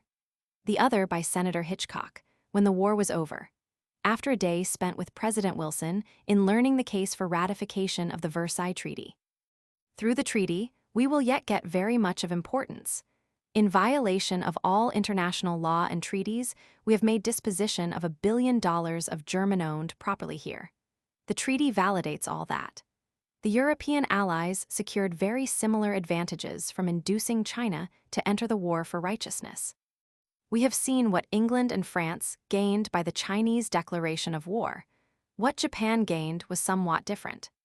The northern military faction, which controlled the Peking government, was completely dependent upon Japan and could do nothing to resist Japanese aggression. All the other powers were fully occupied with the war and had sold China to Japan in return for Japanese neutrality, for Japan can hardly be counted as a belligerent after the capture of Tsingtao in November 1914. The southern government and all the liberal elements in the north were against the clique which had seized the central government. In March 1918, military and naval agreements were concluded between China and Japan, of which the text, never officially published, is given by Millard. By these agreements, the Japanese were enabled, under pretense of military needs in Manchuria and Mongolia, to send troops into Chinese territory, to acquire control of the Chinese Eastern Railway and consequently of northern Manchuria, and generally to keep all northern China at their mercy. In all this, the excuse of operations against the Bolsheviks was very convenient. After this, the Japanese went ahead gaily. During the year 1918, they placed loans in China to the extent of yen 246 million, i.e., about £25 million. China was engaged in civil war, and both sides were as willing as the European belligerents to sell freedom for the sake of victory. Unfortunately for Japan, the side on which Japan was fighting in the war proved suddenly victorious, and some portion of the energies of Europe and America became available for holding Japan in check. For various reasons, however, the effect of this did not show itself until after the Treaty of Versailles was concluded. During the peace negotiations, England and France, in virtue of secret agreements, were compelled to support Japan.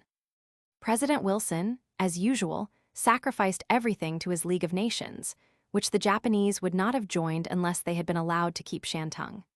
The chapter on this subject in Mr. Lansing's account of the negotiations is one of the most interesting in his book.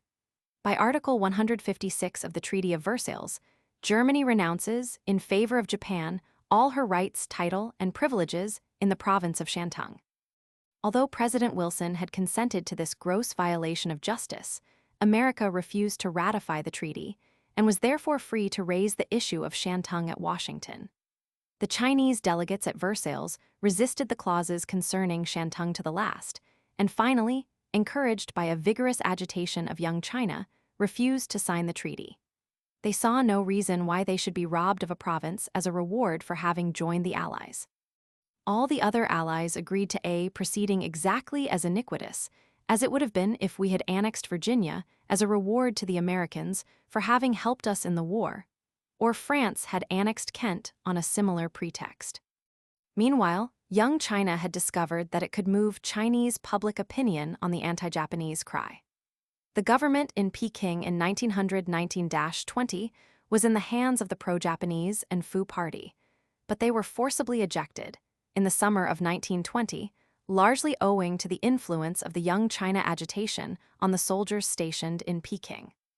The Fu leaders took refuge in the Japanese legation, and since then the Peking government has ventured to be less subservient to Japan, hoping always for American support.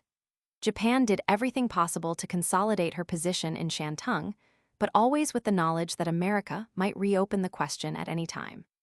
As soon as the Washington Conference was announced, Japan began feverishly negotiating with China, with a view to having the question settled before the opening of the conference. But the Chinese, very wisely, refused the illusory concessions offered by Japan and insisted on almost unconditional evacuation. At Washington, both parties agreed to the joint mediation of England and America. The pressure of American public opinion caused the American administration to stand firm on the question of Shantung, and I understand that the British delegation, on the whole, concurred with America. Some concessions were made to Japan, but they will not amount to much if American interest in Shantung lasts for another 5 years. On this subject, I shall have more to say when I come to the Washington Conference. There is a question with which the Washington Conference determined not to concern itself, but which nevertheless is likely to prove of great importance in the Far East. I mean the question of Russia. It was considered good form in diplomatic circles, until the Genoa Conference, to pretend that there is no such country as Russia, but the Bolsheviks, with their usual wickedness, have refused to fall in with this pretense. Their existence constitutes an embarrassment to America, because in a quarrel with Japan, the United States would unavoidably find themselves in unwilling alliance with Russia. The conduct of Japan towards Russia has been quite as bad as that of any other power. At the time of the Czechoslovak revolt, the Allies jointly occupied Vladivostok, but after a time all withdrew except the Japanese. All Siberia east of Lake Baikal, including Vladivostok, now forms one state, the Far Eastern Republic, with its capital at Chita. Against this republic, which is practically though not theoretically Bolshevik, the Japanese have launched a whole series of miniature Kolchaks Semenov, Horvath, Ungern, etc. These have all been defeated, but the Japanese remain in military occupation of Vladivostok and a great part of the maritime province, though they continually affirm their earnest wish to retire. In the early days of the Bolshevik regime, the Russians lost northern Manchuria, which is now controlled by Japan. A board consisting partly of Chinese and partly of reactionary Russians forms the Directorate of the Chinese Eastern Railway, which runs through Manchuria and connects with the Siberian Railway. There is not through communication by rail between Peking and Europe, as in the days before 1914. This is an extreme annoyance to European businessmen in the Far East, since it means that letters or journeys from Peking to London take 5 or 6 weeks instead of a fortnight. They try to persuade themselves that the fault lies with the Bolsheviks, but they are gradually realizing that the real cause is the reactionary control of the Chinese Eastern Railway. Meanwhile, various Americans are interesting themselves in this railway and endeavoring to get it internationalized. Motives similar to those which led to the Vanderlip concession are forcing friendship with Russia upon all Americans who have Siberian interests. If Japan were engaged in a war with America, the Bolsheviks would in all likelihood seize the opportunity to liberate Vladivostok and recover Russia's former position in Manchuria. Already, according to the Times correspondent in Peking, Outer Mongolia, a country about as large as England, France, and Germany combined, has been conquered by Bolshevik armies and propaganda. The Bolsheviks have, of course, the enthusiastic sympathy of the younger Chinese students. If they can weather their present troubles, they have a good chance of being accepted by all vigorous progressive people in Asia as the liberators of Asia from the tyranny of the great powers. As they were not invited to Washington, they are not a party to any of the agreements reached there, and it may turn out that they will upset impartially the ambitions of Japan, Great Britain, and America. For America, no less than other powers, has ambitions, though they are economic rather than territorial. If America is victorious in the Far East, China will be Americanized, and though the shell of political freedom may remain, there will be an economic and cultural bondage beneath it. Russia is not strong enough to dominate in this way, but may become strong enough to secure some real freedom for China. This, however, is as yet no more than a possibility. It is worth remembering because everybody chooses to forget it, and because, while Russia is treated as a pariah, no settlement of the Far East can be stable. But what part Russia is going to play in the affairs of China, it is as yet impossible to say. Footnotes. Footnote 63. On this subject, George Gleason, What Shall I Think of Japan? pp. 174-5 says, this paragraph concerns the iron and steel mills at the city of Hanyang, which, with Wuchang and Hankow, form the upper Yangtze commercial center with a population of 1,500,000 people. The Hanyeping Company owns a large part of the Tae iron mines, 80 miles east of Hankow, with which there are water and rail connections. The ore is 67%. Iron fills the whole of a series of hills 500 feet high and is sufficient to turn out 1 million tons a year for 700 years. Coal for the furnaces is obtained from Pingxiang, 200 miles distant by water, where in 1913 5,000 miners dug 690,000 tons. Japanese have estimated that the vein is capable of producing yearly 1 million tons for at least 5 centuries. Thus did Japan attempt to enter and control a vital spot in the heart of China, which for many years Great Britain has regarded as her special trade domain. Mr. Gleason is an American, not an Englishman. The best account of this matter is given by Mr. Coleman, The Far East Unveiled, Chaps, X, Roman 14, see below pp. 232-3. Footnote 64. See letter from Mr. Eugene Chen, Japan Weekly Chronicle, October 20, 1921. Footnote 65. The notes embodying this agreement are quoted in Pooley, Japan's Foreign Policies, Allen and Unwin, 1920 pp. 141-2. Footnote 66. On this subject, Baron Hayashi, now Japanese ambassador to the United Kingdom, said to Mr. Coleman, when Viscount Kato sent China a note containing 5 groups, however, and then sent to England what purported to be a copy of his note to China, and that copy only contained 4 of the groups and omitted the 5th altogether, which was directly a breach of the agreement contained in the Anglo-Japanese alliance, he did something which I can no more explain than you can. Outside of the question of probity involved, his action was unbelievably foolish. The Far East Unveiled, p. 73. Footnote 67. The demands in their original and revised forms, with the negotiations concerning them, are printed in Appendix B of Democracy and the Eastern Question, by Thomas F. Millard, Allen and Unwin, 1919. Footnote 68. The texts concerned in the various stages of the Shantung question are printed in S. G. Cheng's Modern China, Appendix Roman II, Roman III, and Roman IX. For text of Ishii-Lansing Agreement, see Gleason, Op. Cit. pp. 214-6. Footnote 69. 3 books, all by Americans, give the secret and official history of this matter.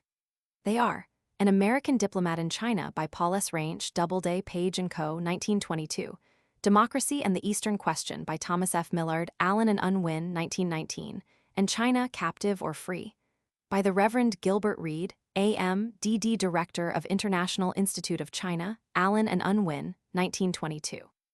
Footnote 71. C. Pooley, Japan's Foreign Policies, pp. 23 ff. Coleman, The Far East Unveiled, Chap. V. and Millard, Chapter Roman 3. Footnote 74. See Appendix Roman 3 of Cheng's Modern China, which contains this note, p. 346, as well as the other documents relative to the negotiations between Japan and the Allied powers as to the disposal of the German rights in respect of Shantung Province and the South Sea Islands north of the equator. Footnote 75. The story of the steps leading up to China's declaration of war is admirably told in Reed, Op. Cit. pp. 80-8109. Footnote 77. Reed, Op. Cit. p. 161. Chapter Roman 7. Of this book, Commercial Rivalries as Affecting China, should be read by anyone who still thinks that the Allies stood for honesty or mercy or anything except money grubbing. Footnote 79. A list of these loans is given by Hollington K. Tong in an article on China's finances in 1918, in China in 1918, published early in 1919 by the Peking Leader, pp. 61-2. The list and some of the comments appear also in Putnam Wheels the Truth About China and Japan. Footnote 80.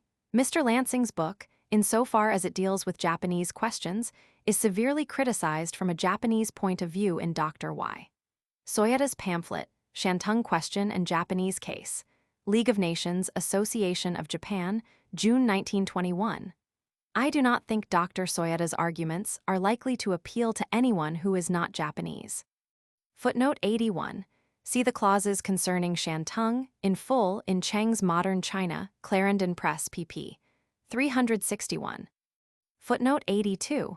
This agitation is well described in Mr. MTZ Tao's China Awakened, Macmillan, 1922, Chap. Roman 9.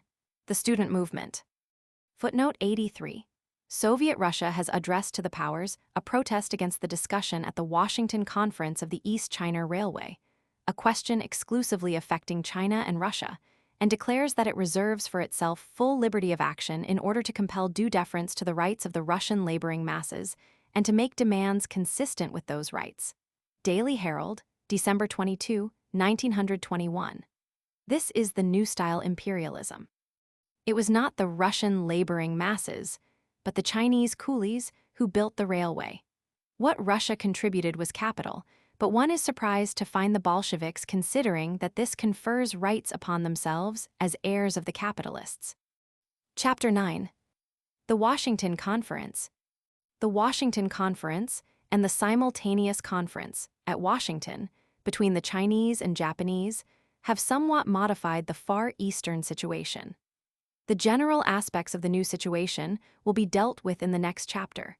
For the present, it is the actual decisions arrived at in Washington that concern us, as well as their effect upon the Japanese position in Siberia.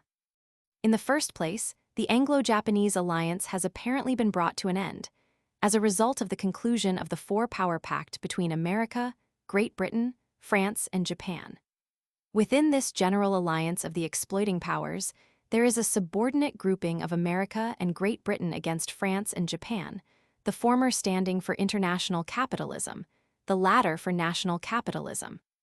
The situation is not yet plain, because England and America disagree as regards Russia, and because America is not yet prepared to take part in the reconstruction of Europe.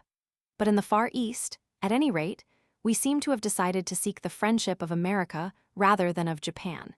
It may perhaps be hoped that this will make our Chinese policy more liberal than it has been. We have announced the restoration of Waihiwaya Peace of Generosity, which would have been more impressive but for 2 facts.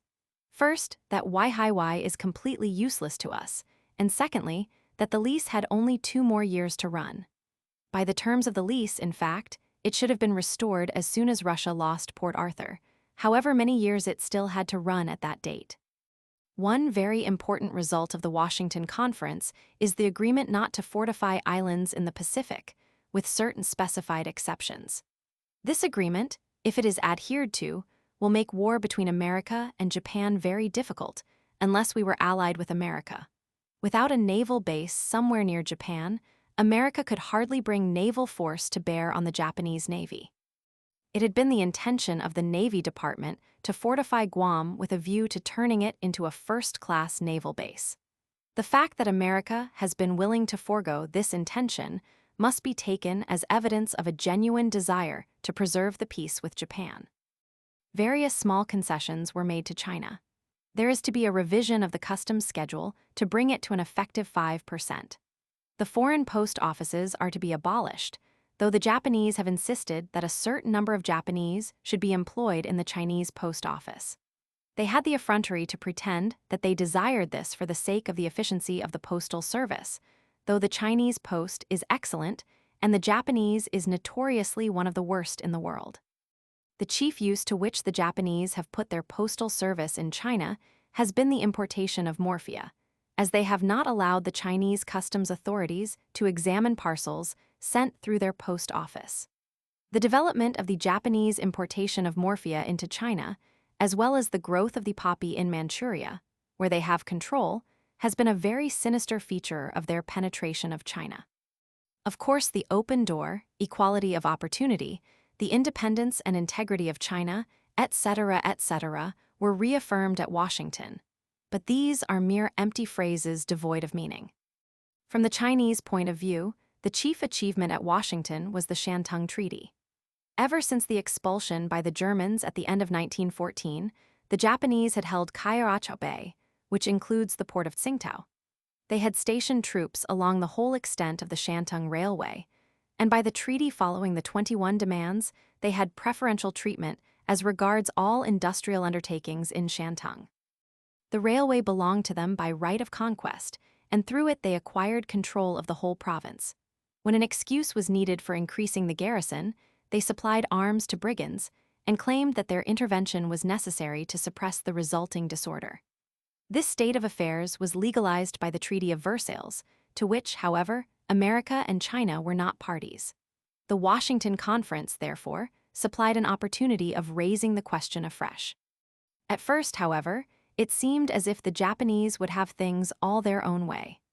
The Chinese wished to raise the question before the conference, while the Japanese wished to settle it in direct negotiation with China. This point was important because, ever since the Lansing-Ishii Agreement, the Japanese have tried to get the powers to recognize, in practice if not in theory, an informal Japanese protectorate over China, as a first step towards which it was necessary to establish the principle that the Japanese should not be interfered with in their diplomatic dealings with China. The conference agreed to the Japanese proposal that the Shantung question should not come before the conference, but should be dealt with in direct negotiations between the Japanese and Chinese. The Japanese victory on this point, however, was not complete because it was arranged that, in the event of a deadlock, Mr. Hughes and Sir Arthur Balfour should mediate. A deadlock, of course, soon occurred, and it then appeared that the British were no longer prepared to back up the Japanese wholeheartedly, as in the old days. The American administration, for the sake of peace, showed some disposition to urge the Chinese to give way. But American opinion was roused on the Shantung question, and it appeared that, unless a solution more or less satisfactory to China was reached, the Senate would probably refuse to ratify the various treaties which embodied the work of the conference. Therefore, at the last moment, the Americans strongly urged Japan to give way, and we took the same line, though perhaps less strongly. The result was the conclusion of the Shantung Treaty between China and Japan. By this treaty, the Chinese recover everything in Shantung, except the private property of Japanese subjects, and certain restrictions as regards the railway. The railway was the great difficulty in the negotiations, since, so long as the Japanese could control that, they would have the province at their mercy. The Chinese offered to buy back the railway at once, having raised about half the money as a result of a patriotic movement among their merchants. This, however, the Japanese refused to agree to. What was finally done was that the Chinese were compelled to borrow the money from the Japanese government to be repaid in 15 years, with an option of repayment in 5 years. The railway was valued at 53,400,000 gold marks, plus the costs involved in repairs or improvements incurred by Japan, less deterioration, and it was to be handed over to China within 9 months of the signature of the treaty. Until the purchase price, borrowed from Japan, is repaid, the Japanese retain a certain degree of control over the railway. A Japanese traffic manager is to be appointed, and 2 accountants, one Chinese and the other Japanese, under the control of a Chinese president. It is clear that, on paper, this gives the Chinese everything 5 years hence. Whether things will work out so depends upon whether, 5 years hence, any power is prepared to force Japan to keep her word. As both Mr. Hughes and Sir Arthur Balfour strongly urged the Chinese to agree to this compromise, it must be assumed that America and Great Britain have some responsibility for seeing that it is properly carried out. In that case, we may perhaps expect that in the end, China will acquire complete control of the Shantung Railway. On the whole, it must be said that China did better at Washington than might have been expected. As regards the larger aspects of the new international situation arising out of the conference, I shall deal with them in the next chapter.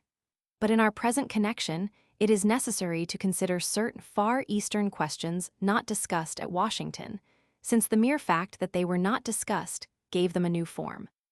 The question of Manchuria and Inner Mongolia was not raised at Washington. It may therefore be assumed that Japan's position there is secure until such time as the Chinese, or the Russians, or both together, are strong enough to challenge it. America, at any rate, will not raise the question unless friction occurs on some other issue. See Appendix. The Siberian question also was not settled. Therefore, Japan's ambitions in Vladivostok and the maritime provinces will presumably remain unchecked except in so far as the Russians unaided are able to check them. There is a chronic state of semi-war between the Japanese and the Far Eastern Republic, and there seems no reason why it should end in any near future. The Japanese from time to time announce that they have decided to withdraw, but they simultaneously send fresh troops. A conference between them and the Chita government has been taking place at Dairen, and from time to time, announcements have appeared to the effect that an agreement has been reached or was about to be reached.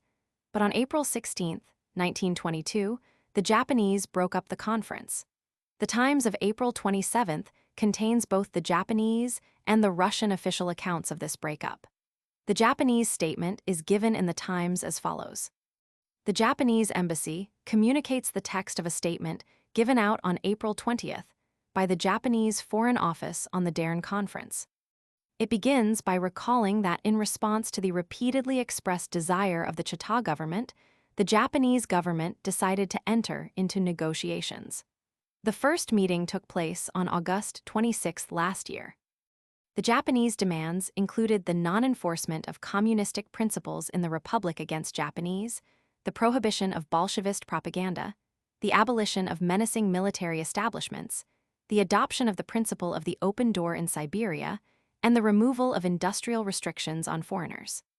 Desiring speedily to conclude an agreement so that the withdrawal of troops might be carried out as soon as possible, Japan met the wishes of Chita as far as practicable. Though, from the outset, Chita pressed for a speedy settlement of the Nikolaevsk affair, Japan eventually agreed to take up the Nikolaevsk affair immediately after the conclusion of the basis agreement. She further assured Chita that in settling the affair Japan had no intention of violating the sovereignty and territorial integrity of Russia, and that the troops would be speedily withdrawn from Sakhalin after the settlement of the affair, and that Chita wishes in regard to the transfer of property now in the custody of the Japanese authorities would be met. The 11th Division of the troops in Siberia was originally to be relieved during April, but if the Dairen Conference had progressed satisfactorily, the troops, instead of being relieved, would have been sent home. Japan therefore intimated to Chita that should the basis agreement be concluded within a reasonable period, these troops would be immediately withdrawn, and proposed the signature of the agreement by the middle of April, so that the preparations for the relief of the said division might be dispensed with. Thereupon Chita not only proposed the immediate dispatch of Chita troops to Vladivostok without waiting for the withdrawal of the Japanese troops, but urged that Japan should fix a time limit for the complete withdrawal of all her troops. Japan informed Chita that the withdrawal would be carried out within a short period after the conclusion of the detailed arrangements, giving a definite period as desired. And at the same time, she proposed the signing of the agreement drawn up by Japan. Whereas Japan thus throughout the negotiations maintained a sincere and conciliatory attitude, the Chita delegates entirely ignored the spirit in which she offered concessions and brought up one demand after another, thereby trying to gain time. Not only did they refuse to entertain the Japanese proposals, but declared that they would drop the negotiations and return to Chita immediately. The only conclusion from this attitude of the Chita government is that they lacked a sincere effort to bring the negotiations to fruition, and the Japanese government instructed its delegates to quit Dairen. The Russian official account is given by the Times immediately below the above. It is as follows.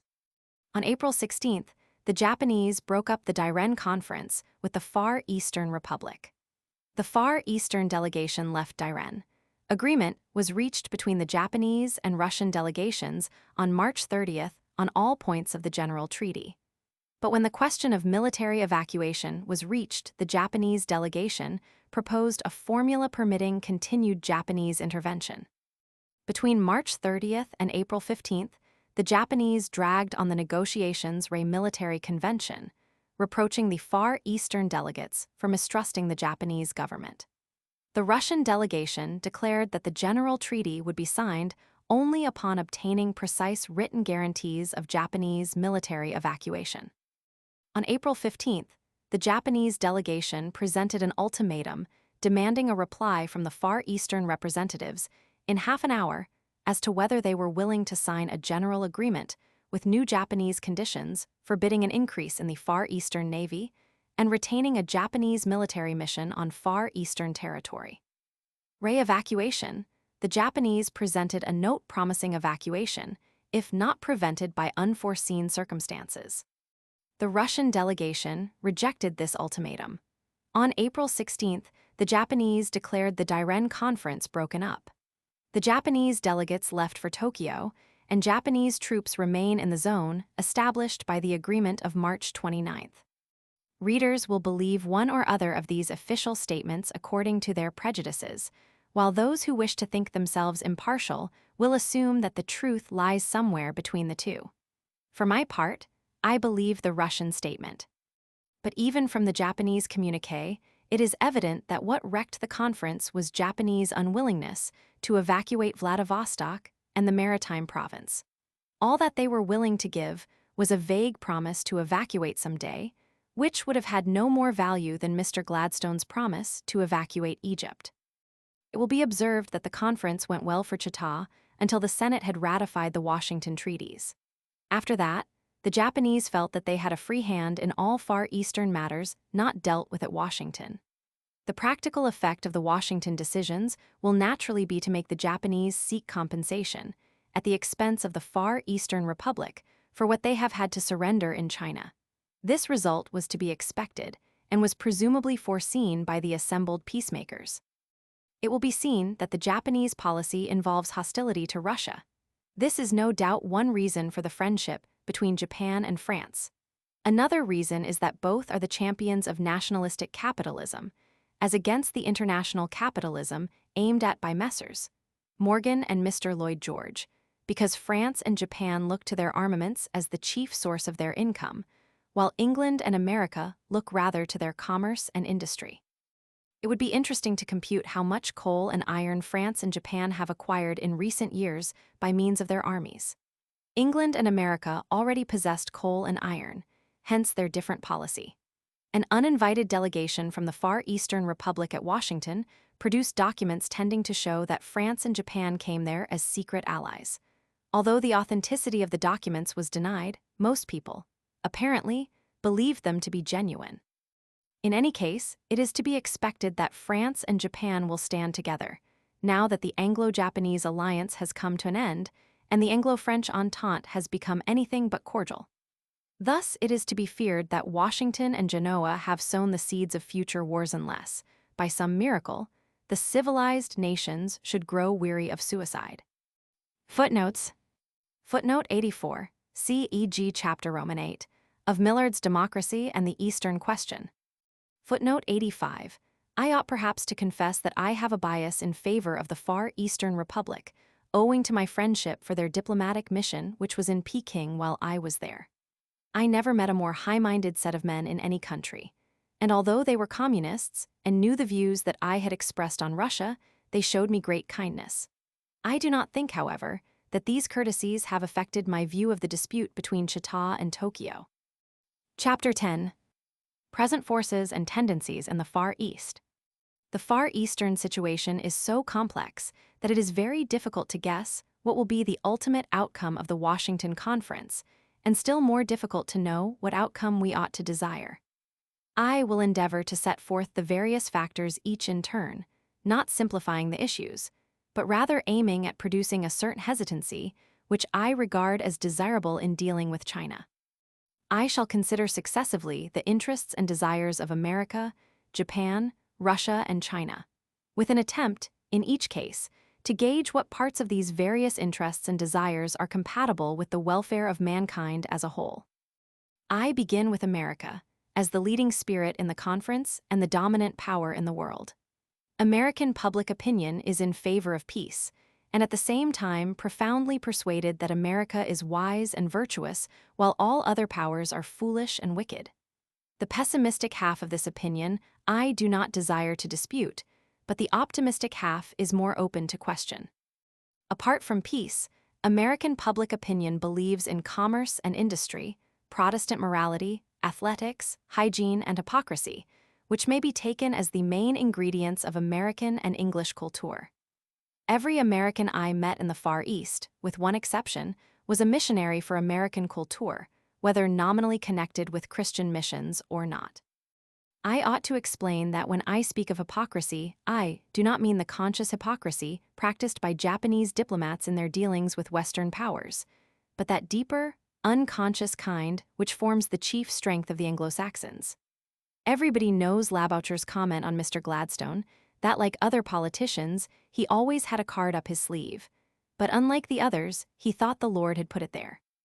This attitude, which has been characteristic of England, has been somewhat chastened among ourselves by the satire of men like Bernard Shaw, but in America it is still just as prevalent and self-confident as it was with us 50 years ago. There is much justification for such an attitude. Gladstonian England was more of a moral force than the England of the present day, and America is more of a moral force at this moment than any other power, except Russia. But the development from Gladstone's moral fervor to the cynical imperialism of his successors is one which we can now see to be inevitable, and a similar development is bound to take place in the United States. Therefore, when we wish to estimate the desirability of extending the influence of the United States, we have to take account of this almost certain future loss of idealism. Nor is idealism in itself always an unmixed blessing to its victims. It is apt to be incompatible with tolerance, with the practice of live and let live, which alone can make the world endurable for its less pugnacious and energetic inhabitants. It is difficult for art or the contemplative outlook to exist in an atmosphere of bustling practical philanthropy, as difficult as it would be to write a book in the middle of a spring cleaning. The ideals which inspire a spring cleaning are useful and valuable in their place, but when they are not enriched by any others, they are apt to produce a rather bleak and uncomfortable sort of world. All this may seem, at first sight, somewhat remote from the Washington Conference, but it is essential if we are to take a just view of the friction between America and Japan. I wish to admit at once that, hitherto, America has been the best friend of China and Japan the worst enemy. It is also true that America is doing more than any other power to promote peace in the world, while Japan would probably favor war if there were a good prospect of victory. On these grounds, I am glad to see our government making friends with America and abandoning the militaristic Anglo-Japanese alliance. But I do not wish this to be done in a spirit of hostility to Japan or in a blind reliance upon the future good intentions of America. I shall therefore try to state Japan's case, although, for the present, I think it weaker than America's. It should be observed, in the first place, that the present American policy, both in regard to China and in regard to naval armaments, while clearly good for the world, is quite as clearly in line with American interests. To take the naval question first, America, with a navy equal to our own, will be quite strong enough to make our admiralty understand that it is out of the question to go to war with America, so that America will have as much control of the seas as there is any point in having. The Americans are adamant about the Japanese Navy, but very pliant about French submarines, which only threaten us. Control of the seas being secured, limitation of naval armaments merely decreases the cost and is an equal gain to all parties, involving no sacrifice of American interests. To take next the question of China. American ambitions in China are economic and require only that the whole country should be open to the commerce and industry of the United States. The policy of spheres of influence is obviously less advantageous to so rich and economically strong a country as America than the policy of the universal open door. We cannot therefore regard America's liberal policy as regards China and naval armaments as any reason for expecting a liberal policy when it goes against self-interest. In fact, there is evidence that when American interests or prejudices are involved, liberal and humanitarian principles have no weight whatever. I will cite two instances: Panama tolls and Russian trade. In the matter of the Panama Canal, America is bound by treaty not to discriminate against our shipping. Nevertheless, a bill has been passed by a two-thirds majority of the House of Representatives, making a discrimination in favor of American shipping. Even if the president ultimately vetoes it, its present position shows that at least two-thirds of the House of Representatives share Bethmann Hollweg's view of treaty obligations. And as for trade with Russia, England led the way, while American hostility to the Bolsheviks remained implacable, and to this day Gompers, in the name of American labor, thunders against, shaking hands with murder. It cannot therefore be said that America is always honorable or humanitarian or liberal. The evidence is that America adopts these virtues when they suit national or rather financial interests, but fails to perceive their applicability in other cases. I could, of course, have given many other instances, but I content myself with one because it especially concerns China. I quote from an American weekly, The Freeman, November 23, 1921, p. 244. On November 1st, the Chinese government failed to meet an obligation of $5,600,000, due and payable to a large banking house in Chicago. The State Department had facilitated the negotiation of this loan in the first instance. And now, in fulfillment of the promise of governmental support in an emergency, an official cablegram was launched upon Peking, with intimations that continued defalcation might have a most serious effect upon the financial and political rating of the Chinese Republic. In the meantime, the American bankers of the new international consortium had offered to advance to the Chinese government an amount which would cover the loan in default, together with other obligations already in arrears, and still others which will fall due on December 1st. And this proposal had also received the full and energetic support of the Department of State. That is to say, American financiers and politicians were at one and the same time the heroes and villains of the peace. Having cooperated in the creation of a dangerous situation, they came forward handsomely in the hour of trial with an offer to save China from themselves, as it were, if the Chinese government would only enter into relations with the consortium, and thus prepare the way for the eventual establishment of an American financial protectorate. It should be added that the Peking government, after repeated negotiations, had decided not to accept loans from the consortium on the terms on which they were offered. In my opinion, there were very adequate grounds for this decision. As the same article in the Freeman concludes, if this plan is put through, it will make the bankers of the consortium the virtual owners of China. And among these bankers, those of the United States are the only ones who are prepared to take full advantage of the situation. There is some reason to think that, at the beginning of the Washington Conference, an attempt was made by the consortium banks, with the connivance of the British but not of the American government, to establish, by means of the conference, some measure of international control over China. In the Japan Weekly Chronicle for November 17, 1921, p. 725, in a telegram headed International Control of China, I find it reported that America is thought to be seeking to establish international control, and that Mr. Wellington Koo told the Philadelphia Public Ledger. We suspect the motives which led to the suggestion, and we thoroughly doubt its feasibility. China will bitterly oppose any conference plan to offer China international aid. He adds, international control will not do. China must be given time and opportunity to find herself. The world should not misinterpret or exaggerate the meaning of the convulsion which China is now passing through. These are wise words, with which every true friend of China must agree. In the same issue of the Japan Weekly Chronicle, which, by the way, I consider the best weekly paper in the world, I find the following, p. 728. Mr. Lennox Simpson is quoted as saying, "The international bankers have a scheme for the international control of China."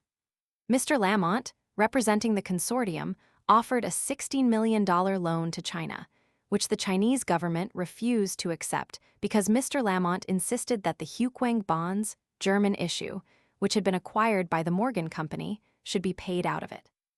Mr. Lamont, on hearing this charge, made an emphatic denial, saying, "Simpson's statement is unqualifiedly false. When this man Simpson talks about resisting the control of the international banks, he is fantastic.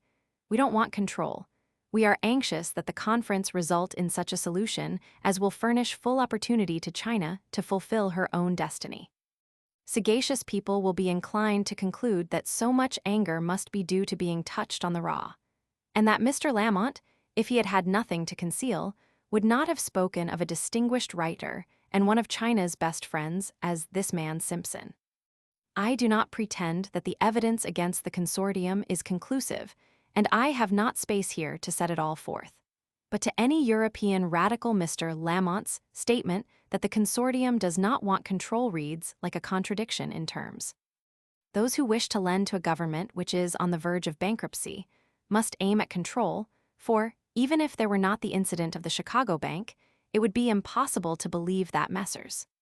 Morgan are so purely philanthropic as not to care whether they get any interest on their money or not, although emissaries of the consortium in China have spoken as though this were the case, thereby greatly increasing the suspicions of the Chinese. In the New Republic for November 30, 1921, there is an article by Mr. Brailsford entitled "A New Technique of Peace," which I fear is prophetic even if not wholly applicable at the moment when it was written. I expect to see, if the Americans are successful in the Far East, China compelled to be orderly so as to afford a field for foreign commerce and industry. A government which the West will consider good substituted for the present go-as-you-please anarchy. A gradually increasing flow of wealth from China to the investing countries, the chief of which is America, the development of a sweated proletariat, the spread of Christianity, the substitution of the American civilization for the Chinese, the destruction of traditional beauty, except for such objects d'art as millionaires may think it worthwhile to buy, the gradual awakening of China to her exploitation by the foreigner, and one day, 50 or 100 years hence, the massacre of every white man throughout the Celestial Empire at a signal from some vast secret society. All this is probably inevitable, human nature being what it is. It will be done in order that rich men may grow richer, but we shall be told that it is done in order that China may have good government. The definition of the word good is difficult, but the definition of good government is as easy as ABC. It is government that yields fat dividends to capitalists. The Chinese are gentle, urbane, seeking only justice and freedom. They have a civilization superior to ours in all that makes for human happiness. They have a vigorous movement of young reformers, who, if they are allowed a little time, will revivify China and produce something immeasurably better than the worn-out grinding mechanism that we call civilization. When young China has done its work, Americans will be able to make money by trading with China, without destroying the soul of the country. China needs a period of anarchy in order to work out her salvation. All great nations need such a period, from time to time. When America went through such a period, in 1861-5, England thought of intervening to insist on good government, but fortunately abstained. Nowadays, in China, all the powers want to intervene.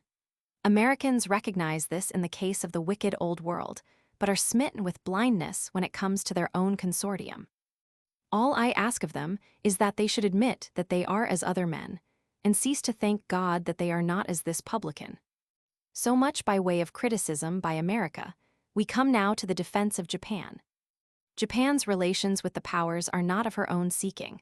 All that Japan asked of the world was to be let alone. This, however, did not suit the white nations, among whom America led the way. It was a United States squadron under Commodore Perry that first made Japan aware of Western aggressiveness. Very soon it became evident that there were only two ways of dealing with the white man, either to submit to him or to fight him with his own weapons. Japan adopted the latter course and developed a modern army trained by the Germans, a modern navy modeled on the British, modern machinery derived from America, and modern morals copied from the whole lot. Everybody except the British was horrified and called the Japanese yellow monkeys. However, they began to be respected when they defeated Russia, and after they had captured Tsingtao and half-enslaved China, they were admitted to equality with the other great powers at Versailles. The consideration shown to them by the West is due to their armaments alone. None of their other good qualities would have saved them from being regarded as niggers. People who have never been outside Europe can hardly imagine the intensity of the color prejudice that white men develop when brought into contact with any different pigmentation. I have seen Chinese of the highest education, men as cultured as Sei, Dean and Ji, treated by greasy white men as if they were dirt in a way in which, at home, no duke would venture to treat a crossing sweeper. The Japanese are not treated in this way because they have a powerful army and navy. The fact that white men, as individuals, no longer dare to bully individual Japanese is important as a beginning of better relations towards the colored races in general. If the Japanese, by defeat in war, are prevented from retaining the status of a great power, the colored races in general will suffer, and the tottering insolence of the white man will be reestablished. Also, the world will have lost the last chance of the survival of civilizations of a different type, from that of the industrial West. The civilization of Japan, in its material aspect, is similar to that of the West, though industrialism, as yet, is not very developed. But in its mental aspect, it is utterly unlike the West, particularly the Anglo-Saxon West. Worship of the Mikado, as an actually divine being, is successfully taught in every village school and provides the popular support for nationalism. The nationalistic aims of Japan are not merely economic.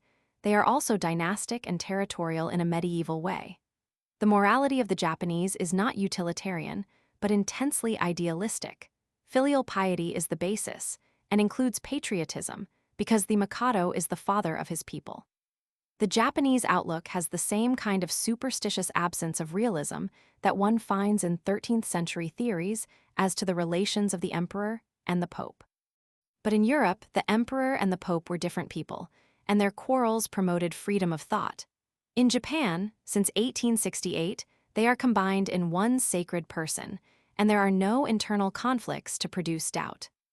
Japan, unlike China, is a religious country. The Chinese doubt a proposition until it is proved to be true. The Japanese believe it until it is proved to be false. I do not know of any evidence against the view that the Mikado is divine. Japanese religion is essentially nationalistic, like that of the Jews in the Old Testament. Shinto, the state religion, has been in the main invented since 1868 and propagated by education in schools. There was, of course, an old Shinto religion, but most of what constitutes modern Shintoism is new. It is not a religion which aims at being universal, like Buddhism, Christianity, and Islam. It is a tribal religion, only intended to appeal to the Japanese. Buddhism subsists side by side with it, and is believed by the same people. It is customary to adopt Shinto rites for marriages and Buddhist rites for funerals, because Buddhism is considered more suitable for mournful occasions.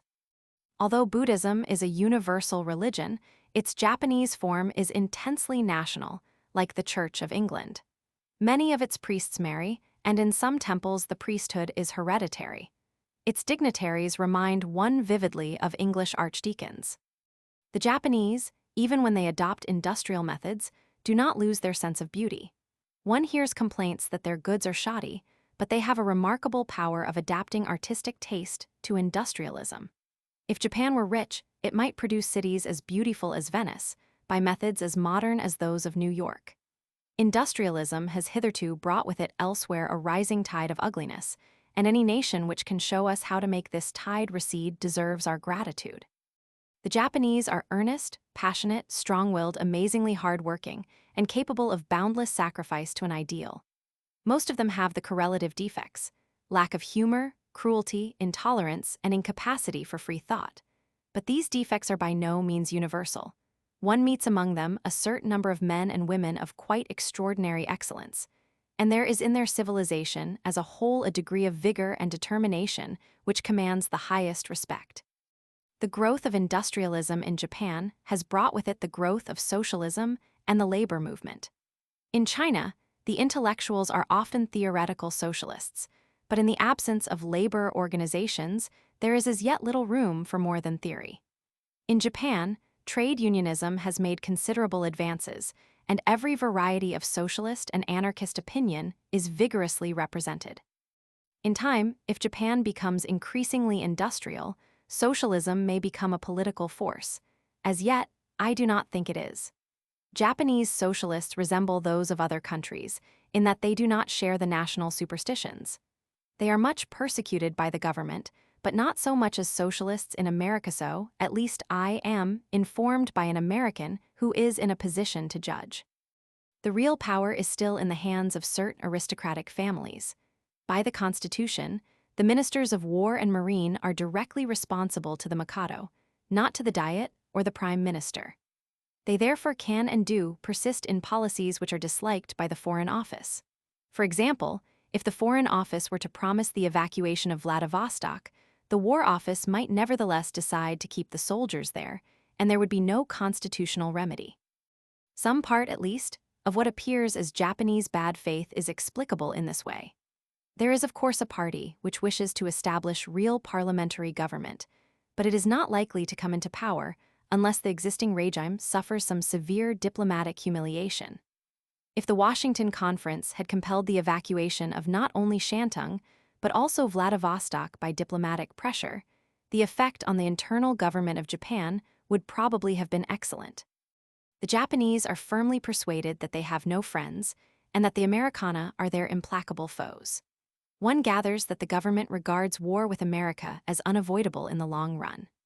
The argument would be that the economic imperialism of the United States will not tolerate the industrial development of a formidable rival in the Pacific, and that sooner or later the Japanese will be presented with the alternative of dying by starvation or on the battlefield. Then Bushido will come into play and will lead to choice of the battlefield in preference to starvation. Admiral Sato, the Japanese Bernhardi, as he is called, maintains that absence of Bushido in the Americans will lead to their defeat, and that their money-grubbing souls will be incapable of enduring the hardships and privations of a long war. This, of course, is romantic nonsense.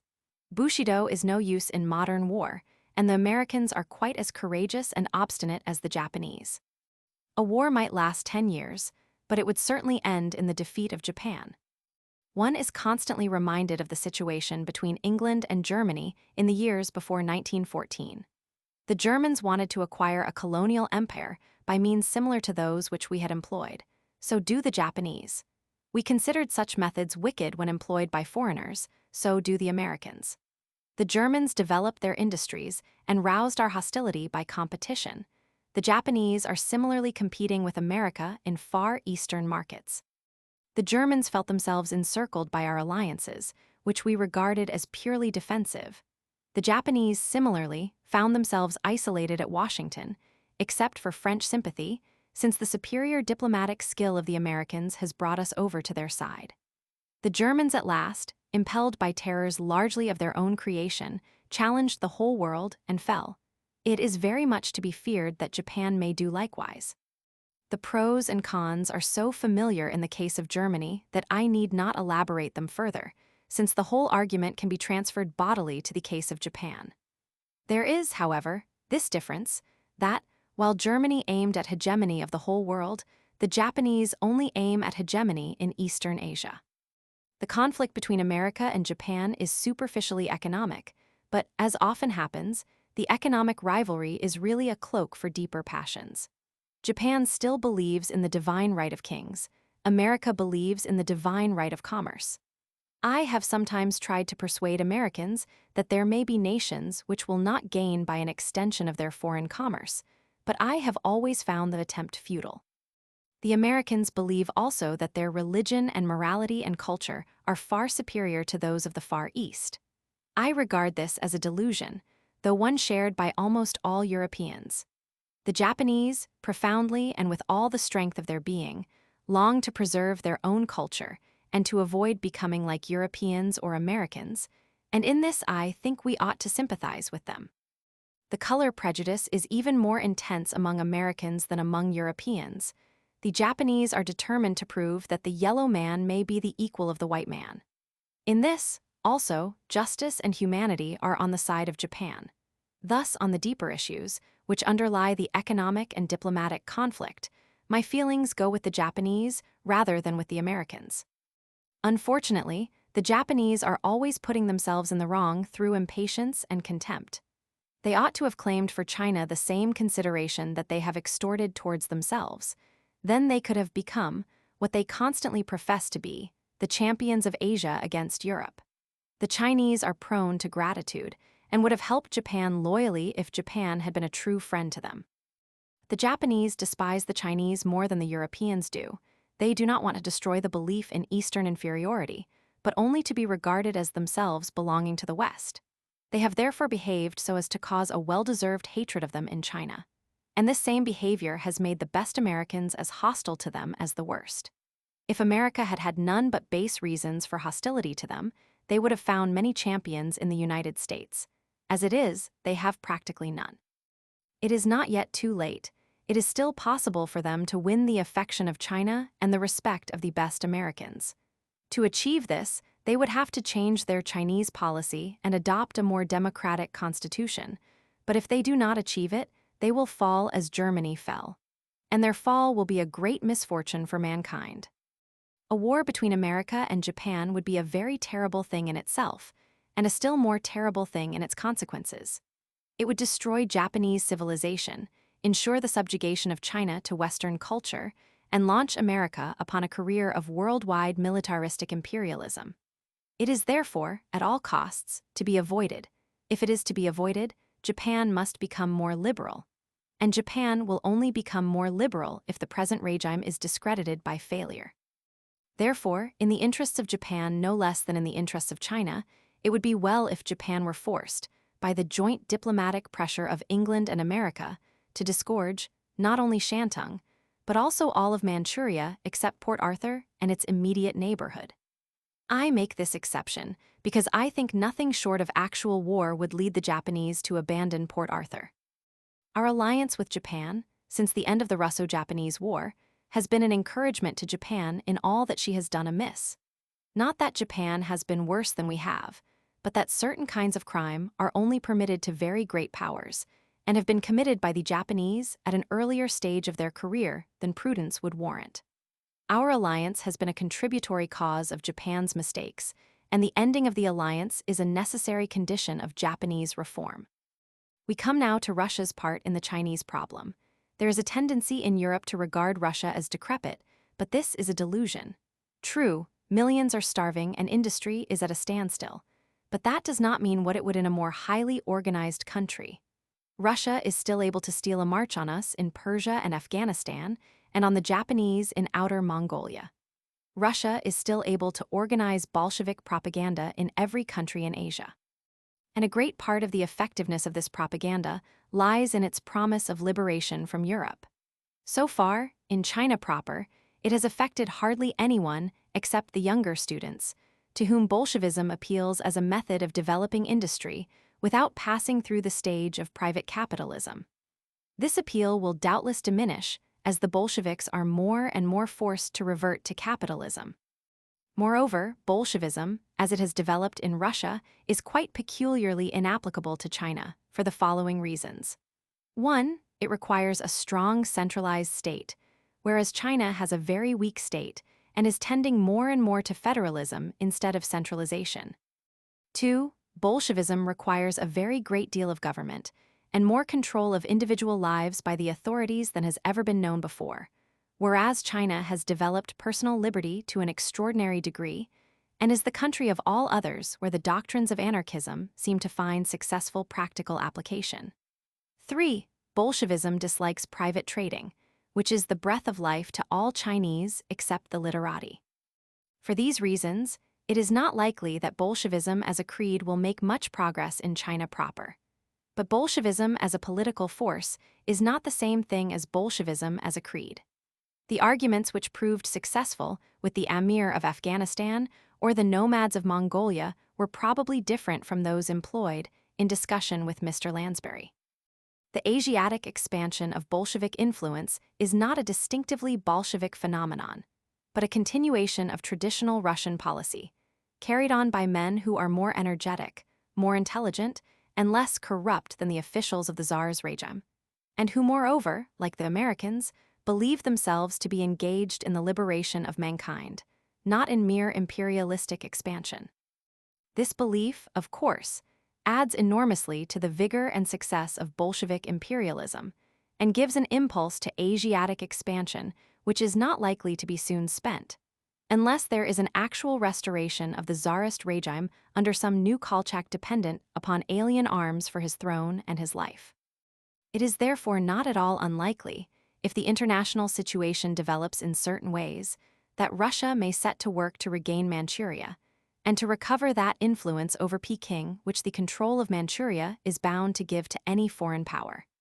It would probably be useless to attempt such an enterprise while Japan remains unembarrassed, but it would at once become feasible if Japan were at war with America or with Great Britain. There is therefore nothing improbable in the supposition that Russia may, within the next 10 or 20 years, recover the position which she held in relation to China before the Russo-Japanese War. It must be remembered also that the Russians have an instinct for colonization and have been trekking eastward for centuries.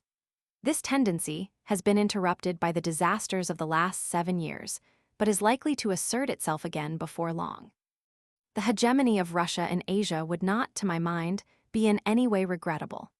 Russia would probably not be strong enough to tyrannize as much as the English, the Americans, or the Japanese would do. Moreover, the Russians are sufficiently Asiatic in outlook and character to be able to enter into relations of equality and mutual understanding with Asiatics, in a way which seems quite impossible for the English-speaking nations. And an Asiatic bloc, if it could be formed, would be strong for defense and weak for attack, which would make for peace. Therefore, on the whole, such a result, if it came about, would probably be desirable in the interests of mankind as a whole. What, meanwhile, is China's interest? What would be ideally best for China would be to recover Manchuria and Shantung, and then be let alone. The anarchy in China might take a long time to subside, but in the end, some system suited to China would be established. The artificial ending of Chinese anarchy by outside interference means the establishment of some system convenient for foreign trade and industry, but probably quite unfitted to the needs of the Chinese themselves. The English in the 17th century, the French in the 18th, the Americans in the 19th, and the Russians in our own day have passed through years of anarchy and civil war, which were essential to their development and could not have been curtailed by outside interference without grave detriment to the final solution. So it is with China. Western political ideas have swept away the old imperial system, but have not yet proved strong enough to put anything stable in its place. The problem of transforming China into a modern country is a difficult one, and foreigners ought to be willing to have some patience while the Chinese attempt its solution. They understand their own country, and we do not. If they are let alone, they will, in the end, find a solution suitable to their character, which we shall certainly not do. A solution slowly reached by themselves may be stable, whereas one prematurely imposed by outside powers will be artificial and therefore unstable. There is, however, very little hope that the decisions reached by the Washington Conference will permanently benefit China, and a considerable chance that they may do quite the reverse. In Manchuria, the status quo is to be maintained, while in Shantung the Japanese have made concessions, the value of which only time can show. The four powers America, Great Britain, France, and Japan have agreed to exploit China in combination, not competitively. There is a consortium as regards loans, which will have the power of the purse and will therefore be the real government of China. As the Americans are the only people who have much spare capital, they will control the consortium. As they consider their civilization the finest in the world, they will set to work to turn the Chinese into muscular Christians. As the financiers are the most splendid feature of the American civilization, China must be so governed as to enrich the financiers, who will in return establish colleges and hospitals and YMCAs throughout the length and breadth of the land, and employ agents to buy up the artistic treasures of China for sepulture in their mansions. Chinese intellect, like that of America, will be, directly or indirectly, in the pay of the trust magnates, and therefore no effective voice will be raised in favor of radical reform. The inauguration of this system will be welcomed even by some socialists in the West as a great victory for peace and freedom. But it is impossible to make a silk purse out of a sow's ear, or peace and freedom out of capitalism. The fourfold agreement between England, France, America, and Japan is perhaps a safeguard of peace, but in so far as it brings peace nearer, it puts freedom further off. It is the peace obtained when competing firms join in a combine, which is by no means always advantageous to those who have profited by the previous competition. It is quite possible to dominate China without infringing the principle of the open door. This principle merely ensures that the domination everywhere shall be American, because America is the strongest power financially and commercially. It is to America's interest to secure, in China, certain things consistent with Chinese interests, and certain others inconsistent with them. The Americans, for the sake of commerce and good investments, would wish to see a stable government in China, an increase in the purchasing power of the people, and an absence of territorial aggression by other powers. But they will not wish to see the Chinese strong enough to own and work their own railways or mines, and they will resent all attempts at economic independence, particularly when, as is to be expected, they take the form of state socialism, or what Lenin calls state capitalism. They will keep a dossier of every student educated in colleges under American control, and will probably see to it that those who profess socialist or radical opinions shall get no posts. They will insist upon the standard of hypocrisy which led them to hound out Gorky when he visited the United States. They will destroy beauty and substitute tidiness. In short, they will insist upon China becoming as like as possible to God's own country, except that it will not be allowed to keep the wealth generated by its industries. The Chinese have it in them to give to the world a new contribution to civilization as valuable as that which they gave in the past. This would be prevented by the domination of the Americans because they believe their own civilization to be perfect. The ideal of capitalism, if it could be achieved, would be to destroy competition among capitalists by means of trusts, but to keep alive competition among workers. To some extent, trade unionism has succeeded in diminishing competition among wage earners within the advanced industrial countries, but it has only intensified the conflict between workers of different races, particularly between the white and yellow races. Under the existing economic system, the competition of cheap Asiatic labor in America, Canada, or Australia might well be harmful to white labor in those countries. But under socialism, an influx of industrious, skilled workers in sparsely populated countries would be an obvious gain to everybody. Under socialism, the immigration of any person who produces more than he or she consumes will be a gain to every other individual in the community, since it increases the wealth per head. But under capitalism, owing to competition for jobs, a worker who either produces much or consumes little is the natural enemy of the others. Thus the system makes for inefficient work and creates an opposition between the general interest and the individual interest of the wage earner. The case of yellow labor in America and the British dominions is one of the most unfortunate instances of the artificial conflicts of interest produced by the capitalist system. This whole question of Asiatic immigration, which is liable to cause trouble for centuries to come, can only be radically solved by socialism, since socialism alone can bring the private interests of workers in this matter into harmony with the interests of their nation and of the world. The concentration of the world's capital in a few nations, which, by means of it, are able to drain all other nations of their wealth, is obviously not a system by which permanent peace can be secured except through the complete subjection of the poorer nations. In the long run, China will see no reason to leave the profits of industry in the hands of foreigners. If, for the present, Russia is successfully starved into submission to foreign capital, Russia also will, when the time is ripe, attempt a new rebellion against the world empire of finance. I cannot see, therefore, any establishment of a stable world system as a result of the syndicate formed at Washington.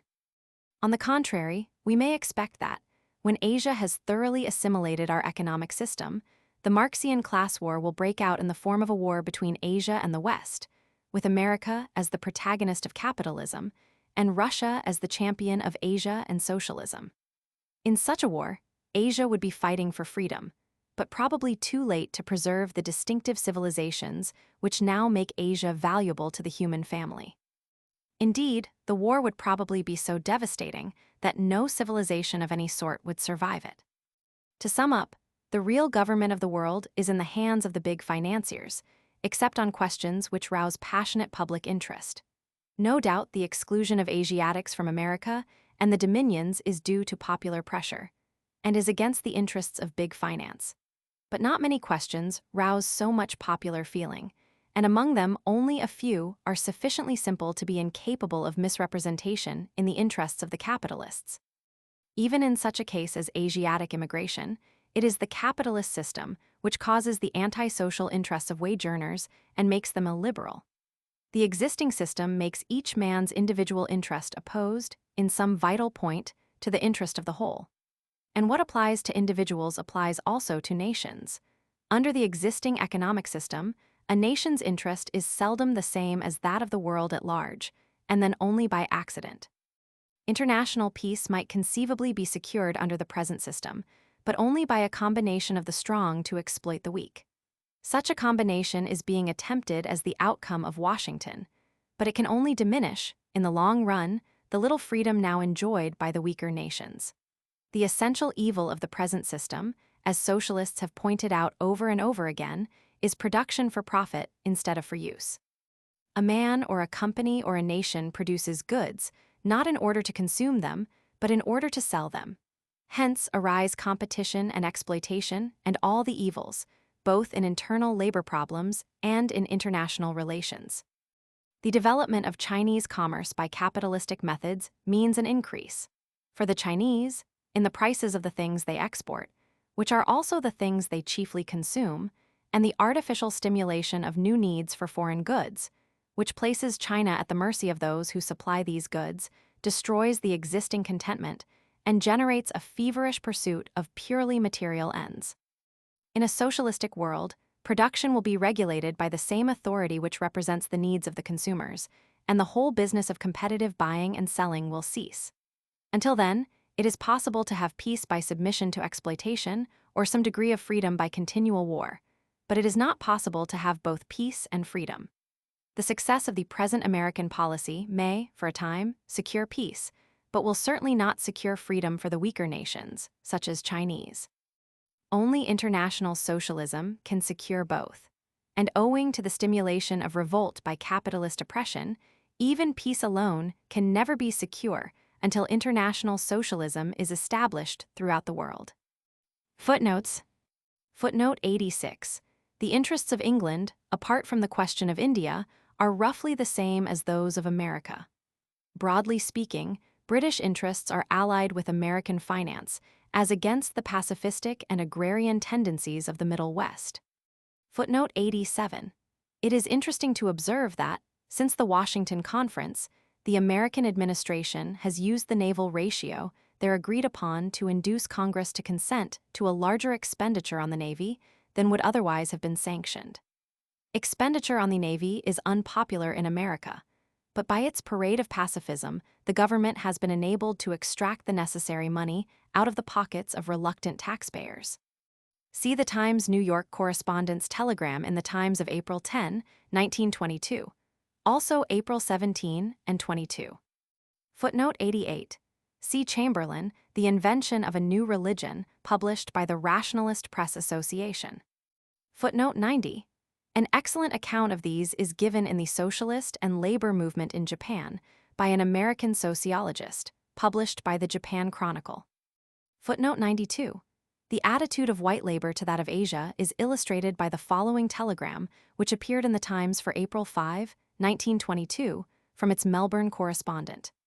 A deputation of shipwrights and allied trades complained to Mr. Hughes, the Prime Minister, that 4 Commonwealth ships had been repaired at Antwerp instead of in Australia, and that 2 had been repaired in India by black labor receiving 8 annas, 8d, a day.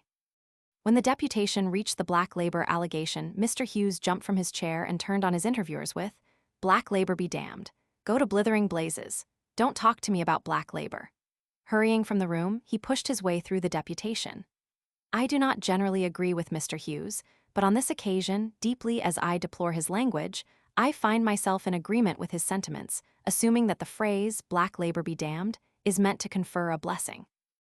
Chapter 11. Chinese and Western civilization contrasted. There is at present in China, as we have seen in previous chapters, a close contact between our civilization and that which is native to the Celestial Empire. It is still a doubtful question whether this contact will breed a new civilization better than either of its parents, or whether it will merely destroy the native culture and replace it by that of America. Contacts between different civilizations have often in the past proved to be landmarks in human progress.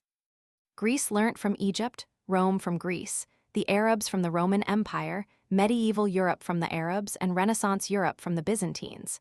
In many of these cases, the pupils proved better than their masters. In the case of China, if we regard the Chinese as the pupils, this may be the case again.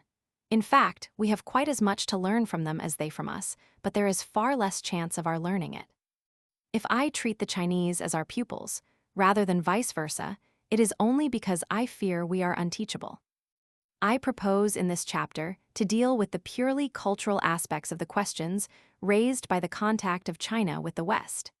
In the 3 following chapters, I shall deal with questions concerning the internal condition of China, returning finally, in a concluding chapter, to the hopes for the future which are permissible in the present difficult situation. With the exception of Spain and America in the 16th century, I cannot think of any instance of 2 civilizations coming into contact after such a long period of separate development as has marked those of China and Europe. Considering this extraordinary separateness, it is surprising that mutual understanding between Europeans and Chinese is not more difficult. In order to make this point clear, it will be worthwhile to dwell for a moment on the historical origins of the 2 civilizations. Western Europe and America have a practically homogeneous mental life, which I should trace to 3 sources: 1. Greek culture, 2. Jewish religion and ethics, 3. Modern industrialism, which itself is an outcome of modern science.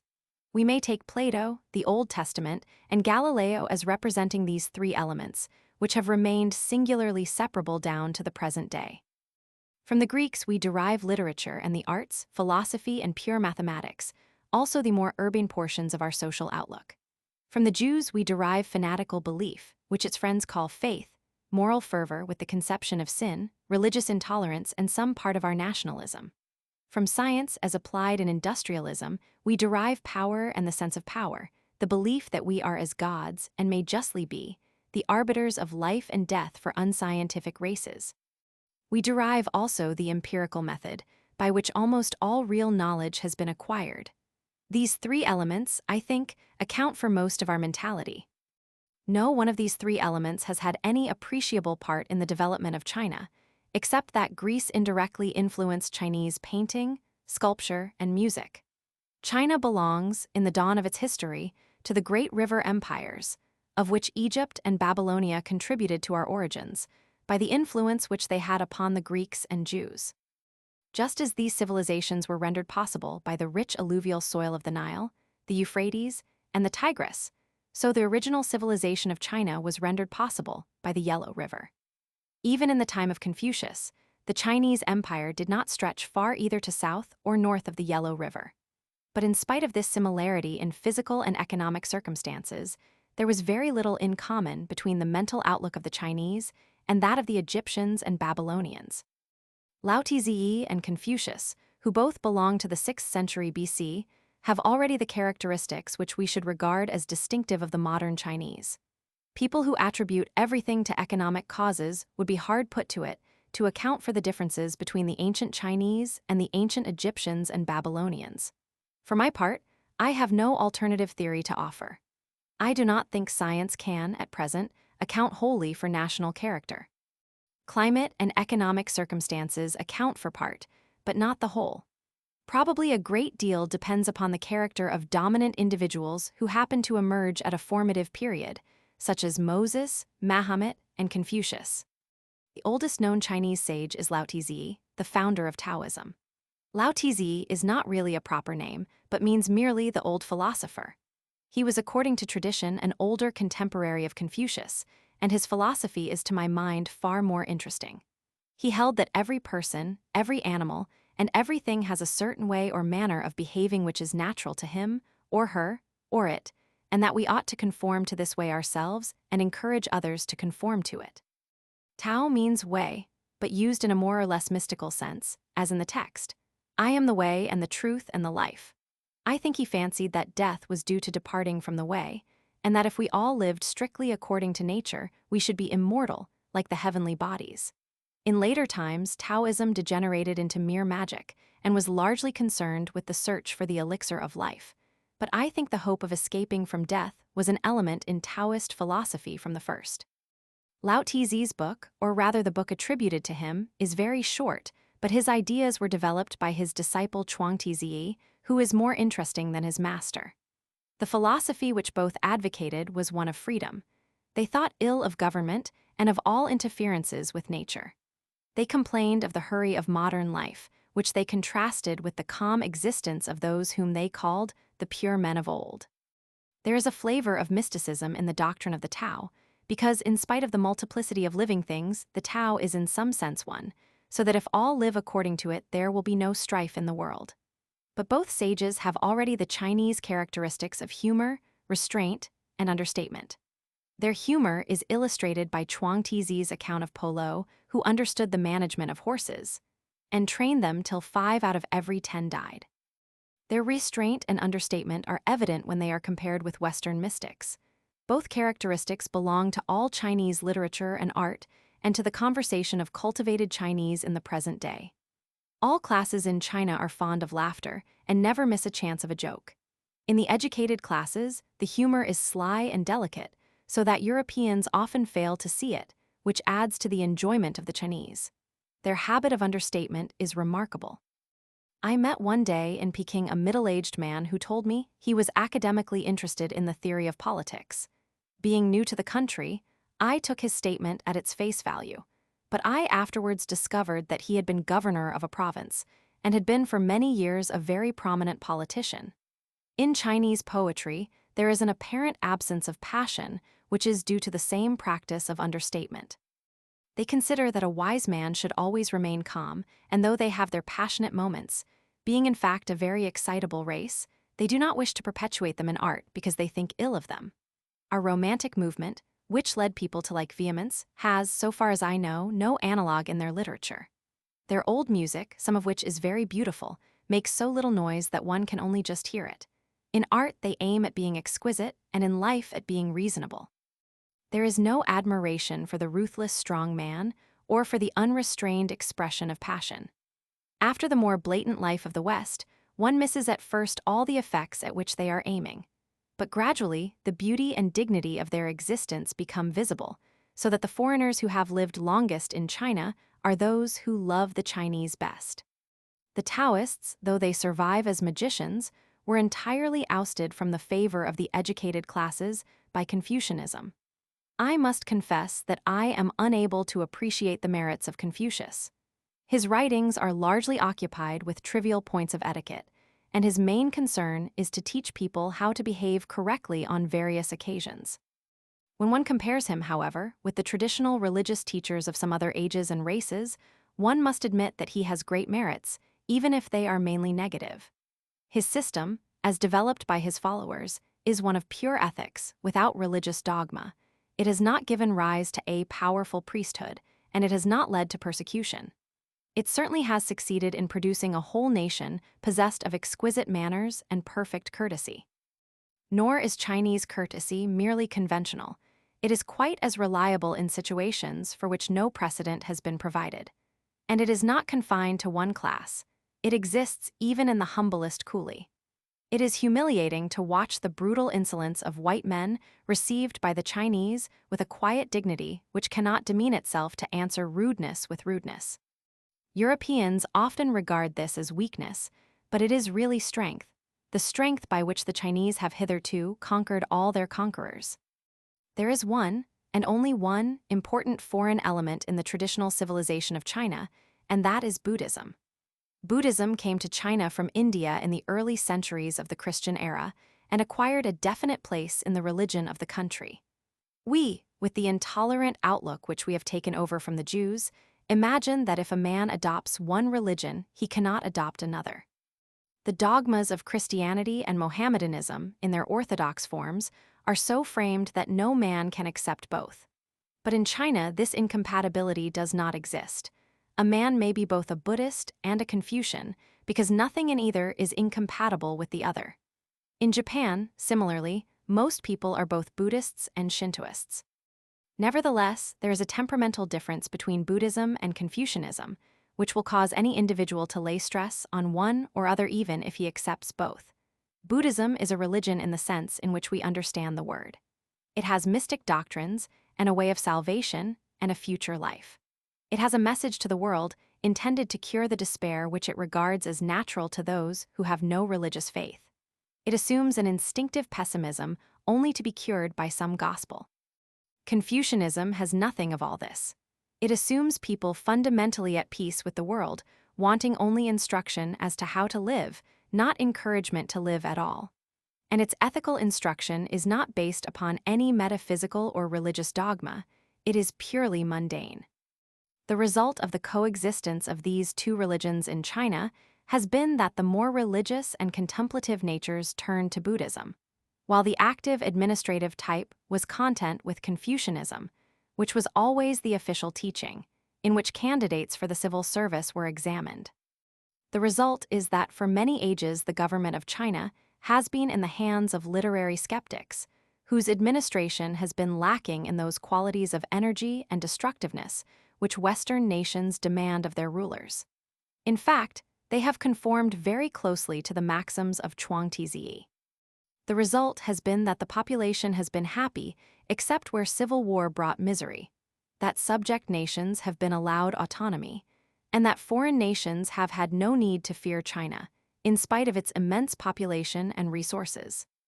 Comparing the civilization of China with that of Europe, one finds in China most of what was to be found in Greece, but nothing of the other two elements of our civilization, namely Judaism and science. China is practically destitute of religion, not only in the upper classes, but throughout the population. There is a very definite ethical code, but it is not fierce or persecuting and does not contain the notion sin. Except quite recently, through European influence, there has been no science and no industrialism. What will be the outcome of the contact of this ancient civilization with the West? I am not thinking of the political or economic outcome, but of the effect on the Chinese mental outlook. It is difficult to dissociate the two questions altogether, because of course the cultural contact with the West must be affected by the nature of the political and economic contact. Nevertheless, I wish to consider the cultural question as far as I can in isolation. There is, in China, a great eagerness to acquire Western learning, not simply in order to acquire national strength and be able to resist Western aggression, but because a very large number of people consider learning a good thing in itself. It is traditional in China to place a high value on knowledge, but in old days the knowledge sought was only of the classical literature. Nowadays it is generally realized that Western knowledge is more useful. Many students go every year to universities in Europe, and still more to America, to learn science or economics or law or political theory. These men, when they return to China, mostly become teachers or civil servants or journalists or politicians. They are rapidly modernizing the Chinese outlook, especially in the educated classes. The traditional civilization of China had become unprogressive and had ceased to produce much of value in the way of art and literature. This was not due, I think, to any decadence in the race, but merely to lack of new material. The influx of Western knowledge provides just the stimulus that was needed. Chinese students are able and extraordinarily keen. Higher education suffers from lack of funds and absence of libraries, but does not suffer from any lack of the finest human material. Although Chinese civilization has hitherto been deficient in science, it never contained anything hostile to science, and therefore the spread of scientific knowledge encounters no such obstacles as the Church put in its way in Europe. I have no doubt that if the Chinese could get a stable government and sufficient funds, they would, within the next 30 years, begin to produce remarkable work in science. It is quite likely that they might outstrip us, because they come with fresh zest and with all the ardor of a Renaissance. In fact, the enthusiasm for learning in young China reminds one constantly of the Renaissance spirit in 15th century Italy. It is very remarkable, as distinguishing the Chinese from the Japanese, that the things they wish to learn from us are not those that bring wealth or military strength, but rather those that have either an ethical and social value or a purely intellectual interest. They are not by any means uncritical of our civilization. Some of them told me that they were less critical before 1914, but that the war made them think there must be imperfections in the Western manner of life. The habit of looking to the West for wisdom was, however, very strong, and some of the younger ones thought that Bolshevism could give what they were looking for. That hope also must be suffering disappointment, and before long they will realize that they must work out their own salvation by means of a new synthesis. The Japanese adopted our faults and kept their own, but it is possible to hope that the Chinese will make the opposite selection, keeping their own merits and adopting ours. The distinctive merit of our civilization, I should say, is the scientific method. The distinctive merit of the Chinese is a just conception of the ends of life. It is these two that one must hope to see gradually uniting. Lao Tzu describes the operation of Tao as production without possession, action without self-assertion, development without domination. I think one could derive from these words a conception of the ends of life as reflective Chinese see them, and it must be admitted that they are very different from the ends which most white men set before themselves. Possession, self-assertion, domination are eagerly sought, both nationally and individually. They have been erected into a philosophy by Nietzsche, and Nietzsche's disciples are not confined to Germany. But it will be said, you have been comparing Western practice with Chinese theory. If you had compared Western theory with Chinese practice, the balance would have come out quite differently. There is, of course, a great deal of truth in this. Possession, which is one of the three things that Lao Tzu wishes us to forgo, is certainly dear to the heart of the average Chinaman. As a race, they are tenacious of money, not perhaps more so than the French, but certainly more than the English or the Americans. Their politics are corrupt, and their powerful men make money in disgraceful ways. All this it is impossible to deny. Nevertheless, as regards the other two evils, self-assertion and domination, I notice a definite superiority to ourselves in Chinese practice. There is much less desire than among the white races to tyrannize over other people. The weakness of China internationally is quite as much due to this virtue as to the vices of corruption and so on, which are usually assigned as the sole reason. If any nation in the world could ever be too proud to fight, that nation would be China. The natural Chinese attitude is one of tolerance and friendliness, showing courtesy and expecting it in return. If the Chinese chose, they could be the most powerful nation in the world. But they only desire freedom, not domination. It is not improbable that other nations may compel them to fight for their freedom, and if so, they may lose their virtues and acquire a taste for empire. But at present, though they have been an imperial race for 2,000 years, their love of empire is extraordinarily slight. Although there have been many wars in China, the natural outlook of the Chinese is very pacifistic. I do not know of any other country where a poet would have chosen, as Po Chui did in one of the poems translated by Mr. Whaley, called by him the old man with the broken arm, to make a hero of a recruit who maimed himself to escape military service.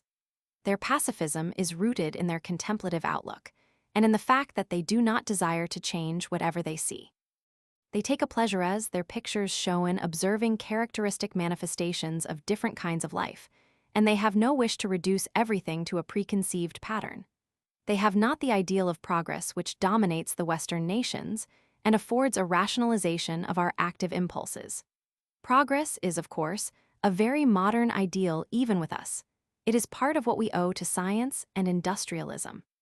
The cultivated conservative Chinese of the present day talk exactly as their earliest sages write. If one points out to them that this shows how little progress there has been, they will say, "Why seek progress when you already enjoy what is excellent?" At first, this point of view seems to a European unduly indolent, but gradually doubts as to one's own wisdom grow up, and one begins to think that much of what we call progress is only restless change, bringing us no nearer to any desirable goal. It is interesting to contrast what the Chinese have sought in the West with what the West has sought in China. The Chinese in the West seek knowledge, in the hope which I fear is usually vain that knowledge may prove a gateway to wisdom. White men have gone to China with three motives: to fight, to make money, and to convert the Chinese to our religion. The last of these motives has the merit of being idealistic and has inspired many heroic lives. But the soldier, the merchant, and the missionary are alike concerned to stamp our civilization upon the world. They are all three, in a certain sense, pugnacious. The Chinese have no wish to convert us to Confucianism. They say religions are many, but reason is one, and with that they are content to let us go our way. They are good merchants, but their methods are quite different from those of European merchants in China, who are perpetually seeking concessions, monopolies, railways, and mines, and endeavoring to get their claims supported by gunboats. The Chinese are not, as a rule, good soldiers, because the causes for which they are asked to fight are not worth fighting for, and they know it. But that is only a proof of their reasonableness. I think the tolerance of the Chinese is in excess of anything that Europeans can imagine from their experience at home. We imagine ourselves tolerant because we are more so than our ancestors. But we still practice political and social persecution, and what is more, we are firmly persuaded that our civilization and our way of life are immeasurably better than any other, so that when we come across a nation like the Chinese, we are convinced that the kindest thing we can do to them is to make them like ourselves. I believe this to be a profound mistake. It seemed to me that the average Chinaman, even if he is miserably poor, is happier than the average Englishman, and is happier because the nation is built upon a more humane and civilized outlook than our own. Restlessness and pugnacity not only cause obvious evils, but fill our lives with discontent, incapacitate us for the enjoyment of beauty, and make us almost incapable of the contemplative virtues. In this respect, we have grown rapidly worse during the last 100 years. I do not deny that the Chinese go too far in the other direction. But for that very reason, I think contact between East and West is likely to be fruitful to both parties. They may learn from us the indispensable minimum of practical efficiency, and we may learn from them something of that contemplative wisdom which has enabled them to persist while all the other nations of antiquity have perished. When I went to China, I went to teach, but every day that I stayed I thought less of what I had to teach them and more of what I had to learn from them. Among Europeans who had lived a long time in China, I found this attitude not uncommon, but among those whose stay is short, or who go only to make money, it is sadly rare. It is rare because the Chinese do not excel in the things we really value: military prowess and industrial enterprise.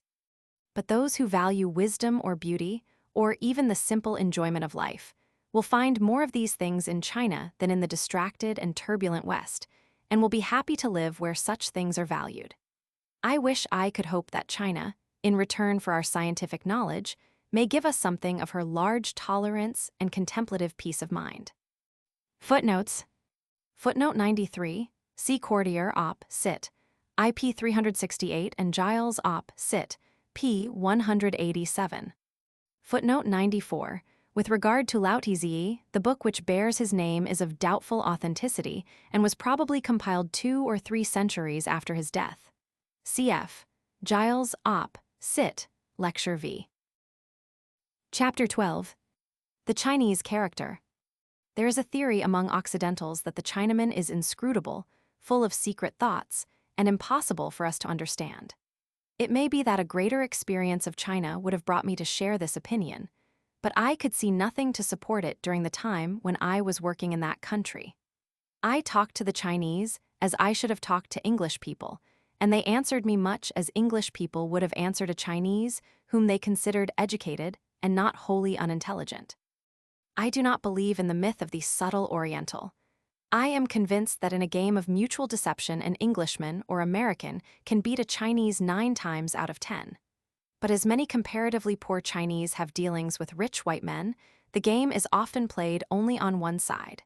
Then, no doubt, the white man is deceived and swindled, but not more than a Chinese mandarin would be in London.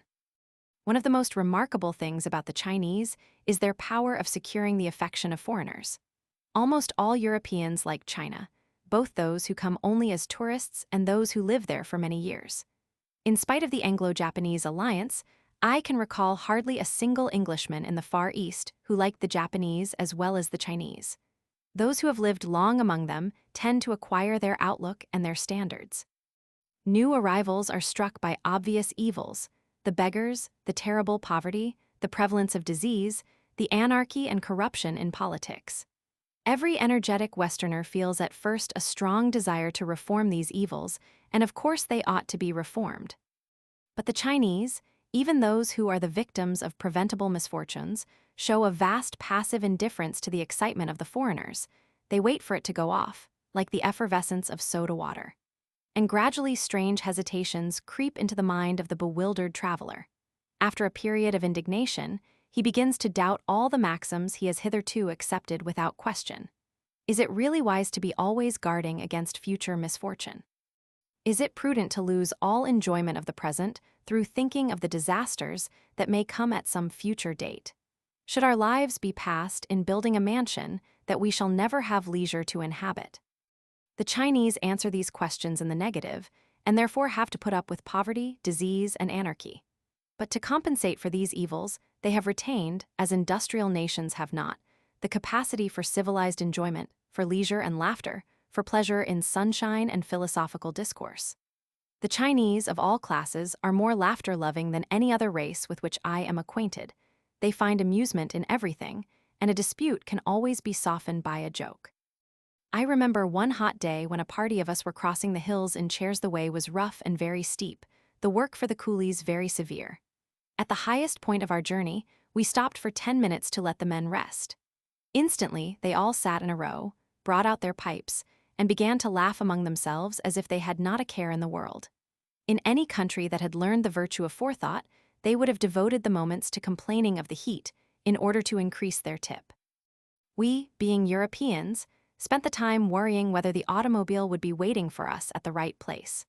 Well-to-do Chinese would have started a discussion as to whether the universe moves in cycles or progresses by a rectilinear motion.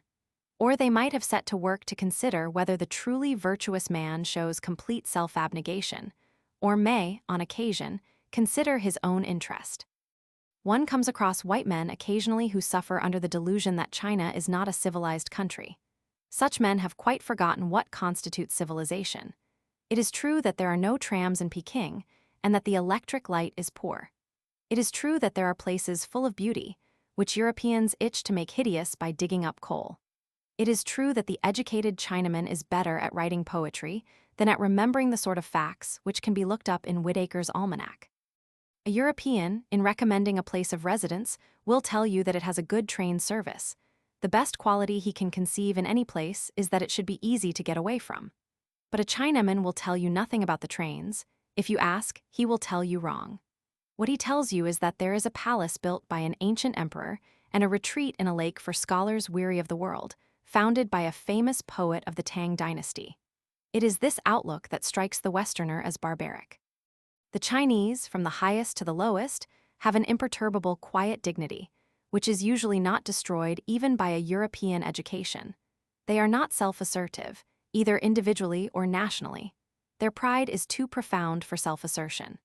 They admit China's military weakness in comparison with foreign powers, but they do not consider efficiency in homicide the most important quality in a man or a nation. I think that at bottom, they almost all believe that China is the greatest nation in the world and has the finest civilization. A Westerner cannot be expected to accept this view because it is based on traditions utterly different from his own. But gradually, one comes to feel that it is, at any rate, not an absurd view, that it is, in fact, the logical outcome of a self-consistent standard of values. The typical Westerner wishes to be the cause of as many changes as possible in his environment. The typical Chinaman wishes to enjoy as much and as delicately as possible. This difference is at the bottom of most of the contrast between China and the English-speaking world. We in the West make a fetish of progress, which is the ethical camouflage of the desire to be the cause of changes. If we are asked, for instance, whether machinery has really improved the world, the question strikes us as foolish. It has brought great changes and therefore great progress. What we believe to be a love of progress is really, in 9 cases out of 10, a love of power, an enjoyment of the feeling that by our fiat we can make things different. For the sake of this pleasure, a young American will work so hard that by the time he has acquired his millions, he has become a victim of dyspepsia, compelled to live on toast and water, and to be a mere spectator of the feasts that he offers to his guests. But he consoles himself with the thought that he can control politics and provoke or prevent wars as may suit his investments. It is this temperament that makes Western nations progressive. There are, of course, ambitious men in China, but they are less common than among ourselves. And their ambition takes a different form, not a better form, but one produced by the preference of enjoyment to power. It is a natural result of this preference that avarice is a widespread failing of the Chinese. Money brings the means of enjoyment, therefore money is passionately desired. With us, money is desired chiefly as a means to power. Politicians, who can acquire power without much money, are often content to remain poor. In China, the Tuchun's military governors, who have the real power, almost always use it for the sole purpose of amassing a fortune. Their object is to escape to Japan at a suitable moment, with sufficient plunder to enable them to enjoy life quietly for the rest of their days. The fact that in escaping they lose power does not trouble them in the least. It is, of course, obvious that such politicians, who spread devastation only in the provinces committed to their care, are far less harmful to the world than our own, who ruin whole continents in order to win an election campaign.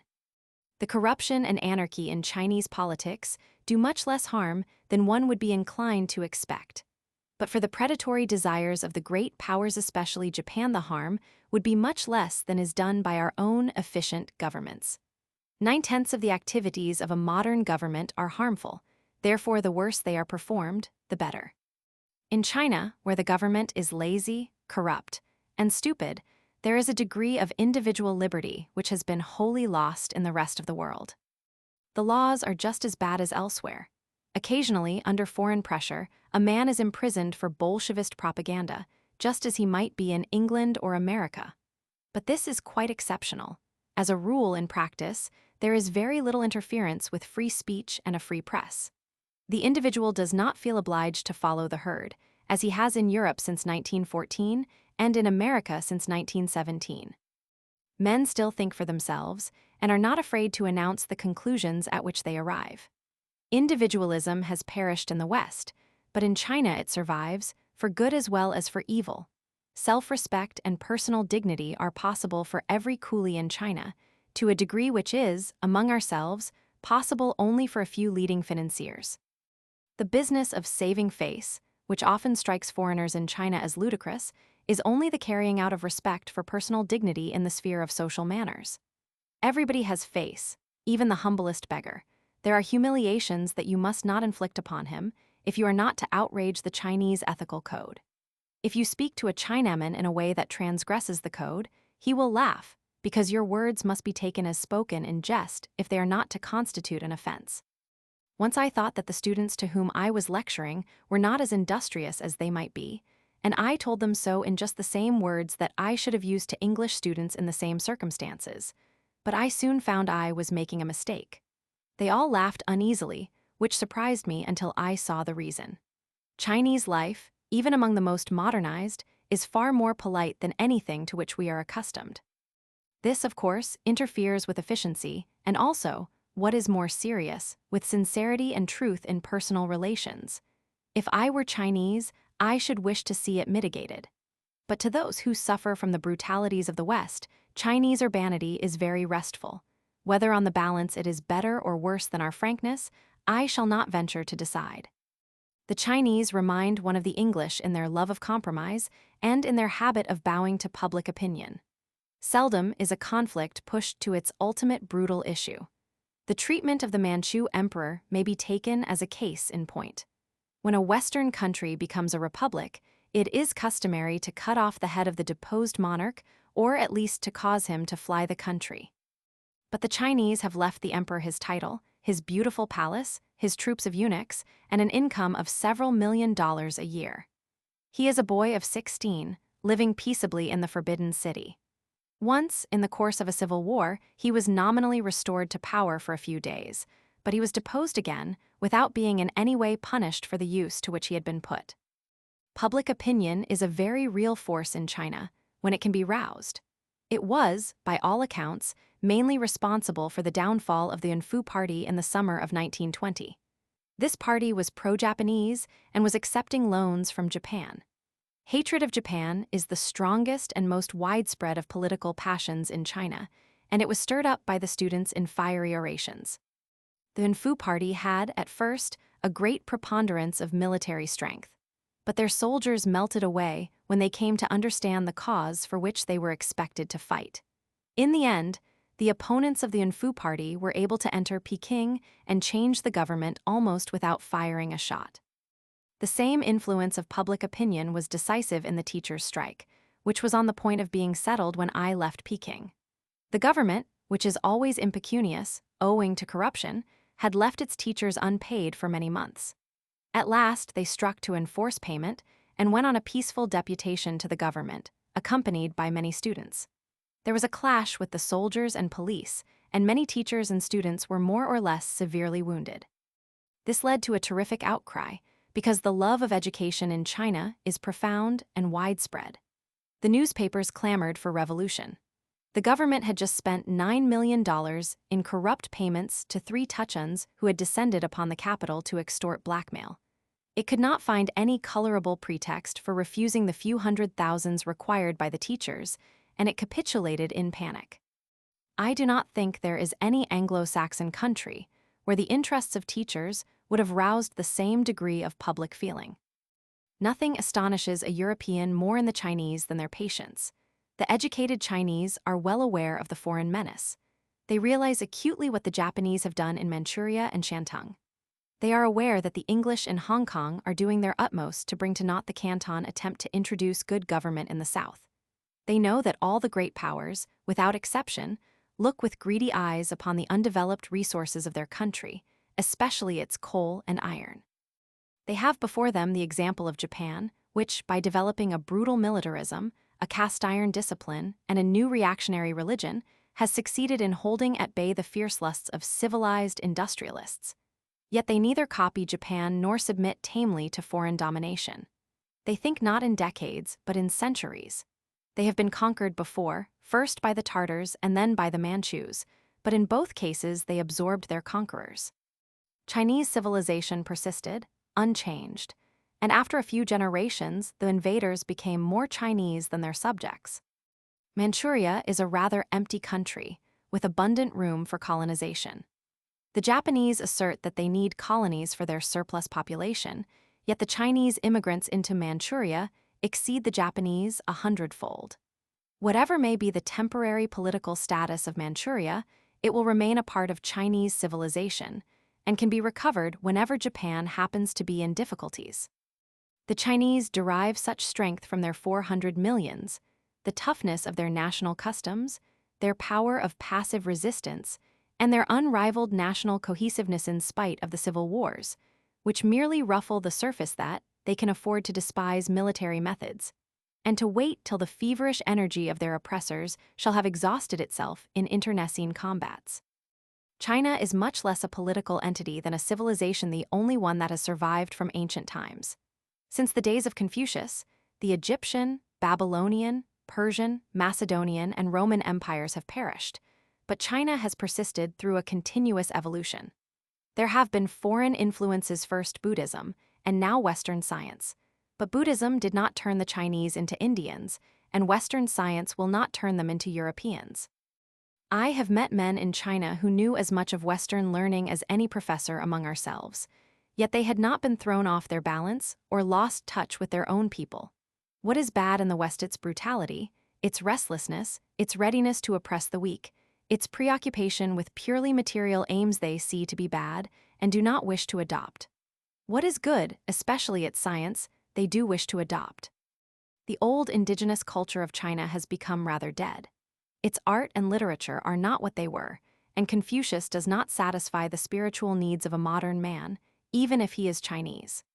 The Chinese who have had a European or American education realize that a new element is needed to vitalize native traditions, and they look to our civilization to supply it. But they do not wish to construct a civilization just like ours, and it is precisely in this that the best hope lies. If they are not goaded into militarism, they may produce a genuinely new civilization, better than any that we in the West have been able to create. So far, I have spoken chiefly of the good sides of the Chinese character, but of course China, like every other nation, has its bad sides also. It is disagreeable to me to speak of these, as I experienced so much courtesy and real kindness from the Chinese that I should prefer to say only nice things about them. But for the sake of China, as well as for the sake of truth, it would be a mistake to conceal what is less admirable. I will only ask the reader to remember that, on the balance, I think the Chinese one of the best nations I have come across, and am prepared to draw up a graver indictment against every one of the great powers. Shortly before I left China, an eminent Chinese writer pressed me to say what I considered the chief defects of the Chinese. With some reluctance, I mentioned 3: avarice, cowardice, and callousness. Strange to say, my interlocutor, instead of getting angry, admitted the justice of my criticism and proceeded to discuss possible remedies. This is a sample of the intellectual integrity which is one of China's greatest virtues. The callousness of the Chinese is bound to strike every Anglo-Saxon. They have none of that humanitarian impulse which leads us to devote 1% of our energy to mitigating the evils wrought by the other 99%. For instance, we have been forbidding the Austrians to join with Germany, to emigrate, or to obtain the raw materials of industry. Therefore the Viennese have starved, except those whom it has pleased us to keep alive from philanthropy. The Chinese would not have had the energy to starve the Viennese, or the philanthropy to keep some of them alive. While I was in China, millions were dying of famine. Men sold their children into slavery for a few dollars and killed them if this sum was unobtainable. Much was done by white men to relieve the famine, but very little by the Chinese, and that little vitiated by corruption. It must be said, however, that the efforts of the white men were more effective in soothing their own consciences than in helping the Chinese. So long as the present birth rate and the present methods of agriculture persist, famines are bound to occur periodically, and those whom philanthropy keeps alive through one famine are only too likely to perish in the next. Famines in China can be permanently cured only by better methods of agriculture combined with emigration or birth control on a large scale. Educated Chinese realize this, and it makes them indifferent to efforts to keep the present victims alive. A great deal of Chinese callousness has a similar explanation, and is due to perception of the vastness of the problems involved. But there remains a residue which cannot be so explained. If a dog is run over by an automobile and seriously hurt, 9 out of 10 passersby will stop to laugh at the poor brute's howls. The spectacle of suffering does not of itself rouse any sympathetic pain in the average Chinaman. In fact, he seems to find it mildly agreeable. Their history, and their penal code before the Revolution of 1911, show that they are by no means destitute of the impulse of active cruelty, but of this I did not myself come across any instances. And it must be said that active cruelty is practiced by all the great nations, to an extent concealed from us only by our hypocrisy. Cowardice is prima facie a fault of the Chinese, but I am not sure that they are really lacking in courage. It is true that, in battles between rival tuchens, both sides run away, and victory rests with the side that first discovers the flight of the other. But this proves only that the Chinese soldier is a rational man. No cause of any importance is involved, and the armies consist of mere mercenaries. When there is a serious issue, as for instance in the Taiping Rebellion, the Chinese are said to fight well, particularly if they have good officers. Nevertheless, I do not think that, in comparison with the Anglo-Saxons, the French, or the Germans, the Chinese can be considered a courageous people, except in the matter of passive endurance. They will endure torture, and even death, for motives which men of more pugnacious races would find insufficient, for example, to conceal the hiding place of stolen plunder. In spite of their comparative lack of active courage, have less fear of death than we have, as is shown by their readiness to commit suicide.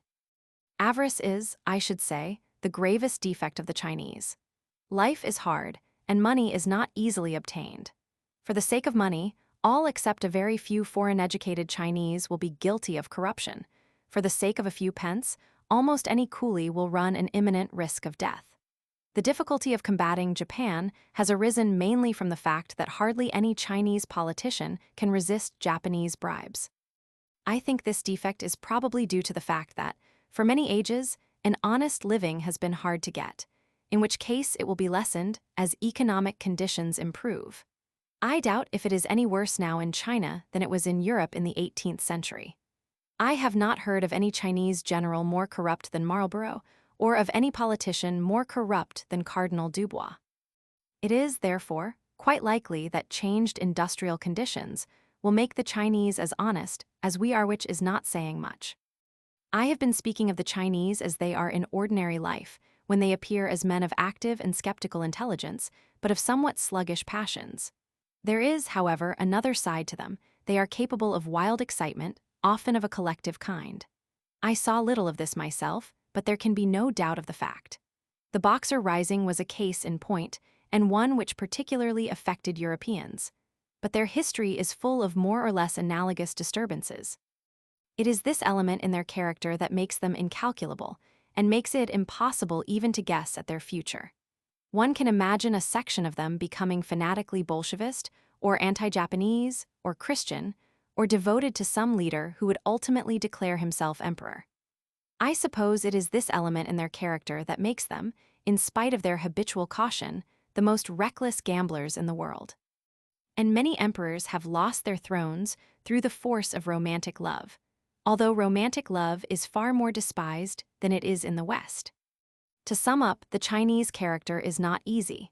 Much of what strikes the foreigner is due merely to the fact that they have preserved an ancient civilization which is not industrial. All this is likely to pass away, under the pressure of the Japanese and of European and American financiers. Their art is already perishing and being replaced by crude imitations of second-rate European pictures. Most of the Chinese who have had a European education are quite incapable of seeing any beauty in native painting, and merely observe contemptuously that it does not obey the laws of perspective. The obvious charm which the tourist finds in China cannot be preserved, it must perish at the touch of industrialism.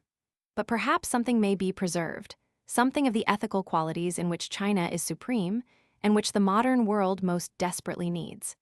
Among these qualities I place first the pacific temper, which seeks to settle disputes on grounds of justice rather than by force. It remains to be seen whether the West will allow this temper to persist, or will force it to give place, in self-defense, to a frantic militarism like that to which Japan has been driven. Footnotes. Footnote 96. This vexes the foreigners who are attempting to establish a very severe press censorship in Shanghai. See the Shanghai Printed Matter Bylaw.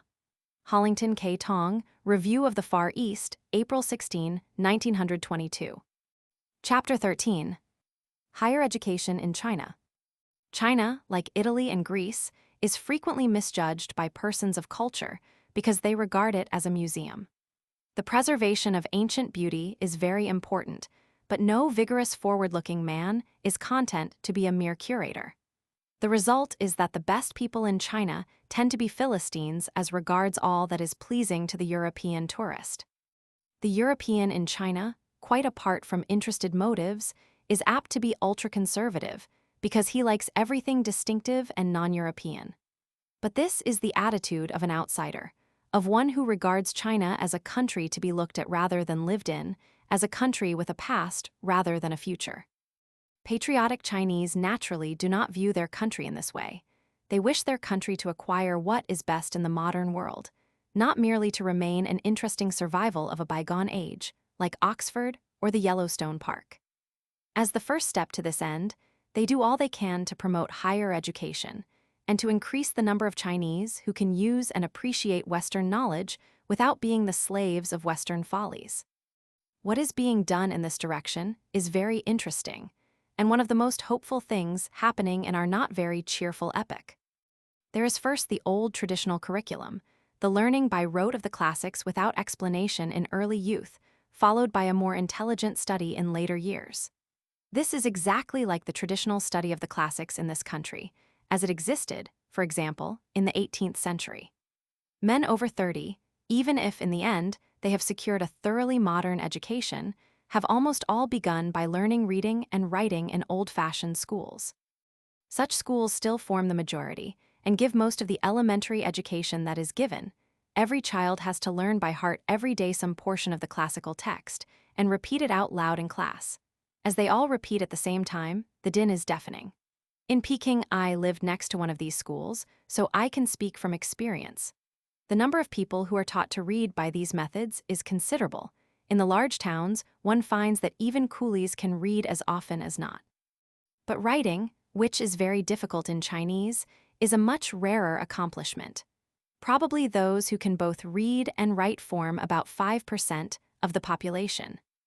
The establishment of normal schools for the training of teachers on modern lines, which grew out of the Edict of 1905 abolishing the old examination system and proclaiming the need of educational reform, has done much, and will do much more, to transform and extend elementary education. The following statistics showing the increase in the number of schools, teachers, and students in China are taken from Mr. Tao's China Awakened, p. 4. Number of schools 444, 796, 048, 000. Number of teachers 566, 000, 417, 000. Number of students 1, 625, 534, 3, 849, 554, 4, 269, 197, 4, 500, 000. Considering that the years concerned are years of revolution and civil war, it must be admitted that the progress shown by these figures is very remarkable. There are schemes for universal elementary education, but so far, owing to the disturbed condition of the country and the lack of funds, it has been impossible to carry them out except in a few places on a small scale. They would, however, be soon carried out if there were a stable government. The traditional classical education was, of course, not intended to be only elementary. The amount of Chinese literature is enormous, and the older texts are extremely difficult to understand. There is scope within the tradition for all the industry and erudition of the finest Renaissance scholars. Learning of this sort has been respected in China for many ages. One meets old scholars of this type, to whose opinions, even in politics, it is customary to defer, although they have the innocence and unworldliness of the old-fashioned don. They remind one almost of the men whom Lamb describes in his essay on Oxford in The Vacation learned, lovable, and sincere, but utterly lost in the modern world, basing their opinions of socialism, for example, on what some 11th century philosopher said about it. The arguments for and against the type of higher education that they represent are exactly the same as those for and against a classical education in Europe, and one is driven to the same conclusion in both cases: that the existence of specialists having this type of knowledge is highly desirable, but that the ordinary curriculum for the average educated person should take more account of modern needs and give more instruction in science, modern languages, and contemporary international relations. This is the view, so far as I could discover, of all reforming educationists in China. The second kind of higher education in China is that initiated by the missionaries, and now almost entirely in the hands of the Americans. As everyone knows, America's position in Chinese education was acquired through the Boxer Indemnity. Most of the powers at that time, if their own account is to be believed, demanded a sum representing only actual loss and damage. But the Americans, according to their critics, demanded and obtained a vastly larger sum, of which they generously devoted the surplus to educating Chinese students, both in China and at American universities. This course of action has abundantly justified itself, both politically and commercially.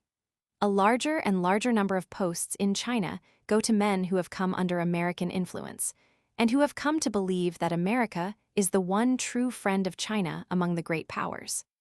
One may take as typical of American work 3 institutions of which I saw a certain amount. Tsinghua College, about 10 miles from Peking; the Peking Union Medical College, connected with the Rockefeller Hospital and the so-called Peking University. Tsinghua College, delightfully situated at the foot of the Western Hills, with a number of fine solid buildings in a good American style, owes its existence entirely to the Boxer indemnity money. It has an atmosphere exactly like that of a small American university, and a Chinese president who is an almost perfect reproduction of the American college president. The teachers are partly American, partly Chinese educated in America, and there tends to be more and more of the latter. As one enters the gates, one becomes aware of the presence of every virtue usually absent in China: cleanliness, punctuality, exactitude, efficiency. I had not much opportunity to judge of the teaching, but whatever I saw made me think that the institution was thorough and good. One great merit, which belongs to American institutions generally, is that the students are made to learn English. Chinese differs so profoundly from European languages that even with the most skillful translations, a student who knows only Chinese cannot understand European ideas. Therefore, the learning of some European language is essential, and English is far the most familiar and useful throughout the Far East. The students at Tsinghua College learn mathematics and science and philosophy, and broadly speaking, the more elementary parts of what is commonly taught in universities. Many of the best of them go afterwards to America, where they take a doctor's degree. On returning to China, they become teachers or civil servants. Undoubtedly, they contribute greatly to the improvement of their country in efficiency and honesty and technical intelligence. The Rockefeller Hospital is a large, conspicuous building, representing an interesting attempt to combine something of Chinese beauty with European utilitarian requirements.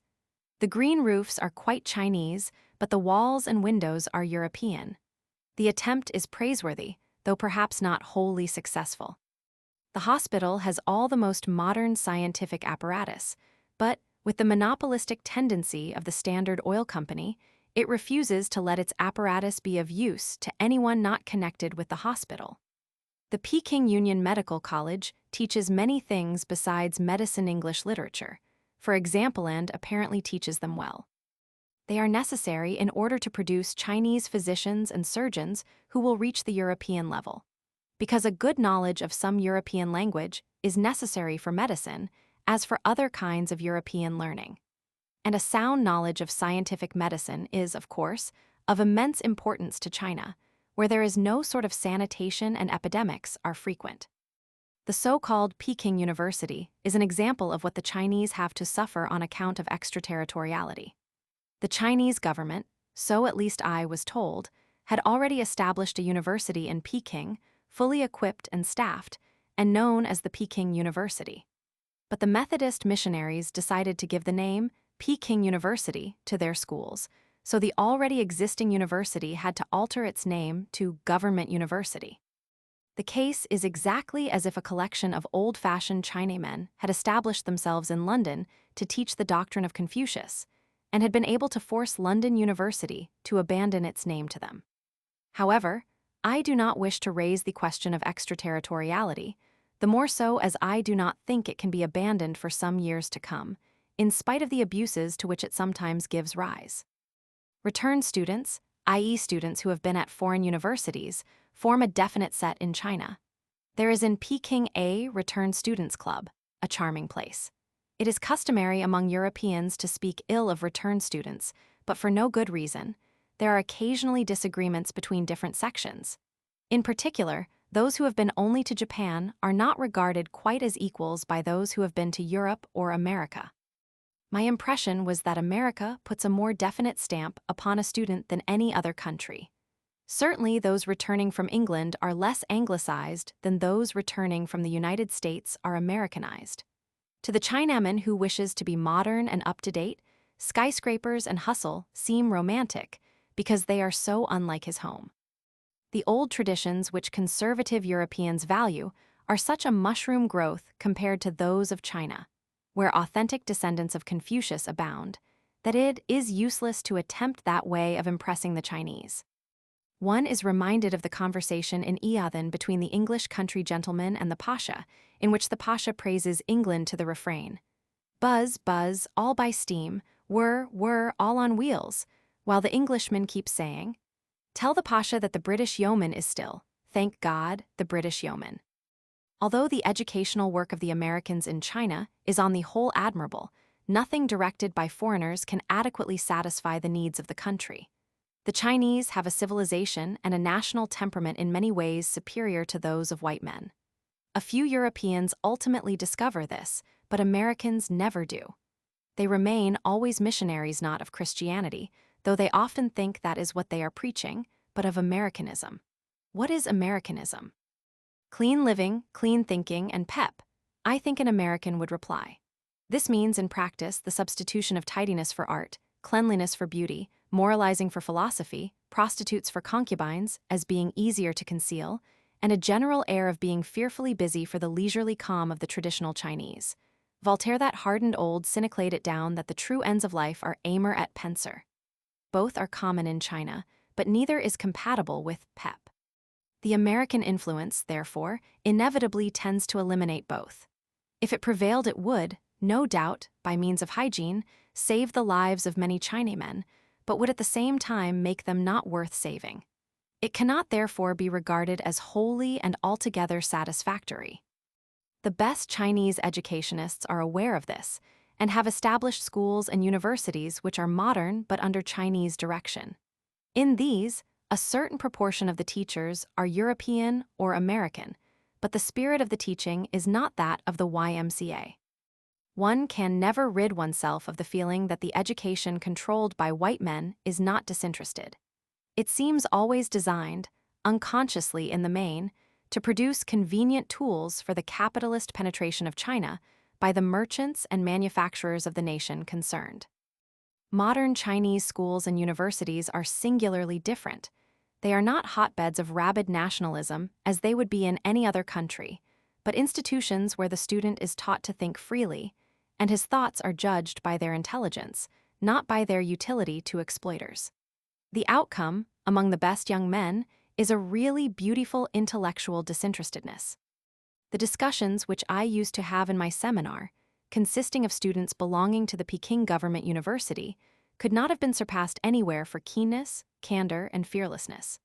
I had the same impression of the Science Society of Nanking and of all similar bodies wherever I came across them. There is, among the young, a passionate desire to acquire Western knowledge, together with a vivid realization of Western vices. They wish to be scientific but not mechanical, industrial but not capitalistic. To a man they are socialists, as are most of the best among their Chinese teachers. They respect the knowledge of Europeans, but quietly put aside their arrogance. For the present, the purely Chinese modern educational institutions, such as the Peking Government University, leave much to be desired from the point of view of instruction. There are no adequate libraries, the teaching of English is not sufficiently thorough, and there is not enough mental discipline. But these are the faults of youth, and are unimportant compared with the profoundly humanistic attitude to life which is formed in the students.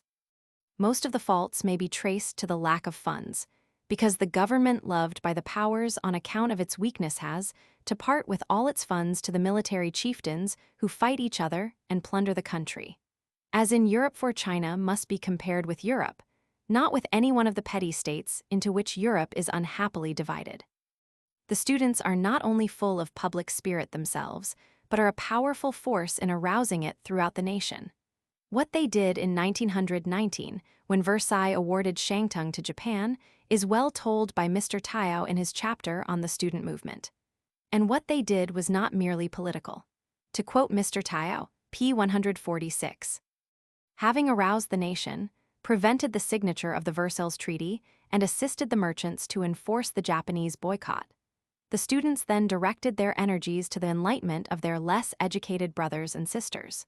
For instance, by issuing publications, by popular lectures showing them the real situation, internally as well as externally, but especially by establishing free schools and maintaining them out of their own funds. No praise can be too high for such self-sacrifice, for the students generally also teach in these schools. The scheme is endorsed everywhere with the greatest enthusiasm, and in Peking alone, it is estimated that 50,000 children are benefited by such education. One thing which came as a surprise to me was to find that, As regards modern education under Chinese control, there is complete equality between men and women. The position of women in Peking Government University is better than at Cambridge. Women are admitted to examinations and degrees, and there are women teachers in the university. The girls' higher normal school in Peking, where prospective women teachers are taught, is a most excellent and progressive institution, and the spirit of free inquiry among the girls would horrify most British headmistresses. There is a movement in favor of coeducation, especially in elementary education, because, owing to the inadequate supply of schools, the girls tend to be left out altogether unless they can go to the same school as the boys. The first time I met Professor and Mrs. Dewey was at a banquet in Changsha, given by the Tuchun.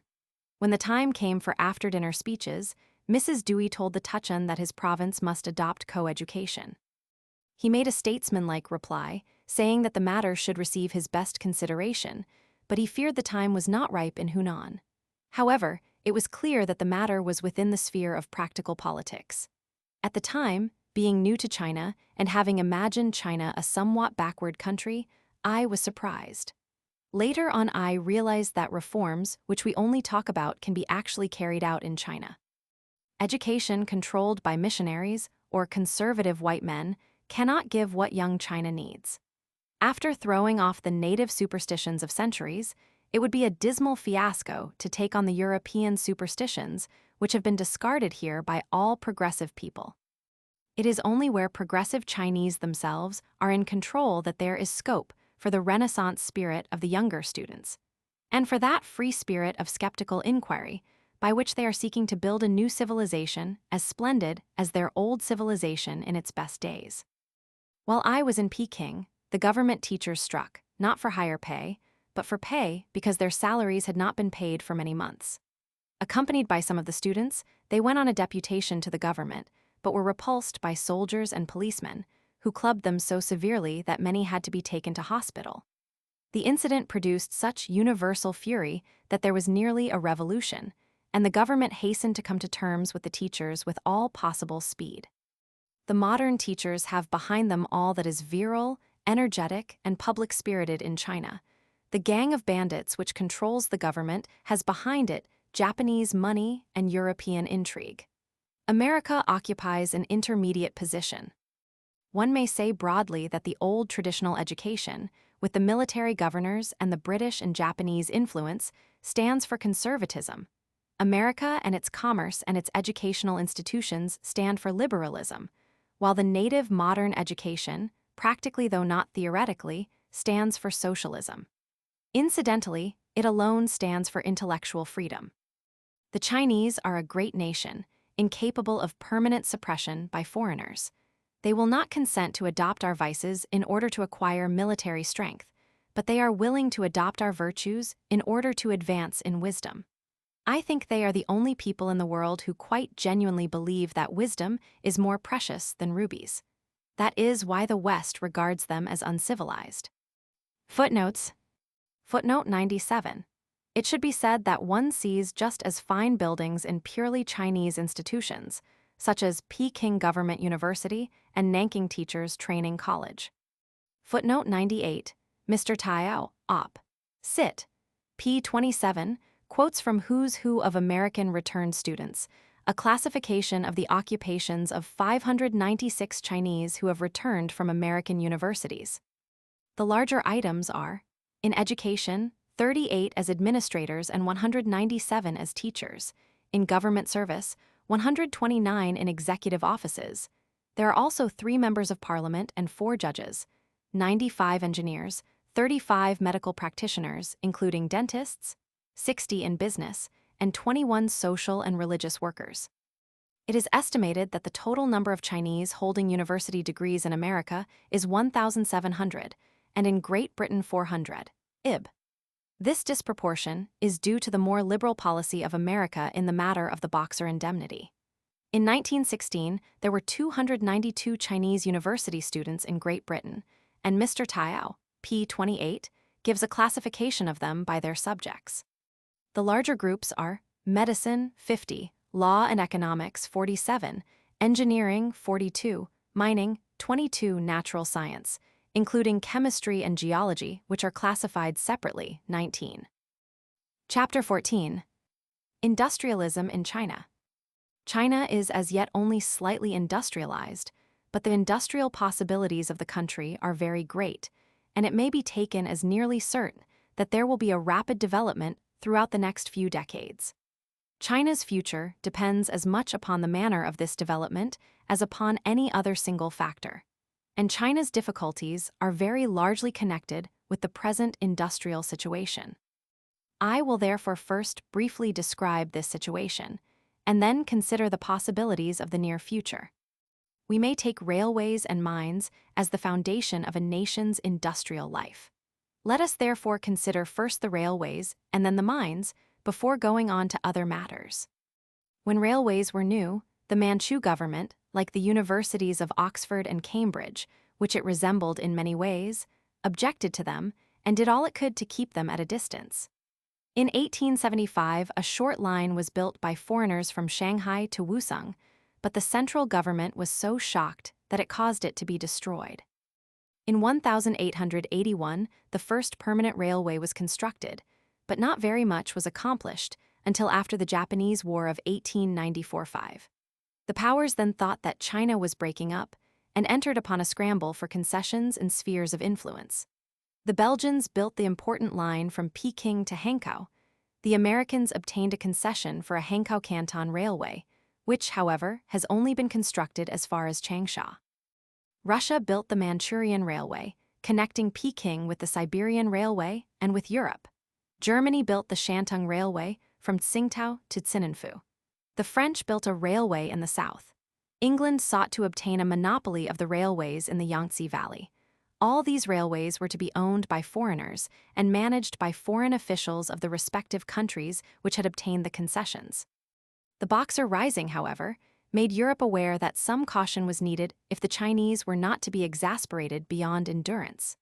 After this, ownership of new railways was left to the Chinese government, but with so much foreign control as to rob it of most of its value. By this time, Chinese public opinion had come to realize that there must be railways in China, and that the real problem was how to keep them under Chinese control. In 1908, the Tientsin-Pukow line and the Shanghai-Hangzhou line were sanctioned to be built by the help of foreign loans, but with all the administrative control in the hands of the Chinese government. At the same time, the Peking-Hankow line was bought back by the government, and the Peking-Colgan line was constructed by the Chinese without foreign financial assistance. Of the big main lines of China, this left not much foreign control outside the Manchurian Railway, Chinese Eastern Railway, and the Shantung Railway. The first of these is mainly under foreign control and must now be regarded as permanently lost, until such time as China becomes strong enough to defeat Japan in war, and the whole of Manchuria has come more or less under Japanese control. But the Shantung Railway, by the agreement reached at Washington, is to be bought back by China 5 years hence, if all goes well. Thus, except in regions practically lost to China, the Chinese now have control of all their more important railways, or will have before long. This is a very hopeful feature of the situation, and a distinct credit to Chinese sagacity. Putnam Wheel, Mr. Lennox Simpson, strongly urges quite rightly, as I think the great importance of nationalizing all Chinese railways. At Washington recently, he helped to secure the Shantung Railway Award and to concentrate attention on the railway as the main issue. Writing early in 1919, he said, "The key to the proper control of China and the building up of the new Republican state is the railway key. The revolution of 1911 and the acceptance in principle of Western ideas of popular government removed the danger of foreign provinces being carved out of the old Manchu Empire. There was, however, left behind a more subtle weapon. This weapon is the railway. Russia, with her Manchurian railway scheme, taught Japan the new method. Japan, by the Treaty of Portsmouth in 1905, not only inherited the richer half of the Manchurian railways, but was able to put into practice a new technique, based on a mixture of twisted economics, police control, and military garrisons. Out of this grew the latter-day highly developed railway zone which, to all intents and purposes, creates a new type of foreign enclave, subversive of the Chinese state. The especial evil today is that Japan has transferred from Manchuria to Shantung this new technique, which she will eventually extend into the very heart of intramural China, and also into extramural Chile and Inner Mongolia, thus outflanking Peking unless she is summarily arrested. At all costs, this must be stopped. The method of doing so is easy.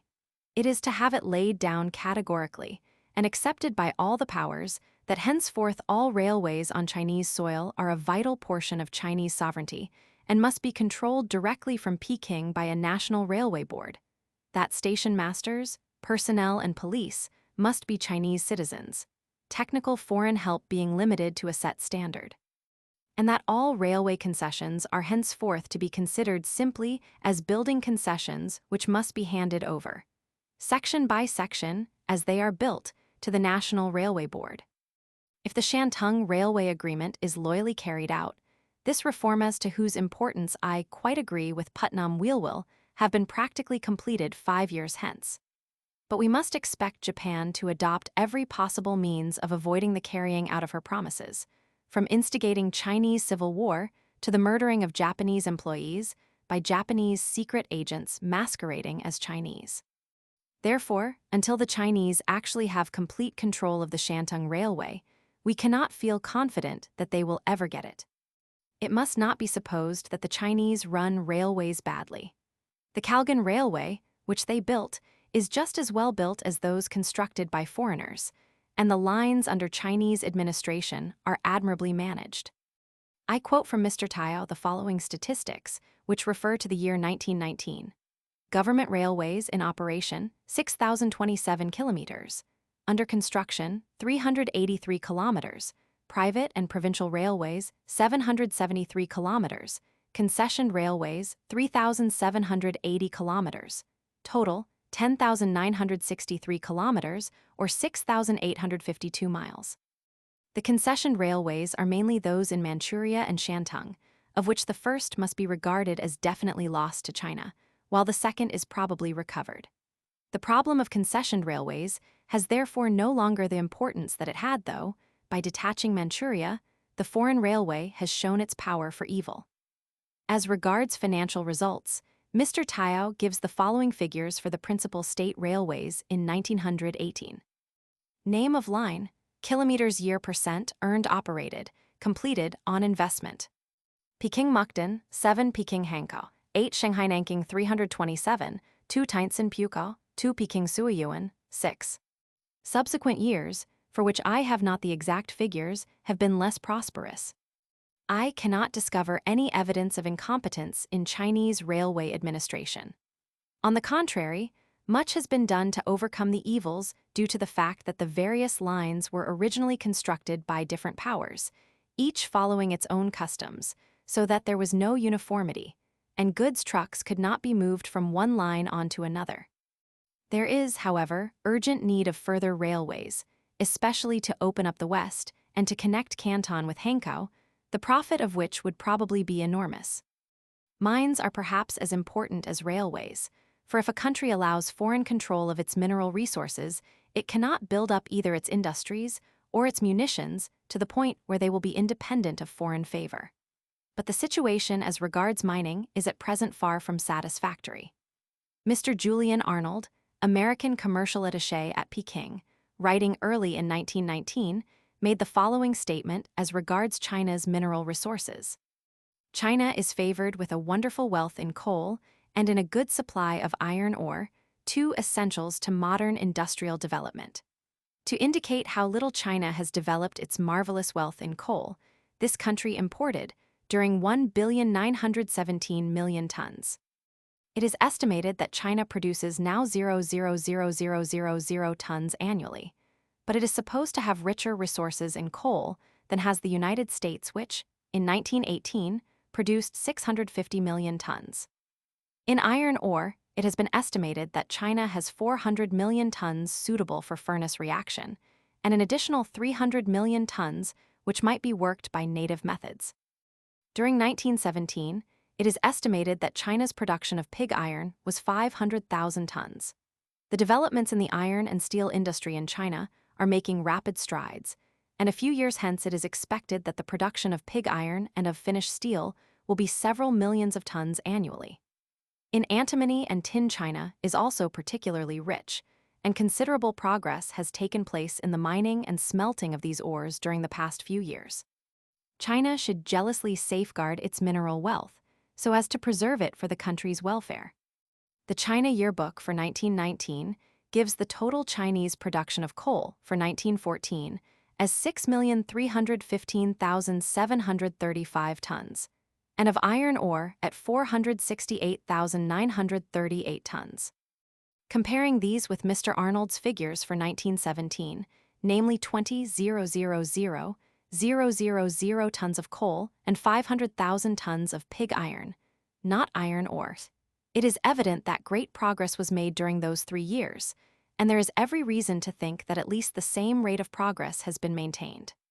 The main problem for China, however, is not rapid development, but national development.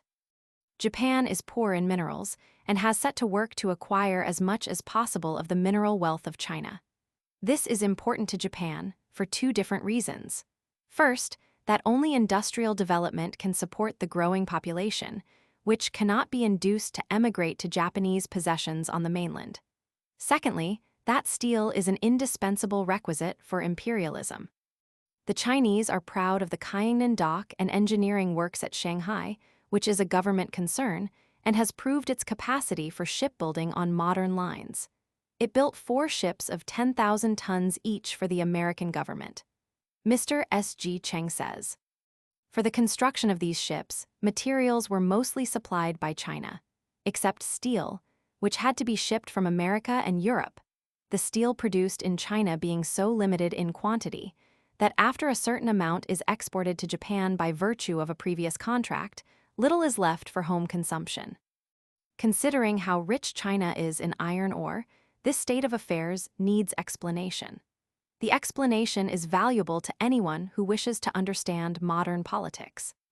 The China Yearbook for 1919, a work as little concerned with politics as Whitaker's Almanac, gives a list of the 5 principal iron mines in China, with some information about each. The first and most important are the Tae mines, worked by the Hanyaping Iron and Coal Co., Limited, which, as the reader may remember, was the subject of the 3rd group in the 21 demands. The total amount of ore in sight is estimated by the China Yearbook at 50 million tons, derived chiefly from 2 mines, in one of which the ore yields 65%. Of iron, in the other 58 to 63%. The output for 1916 is given as 603,732 tons. It has been greatly increased since then. The yearbook proceeds. Japanese capital is invested in the company, and by the agreement between China and Japan of May 1915, after the ultimatum which enforced the revised 21 demands, the Chinese government undertook not to convert the company into a state-owned concern, nor to compel it to borrow money from other than Japanese sources. It should be added that there is a Japanese accountant and a Japanese technical advisor, and that pig iron and ore, up to a specified value, must be sold to the Imperial Japanese works at much below the market price, leaving a paltry residue for sale in the open market. The second item in the China Yearbook's list is the Tungquan Shan mines.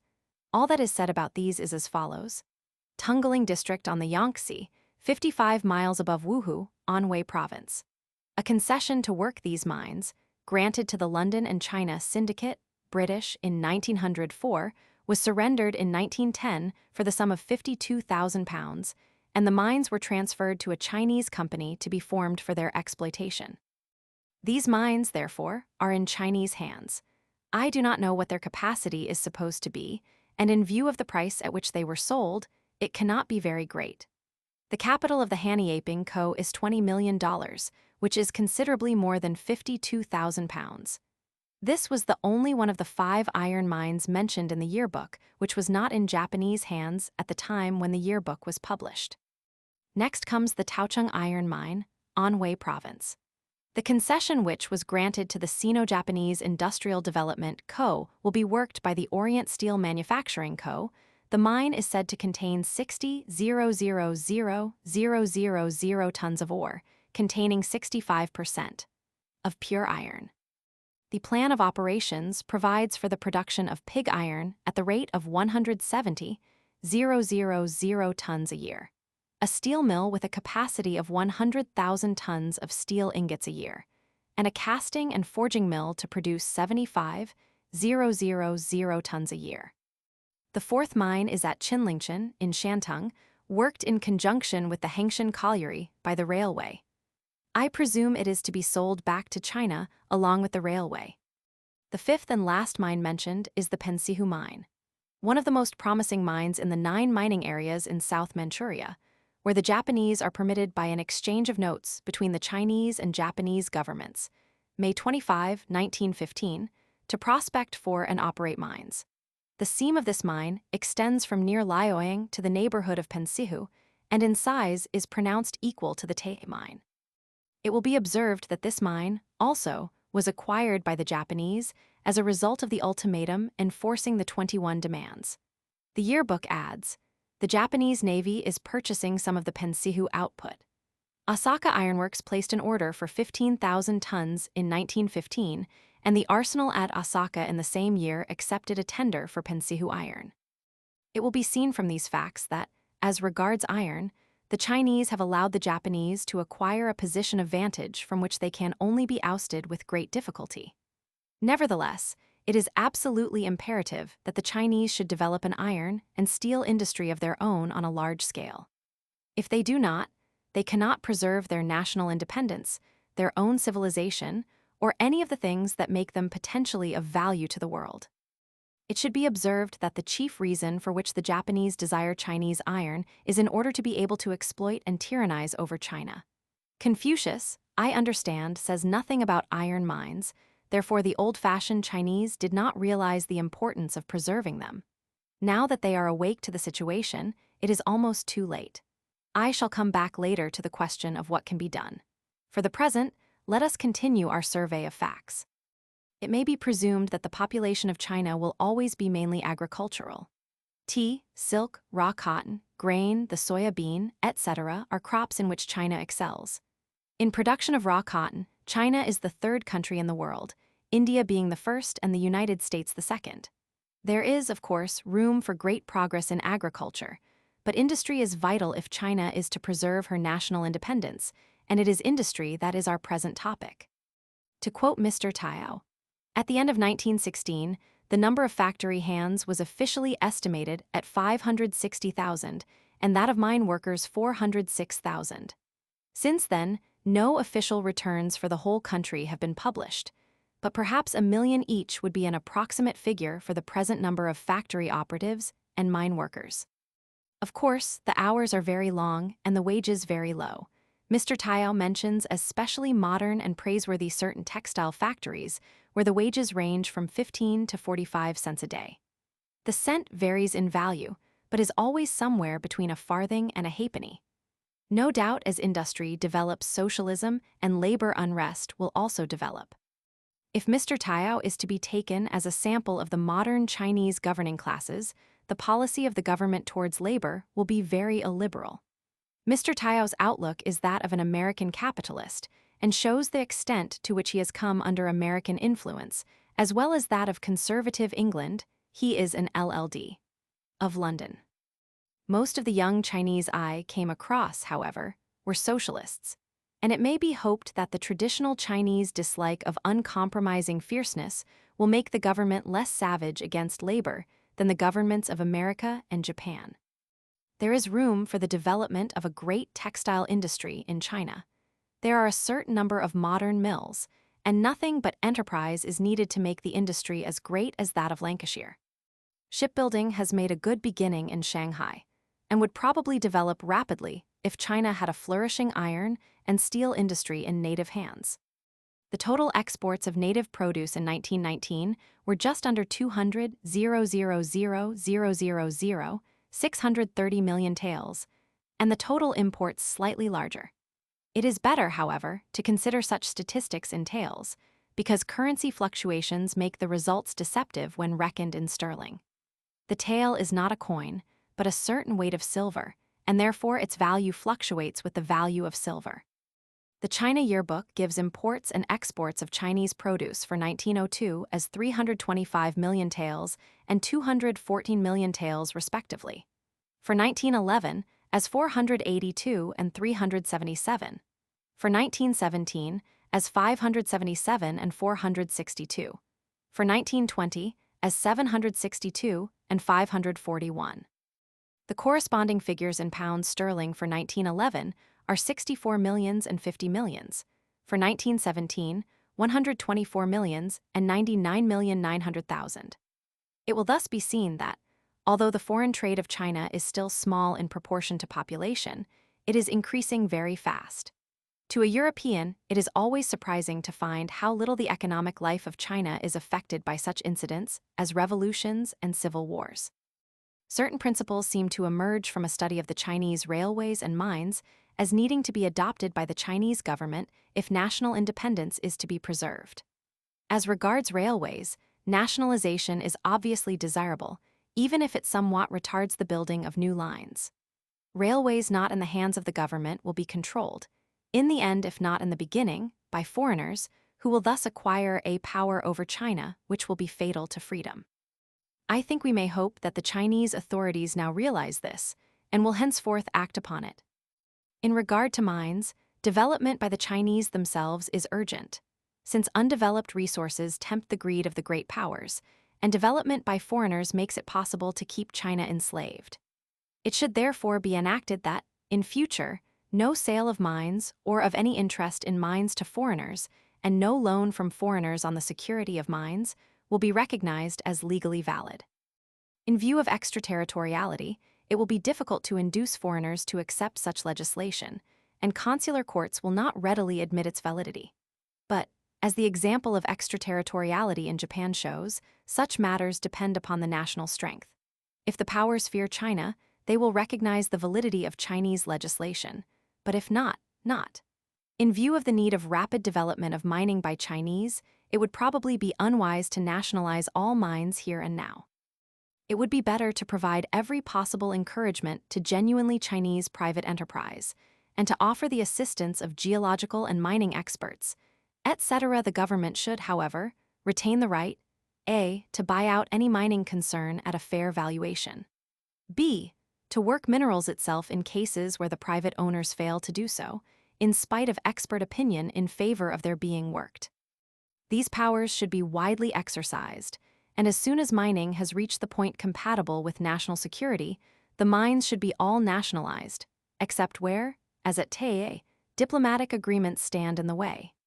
It is clear that the Tae mines must be recovered by China as soon as opportunity offers, but when or how that will be it is as yet impossible to say.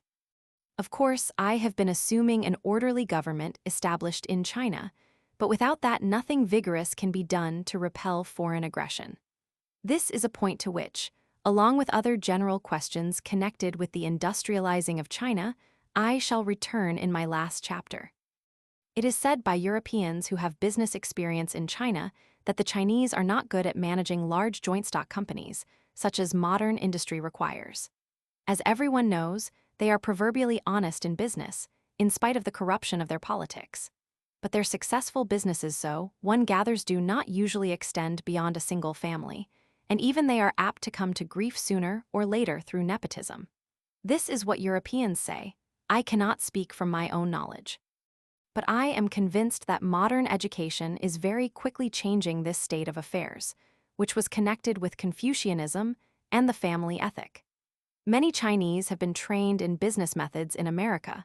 There are colleges of commerce at Wusung and other places, and the patriotism of young China has led men of the highest education to devote themselves to industrial development. The Chinese are no doubt, by temperament and tradition, more suited to commerce than to industry, but contact with the West is rapidly introducing new aptitudes and a new mentality. There is, therefore, every reason to expect, if political conditions are not too adverse, that the industrial development of China will proceed rapidly throughout the next few decades. It is of vital importance that that development should be controlled by the Chinese rather than by foreign nations. But that is part of the larger problem of the recovery of Chinese independence, with which I shall deal in my last chapter. Footnotes: Footnote 99. For the history of Chinese railways, see Taiao Op. Sit. pp. 183 ff. Footnote 100. China in 1918. Published by the Peking Leader, pp. 45-6. Footnote 102. China in 1918, p. 26.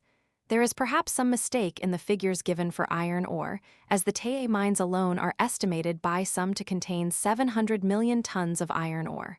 Coleman, Opsit, p. 51. Footnote 103, page 63. The 1922 yearbook gives 19,500,000 tons of coal production. Footnote 107.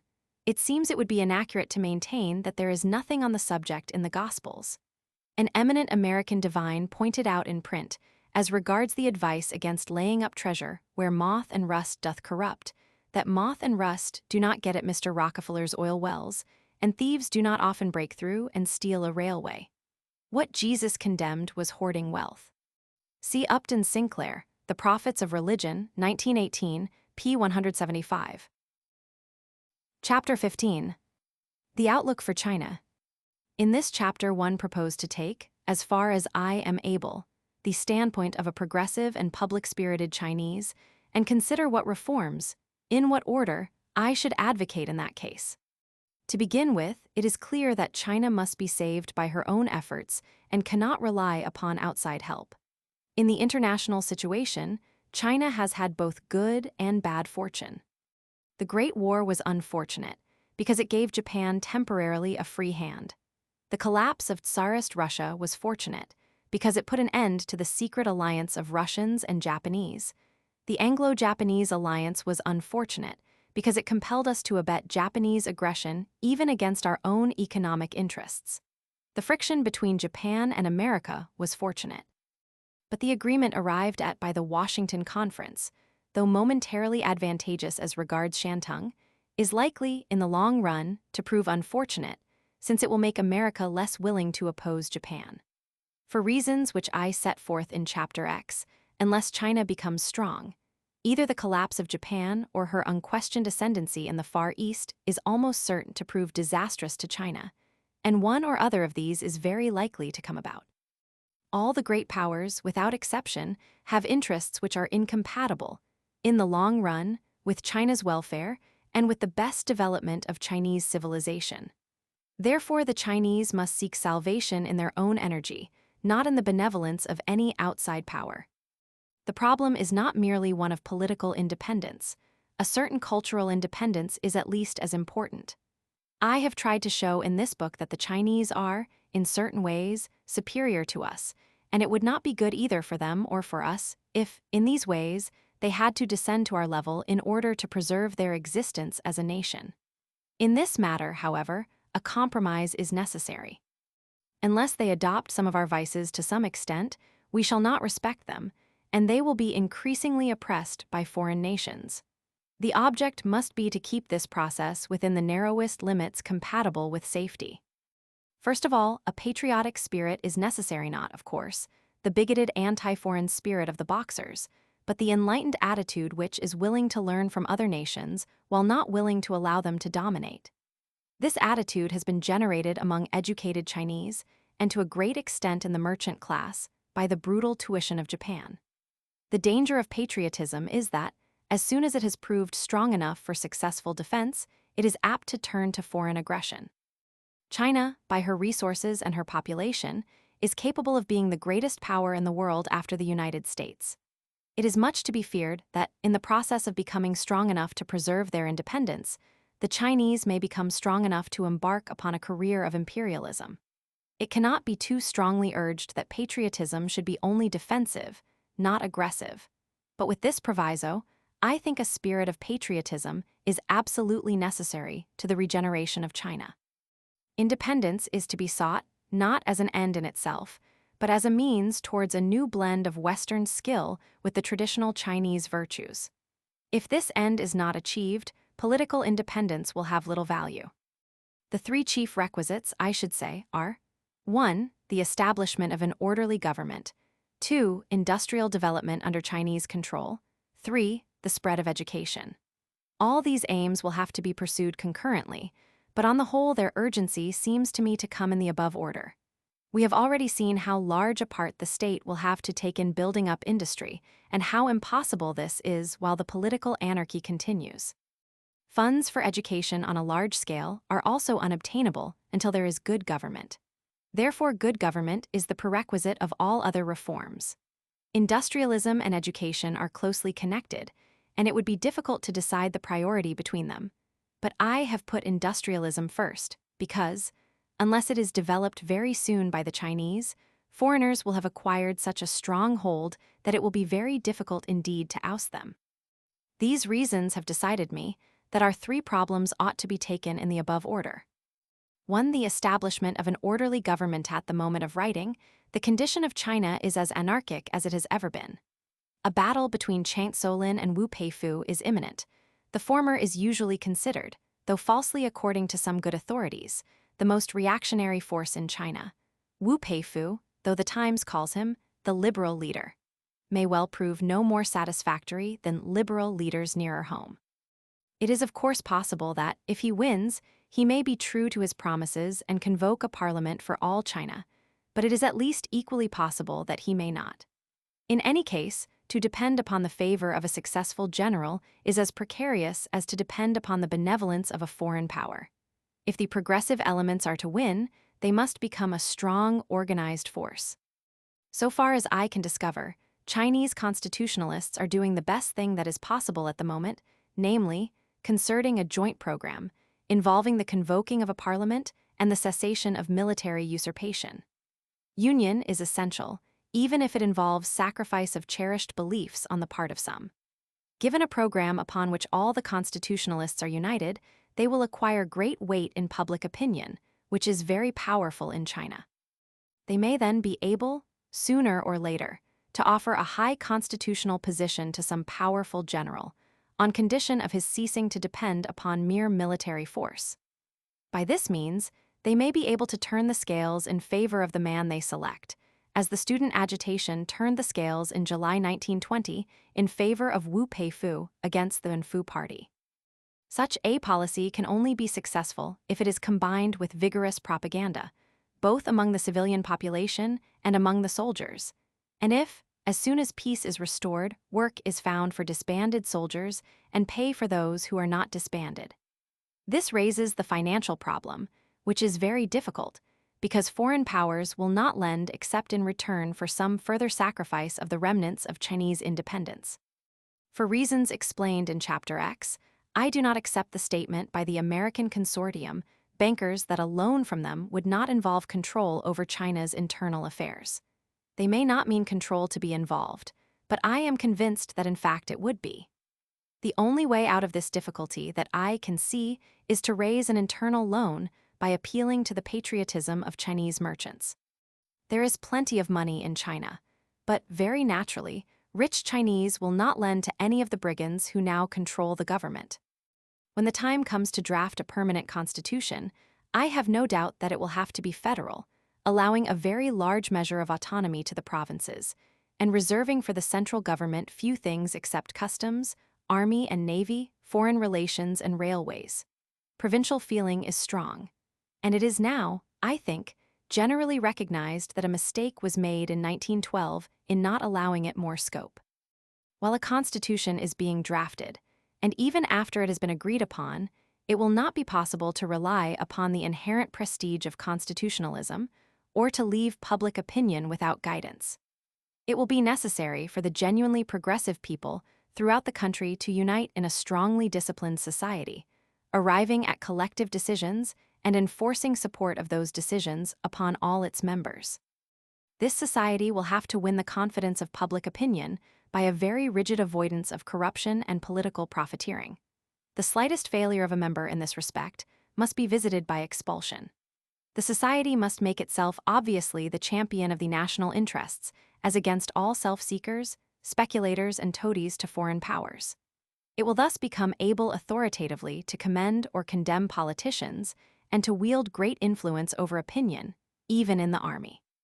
There exists in young China enough energy, patriotism, and honesty to create such a society and to make it strong through the respect which it will command. But unless enlightened patriotism is organized in some such way, its power will not be equal to the political problems with which China is faced. Sooner or later, the encroachments of foreign powers upon the sovereign rights of China must be swept away. The Chinese must recover the treaty ports, control of the tariff, and so on. They must also free themselves from extraterritoriality. But all this can probably be done, as it was in Japan, without offending foreign powers, except perhaps the Japanese. It would be a mistake to complicate the early stages of Chinese recovery by measures which would antagonize foreign powers in general. Russia was in a stronger position for defense than China, yet Russia has suffered terribly from the universal hostility provoked by the Bolsheviks. Given good government and a development of China's resources, it will be possible to obtain most of the needed concessions by purely diplomatic means. The rest can wait for a suitable opportunity.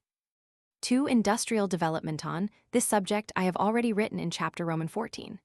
It is certain general aspects of the subject that I wish to consider now. For reasons already given, I hold that all railways ought to be in the hands of the state, and that all successful mines ought to be purchased by the state at a fair valuation, even if they are not state-owned from the first. Contracts with foreigners for loans ought to be carefully drawn so as to leave the control to China. There would not be much difficulty about this if China had a stable and orderly government. In that case, many foreign capitalists would be willing to lend on good security, without exacting any part in the management. Every possible diplomatic method should be employed to break down such a monopoly as the consortium seeks to acquire in the matter of loans. Given good government, a large amount of state enterprise would be desirable in Chinese industry. There are many arguments for state socialism, or rather what Lenin calls state capitalism, in any country which is economically but not culturally backward. In the first place, it is easier for the state to borrow than for a private person. In the second place, it is easier for the state to engage and employ the foreign experts who are likely to be needed for some time to come. In the third place, it is easier for the state to make sure that vital industries do not come under the control of foreign powers. What is perhaps more important than any of these considerations is that, by undertaking industrial enterprise from the first, the state can prevent the growth of many of the evils of private capitalism. If China can acquire a vigorous and honest state, it will be possible to develop Chinese industry without, at the same time, developing the overweening power of private capitalists, by which the Western nations are now both oppressed and misled. But if this is to be done successfully, it will require a great change in Chinese morals, a development of public spirit in place of the family ethic, a transference to the public service of that honesty which already exists in private business, and a degree of energy which is at present rare. I believe that young China is capable of fulfilling these requisites, spurred on by patriotism, but it is important to realize that they are requisites, and that, without them, any system of state socialism must fail. For industrial development, it is important that the Chinese should learn to become technical experts and also to become skilled workers. I think more has been done towards the former of these needs than towards the latter. For the latter purpose, it would probably be wise to import skilled workmen, say, from Germany and cause them to give instruction to Chinese workmen in any new branch of industrial work that it might be desired to develop. 3. Education. If China is to become a democracy, as most progressive Chinese hope, universal education is imperative. Where the bulk of the population cannot read, true democracy is impossible. Education is a good in itself, but is also essential for developing political consciousness, of which at present there is almost none in rural China. The Chinese themselves are well aware of this, but in the present state of the finances, it is impossible to establish universal elementary education. Until it has been established for some time, China must be, in fact, if not in form, an oligarchy, because the uneducated masses cannot have any effective political opinion. Even given good government, it is doubtful whether the immense expense of educating such a vast population could be borne by the nation without a considerable industrial development. Such industrial development as already exists is mainly in the hands of foreigners, and its profits provide warships for the Japanese or mansions and dinners for British and American millionaires. If its profits are to provide the funds for Chinese education, industry must be in Chinese hands. This is another reason why industrial development must probably precede any complete scheme of education. For the present, even if the funds existed, there would not be sufficient teachers to provide a schoolmaster in every village. There is, however, such an enthusiasm for education in China that teachers are being trained as fast as is possible with such limited resources. Indeed, a great deal of devotion and public spirit is being shown by Chinese educators, whose salaries are usually many months in arrears. Chinese control is, to my mind, as important in the matter of education as in the matter of industry. For the present, it is still necessary to have foreign instructors in some subjects, though this necessity will soon cease. Foreign instructors, however, provided they are not too numerous, do no harm, any more than foreign experts in railways and mines. What does harm is foreign management. Chinese educated in mission schools or in lay establishments controlled by foreigners tend to become denationalized and to have a slavish attitude towards Western civilization. This unfits them for taking a useful part in the national life and tends to undermine their morals. Also, oddly enough, it makes them more conservative in purely Chinese matters than the young men and women who have had a modern education under Chinese auspices.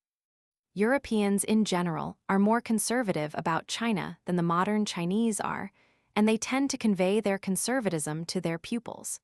And of course their whole influence, unavoidably if involuntarily, militates against national self-respect in those whom they teach. Those who desire to do research in some academic subject will, for some time to come, need a period of residence in some European or American university. But for the great majority of university students, it is far better, if possible, to acquire their education in China. Returned students have, to a remarkable extent, the stamp of the country from which they have returned, particularly when that country is America. A society such as was foreshadowed earlier in this chapter, in which all really progressive Chinese should combine, would encounter difficulties, as things stand, from the divergencies in national bias between students returned from, say, Japan, America, and Germany.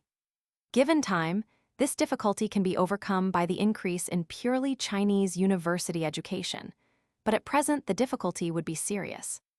To overcome this difficulty, two things are needed: inspiring leadership and a clear conception of the kind of civilization to be aimed at. Leadership will have to be both intellectual and practical. As regards intellectual leadership, China is a country where writers have enormous influence, and a vigorous reformer possessed of literary skill could carry with him the great majority of young China. Men with the requisite gifts exist in China. I might mention, as an example personally known to me, Dr. Husa. He has great learning, wide culture, remarkable energy, and a fearless passion for reform. His writings in the vernacular inspire enthusiasm among progressive Chinese. He is in favor of assimilating all that is good in Western culture, but by no means a slavish admirer of our ways. The practical political leadership of such a society as I conceive to be needed would probably demand different gifts from those required in an intellectual leader. It is therefore likely that the two could not be combined in one man, but would need men as different as Lenin and Karl Marx. The aim to be pursued is of importance, not only to China, but to the world. Out of the Renaissance spirit now existing in China, it is possible, if foreign nations can be prevented from working havoc, to develop a new civilization better than any that the world has yet known. This is the aim which young China should set before itself. The preservation of the urbanity and courtesy, the candor and the pacific temper, which are characteristic of the Chinese nation, together with a knowledge of Western science and an application of it to the practical problems of China. Of such practical problems, there are two kinds, one due to the internal condition of China and the other to its international situation. In the former class come education, democracy, the diminution of poverty, hygiene and sanitation, and the prevention of famines. In the latter class come the establishment of a strong government, the development of industrialism, the revision of treaties and the recovery of the treaty ports, as to which Japan may serve as a model, and finally, the creation of an army sufficiently strong to defend the country against Japan. Both classes of problems demand Western science. but they do not demand the adoption of the Western philosophy of life. If the Chinese were to adopt the Western philosophy of life, they would, as soon as they had made themselves safe against foreign aggression, embark upon aggression on their own account. They would repeat the campaigns of the Han and Tang dynasties in Central Asia, and perhaps emulate Kublai by the invasion of Japan. They would exploit their material resources with a view to producing a few bloated plutocrats at home and millions dying of hunger abroad. Such are the results which the West achieves by the application of science. If China were led astray by the lure of brutal power, she might repel her enemies outwardly, but would have yielded to them inwardly. It is not unlikely that the great military nations of the modern world will bring about their own destruction by their inability to abstain from war, which will become, with every year that passes, more scientific and more devastating. If China joins in this madness, China will perish like the rest.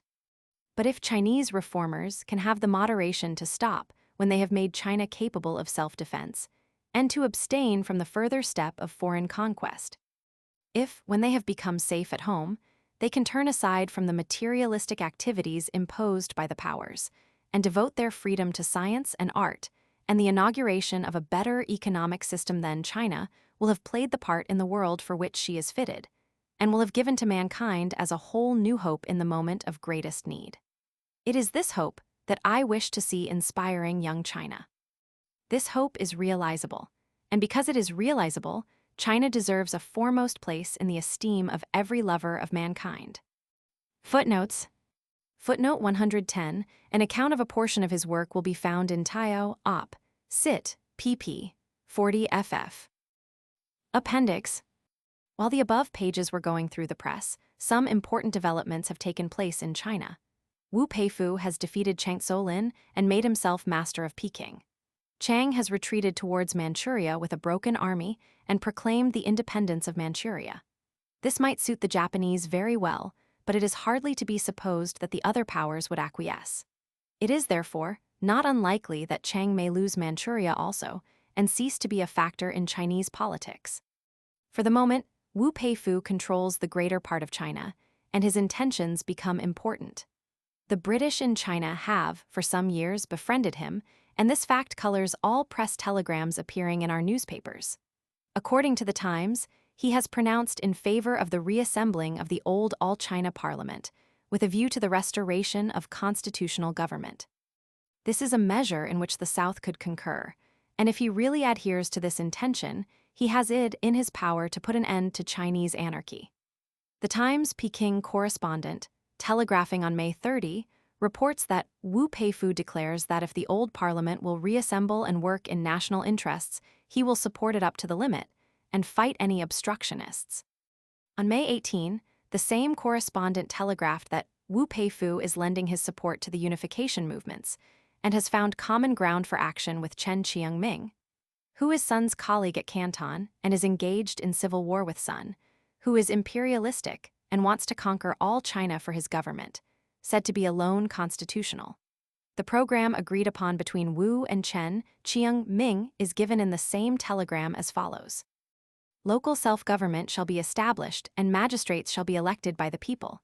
District police shall be created under district boards subject to central provincial boards. Civil governors shall be responsible to the central government, not to the Tuchuns. A national army shall be created, controlled and paid by the central government.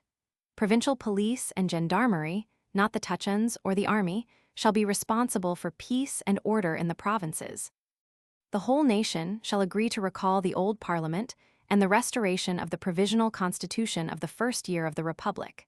Taxes shall be collected by the central government, and only a stipulated sum shall be granted to each province for expenses, the balance to be forwarded to the central government as under the Qing dynasty. Afforestation shall be undertaken, industries established, highways built, and other measures taken to keep the people on the land. This is an admirable program, but it is impossible to know how much of it will ever be carried out. Meanwhile, Sun Yat-sen is still at war with Wu Peifu. It has been stated in the British press that there was an alliance between Sun and Chang, but it seems there was little more than a common hostility to Wu. Sun's friends maintain that he is a genuine constitutionalist, and that Wu is not to be trusted, but Chen Chiang-ming has a better reputation than Sun among reformers. The British in China all praise Wu and hate Sun. The Americans all praise Sun and decry Wu. Sun undoubtedly has a past record of genuine patriotism, and there can be no doubt that the Canton government has been the best in China. What appears in our newspapers on the subject is certainly designed to give a falsely unfavorable impression of Canton. For example, in the Times of May 15, a telegram appeared from Hong Kong to the following effect. I learned that the troops of Sun Yat-sen, president of South China, which are stated to be marching north from Canton, are a rabble. Many are without weapons, and a large percentage of the uniforms are merely rags. There is no discipline, and gambling and opium smoking are rife. Nevertheless, on May 30, the Times had to confess that this army had won a brilliant victory, capturing the most important stronghold in Kayangsi, together with 40 field guns and large quantities of munitions. The situation must remain obscure until more detailed news has arrived by mail. It is to be hoped that the Canton government, through the victory of Chen Chiang-ming, will come to terms with Wu Peifu and will be strong enough to compel him to adhere to the terms. It is to be hoped also that Chiang's proclamation of the independence of Manchuria will not be seized upon by Japan as an excuse for a more complete absorption of that country. If Wu Peifu adheres to the declaration quoted above, there can be no patriotic reason why Canton should not cooperate with him. On the other hand, the military strength of Canton makes it more likely that Wu will find it prudent to adhere to his declaration. There is certainly a better chance than there was before the defeat of Chiang for the unification of China and the ending of the Tuchan's tyranny. But it is as yet no more than a chance, and the future is still problematical. June 21, 1922. Index: Academy Imperial 44 Atoms, Will 94 Afghanistan 175 ANU 117 America 17 54 63 69 134 136 145 FF 159 FF and Naval Policy 161-2 and Trade with Russia 162-3 and Chinese Finance 163-5 244 and Japan 167 FF. Americanism, 221 Ancestor Worship, 39 and Fu Party, 145, 205, 243 Anglo-Japanese Alliance, 120, 123, 133, 137, 149, 175 Annam, 52 Arnold, Julian, 231 Art, 11, 12, 28, 189 Australia, 181. Backhouse 49 Balfour 152, 153 Benthamites, 80 birth rate in China, 73 in Japan, 116 Bismarck 112, 130 Bland 49, 77 N 107 Bolsheviks 17, 18, 128, 136, 143, 146 FF, 175 FF, 245 Bolshevism, 82 in China, 175, 194, 204 books, burning of 24 FF. Boxer Rising 53-54, 227 Indemnity 54, 217 Brailsford 166 Buddhism 27, 31, 48, 190 in Japan 86 FF. 91, 105, 169 Burma 52 Bushido 172. Canada 181 Canton 50, 68, 71, 75, 207 Capitalism, 179 Castle Agreement, 69 Chamberlain Prof. BH 103, 105 Changchun, 124 Changsolin, 68, 71, 77,242, 253 Keokai, 40 Chen Chiangming, 68, 253-5 Chen, Eugene 133 N Chang, SG 55 N, 65, 134 N, 139 N, 232 Qin Lung, Emperor 49 FF. Kai Li Mr. 37 China Early History, 21 SFF, Derivation of Name, 24 Population, 31-4 Yearbook, 32 Produce, 72 Influence on Japan, 86 FF. And the War, 134 FF. Post Offices, 150 Chinese Character of, 199-213 Love of Laughter, 188-9, 200 Dignity, 202 Pacifism, 195, 213 Callousness, 209 cowardice, 210 avarice, 211 patience, 206 excitability, 212 Qingyang, 60 Qinlingchen mine, 234 cheetah, 146. 154 Choshu, 99, 101, 102, 106 Chu dynasty, 22 Christianity in Japan, 92 ff. Chuang Tze 8, 82, 188, 192 Chu Fu Tze, 43 Chu HSI, 46 Civilization alphabetical, 37 Chinese, 187 ff. European, 186 Coal in China, 132 N, 231 ff. Coleman, 77 N, 110, 132 N, 133 N. Color prejudice, 168, 173 and labor, 181 ff. Confucius, 21, 22, 24, 38, 187, 208 Confucianism, 34, 38 ff. 190 in Japan, 118 Consortium, 14, 163 ff. 179, 244 Courtier Henry, 24N, 25, 27N, 28, 30N, 31N, 187N Cot, 76. 235 Industry in Osaka, 114 Customs Chinese, 55 ff. On exports, 56 internal, 56 7. Dairen, 123 Conference at, 154 ff. Denison, 129 Dewey, Professor, 69 224 Mrs. 224 Diet, Japanese 109 ff. Dutch in Japan, 94 ff. 100. Education, 44 ff. 76 ff. 193, 214-25, 247 ff. Statistics of 215 Classical, 215-7 European and American, 217-21 Modern Chinese, 221 ff. Of women, 223-4 Efficiency, Creed of 17 8 legs, 45, 46 Emperor of China 22 ff, 39, 83, 88, 205, First, 24 ff. Empress Dowager 52 N. Examination Competitive 34, 44 ff, 76. Face, 204 Famines in China, 72, 210 Far Eastern Republic, 140, 154 Federalism in China, 70, 244 Feudalism in China, 24, 26 in Japan, 89 ff. Filial Piety 39 ff. 61 and Patriotism, 41 in Japan, 118, 169 Foreign Trade Statistics, 236-7 Forestry. 80 14 points, 53 France, 52, 53, 123 in Shantung, 137-8 and Japan, 157 Fujian, 132. Galileo 186 Genoa Conference, 146 Genro, the 91 106 ff. 128 George Roman III, 49 Germany, 30, 53, 109, 138, 172 Property in China during war, 141 ff. Giles Lionel 82 N. Giles Professor 23 39 43 N 49 N 187 N. Gladstone 157 160 Gleason 132 N 134 N.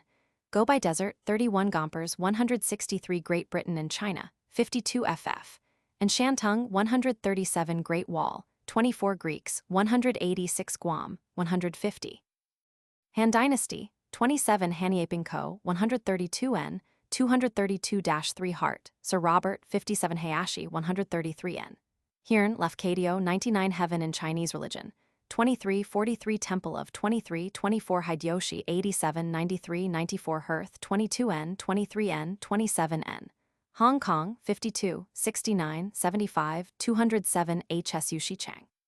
President 44 Hughes Premier 181 N. Hughes Secretary 152 153 Hung Wu Emperor 45 Huns 24 27 31 Husa 250.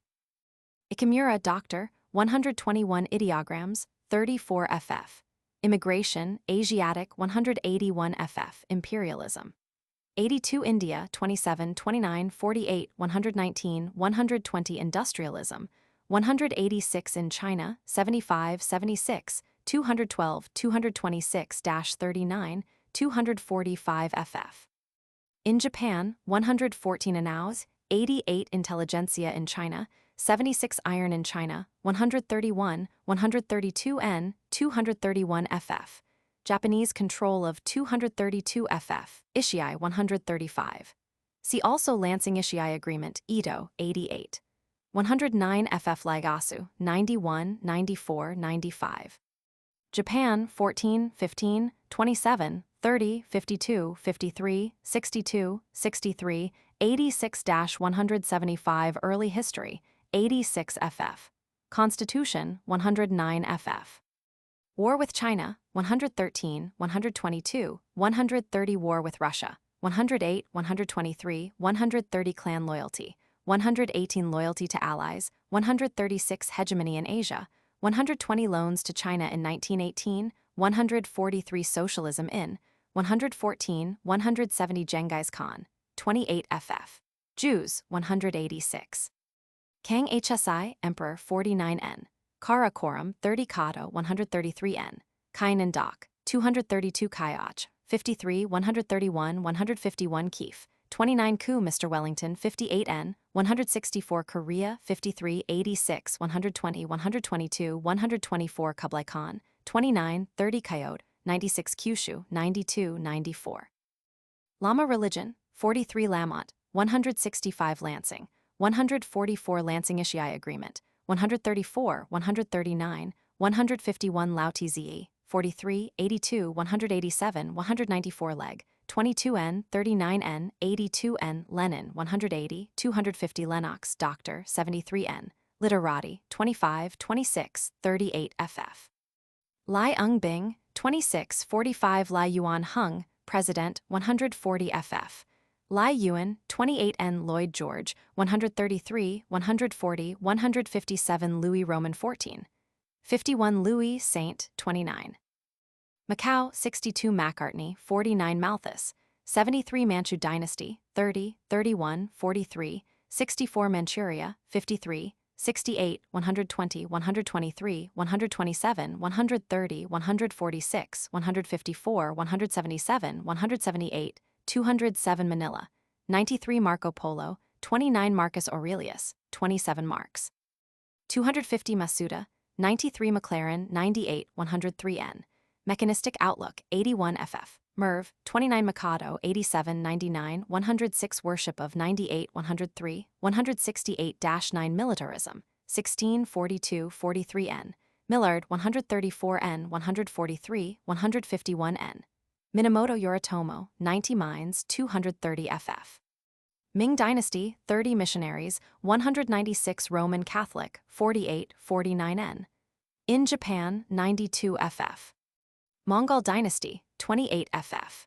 43 Mongolia, 29, 43, 120, 147, 154 Morgan, JP, 157, 165 Morphia, 150 Moscow, 29 Mukden, 130 Murdoch, 28 N, 86 N, 101, 107 N. Nationalism, 16 Nestorianism, 48 Nikolaevsk, 155 Nietzsche, 84, 194 Nishapur, 29 Nobunaga, 94 Northcliffe, Lord, 77 N.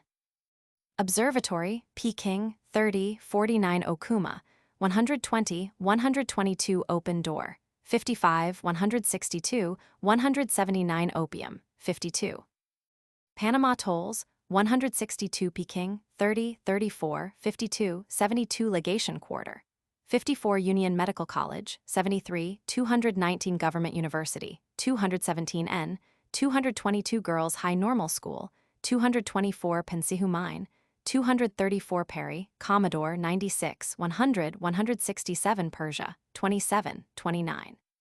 175 Phonetic Writing, 35 Plato, 186 Po Chui, 195 Po Lo, 83 Puli, 120 N, 121, 124, 128, 133 N.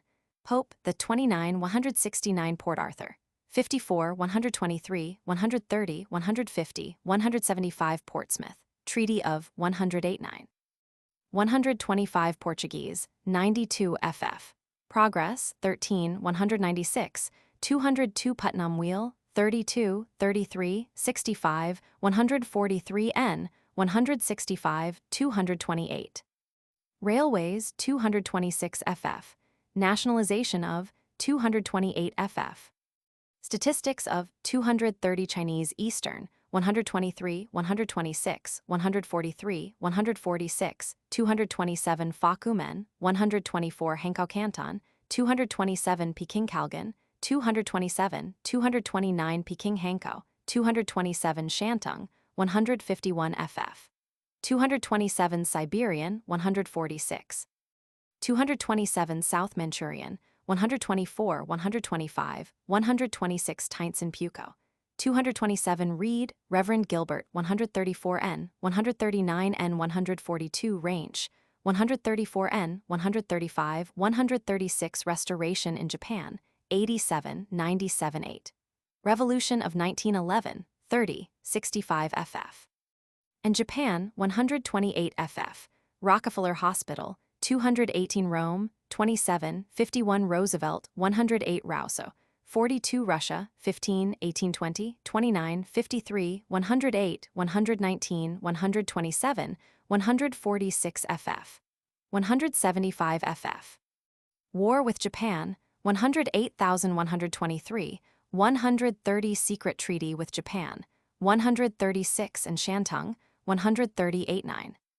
Salt tax, 59, 60 San Felipe, 93 Sato, Admiral, 172 Satsuma, 94, 99, 101, 102, 106 Science, 51, 80, 81, 186, 193 Shank, Mr., 69 Shantung, 53, 127, 131 FF.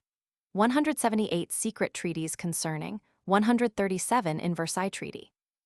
144 in Washington Conference, 145, 151 FF. Shaw, Bernard, 160 Shurfasi, 80 Shi Huang Ti, C. Emperor. 1st, Shi King, 25 Shinto, 87 FF. 103, 105, 169 Shogun, the 90, 99 FF. Shu King, 21, 22 N, 25 Simpson, Lennox. C. Putnam Wheel Socialism, 64, 181 FF. State, 180, 246 in Japan, 114, 170 in China, 222, 236 Soyata, 144 N. Spaniards in Japan, 93 Student Movement, 223, 243 students returned, 17, 193, 219 Statistics of 220 N. Summer Palace. 52 Sung Dynasty, 30. 45 Sun Yat-sen, 65, 68, 128, 140, 253-6 Supreme Ruler. See Heaven. Taiping Rebellion, 32, 56, 65 Taitsung, 28 N. Tang Dynasty, 28, 44 Taochung Iron Mine, 234 Taoism, 43, 187 FF. Tartars, 27, 31 Tae Mines, 231 N, 232-3 Teachers Strike. 206, 225 Tenny, Raymond P., 33 Tibet, 31, 43 Ting, Mr. VK, 73 N. Tokugawa, 99 Tong, Hollington K, 143 N, 204 N. Trade Unionism, 180-1 in Japan, 114-5 Treaty Ports. 74 Tsinghua College, 217 Tsingtao, 131, 151 Tuan Chijui, 140 FF. Tuongquan Shan Mines, 233 Tuchuns, 61, 67, 71, 76, 203, 206 21 Demands, 131 FF. 233, 234 Taiao, MTZ, 144 N, 215, 220 N, 223, 226 N, 230, 235. United States, see America. Versailles Treaty, 53, 142, 144, 151 Vladivostok, 146, 154 Volga, 18 Voltaire, 221. Whaley, 84, 195 War, Great, Idealistic Aims of, 141 FF. Washington Conference, 16, 55 N, 61, 63, 127, 145, 149 FF. 178 Y High Y, 54, 149 White Men, Virtues of 121 William Roman II.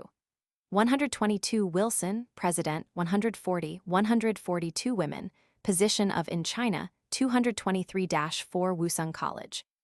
239 Wu Pei Fu. 42, 60, 68, 71, 242, 253 3. Yamagata Prince, 115 N Yangtze, 52, 132 Yao and Shun, 21, 22 Yellow River, 21, 187 Y MCA. 82, 83, 222 Young China, 26, 61, 77 FF. 144, 145, 167, 193, 247, 250 U, 22 Yuan Shikai. 65 FF. 129, 135,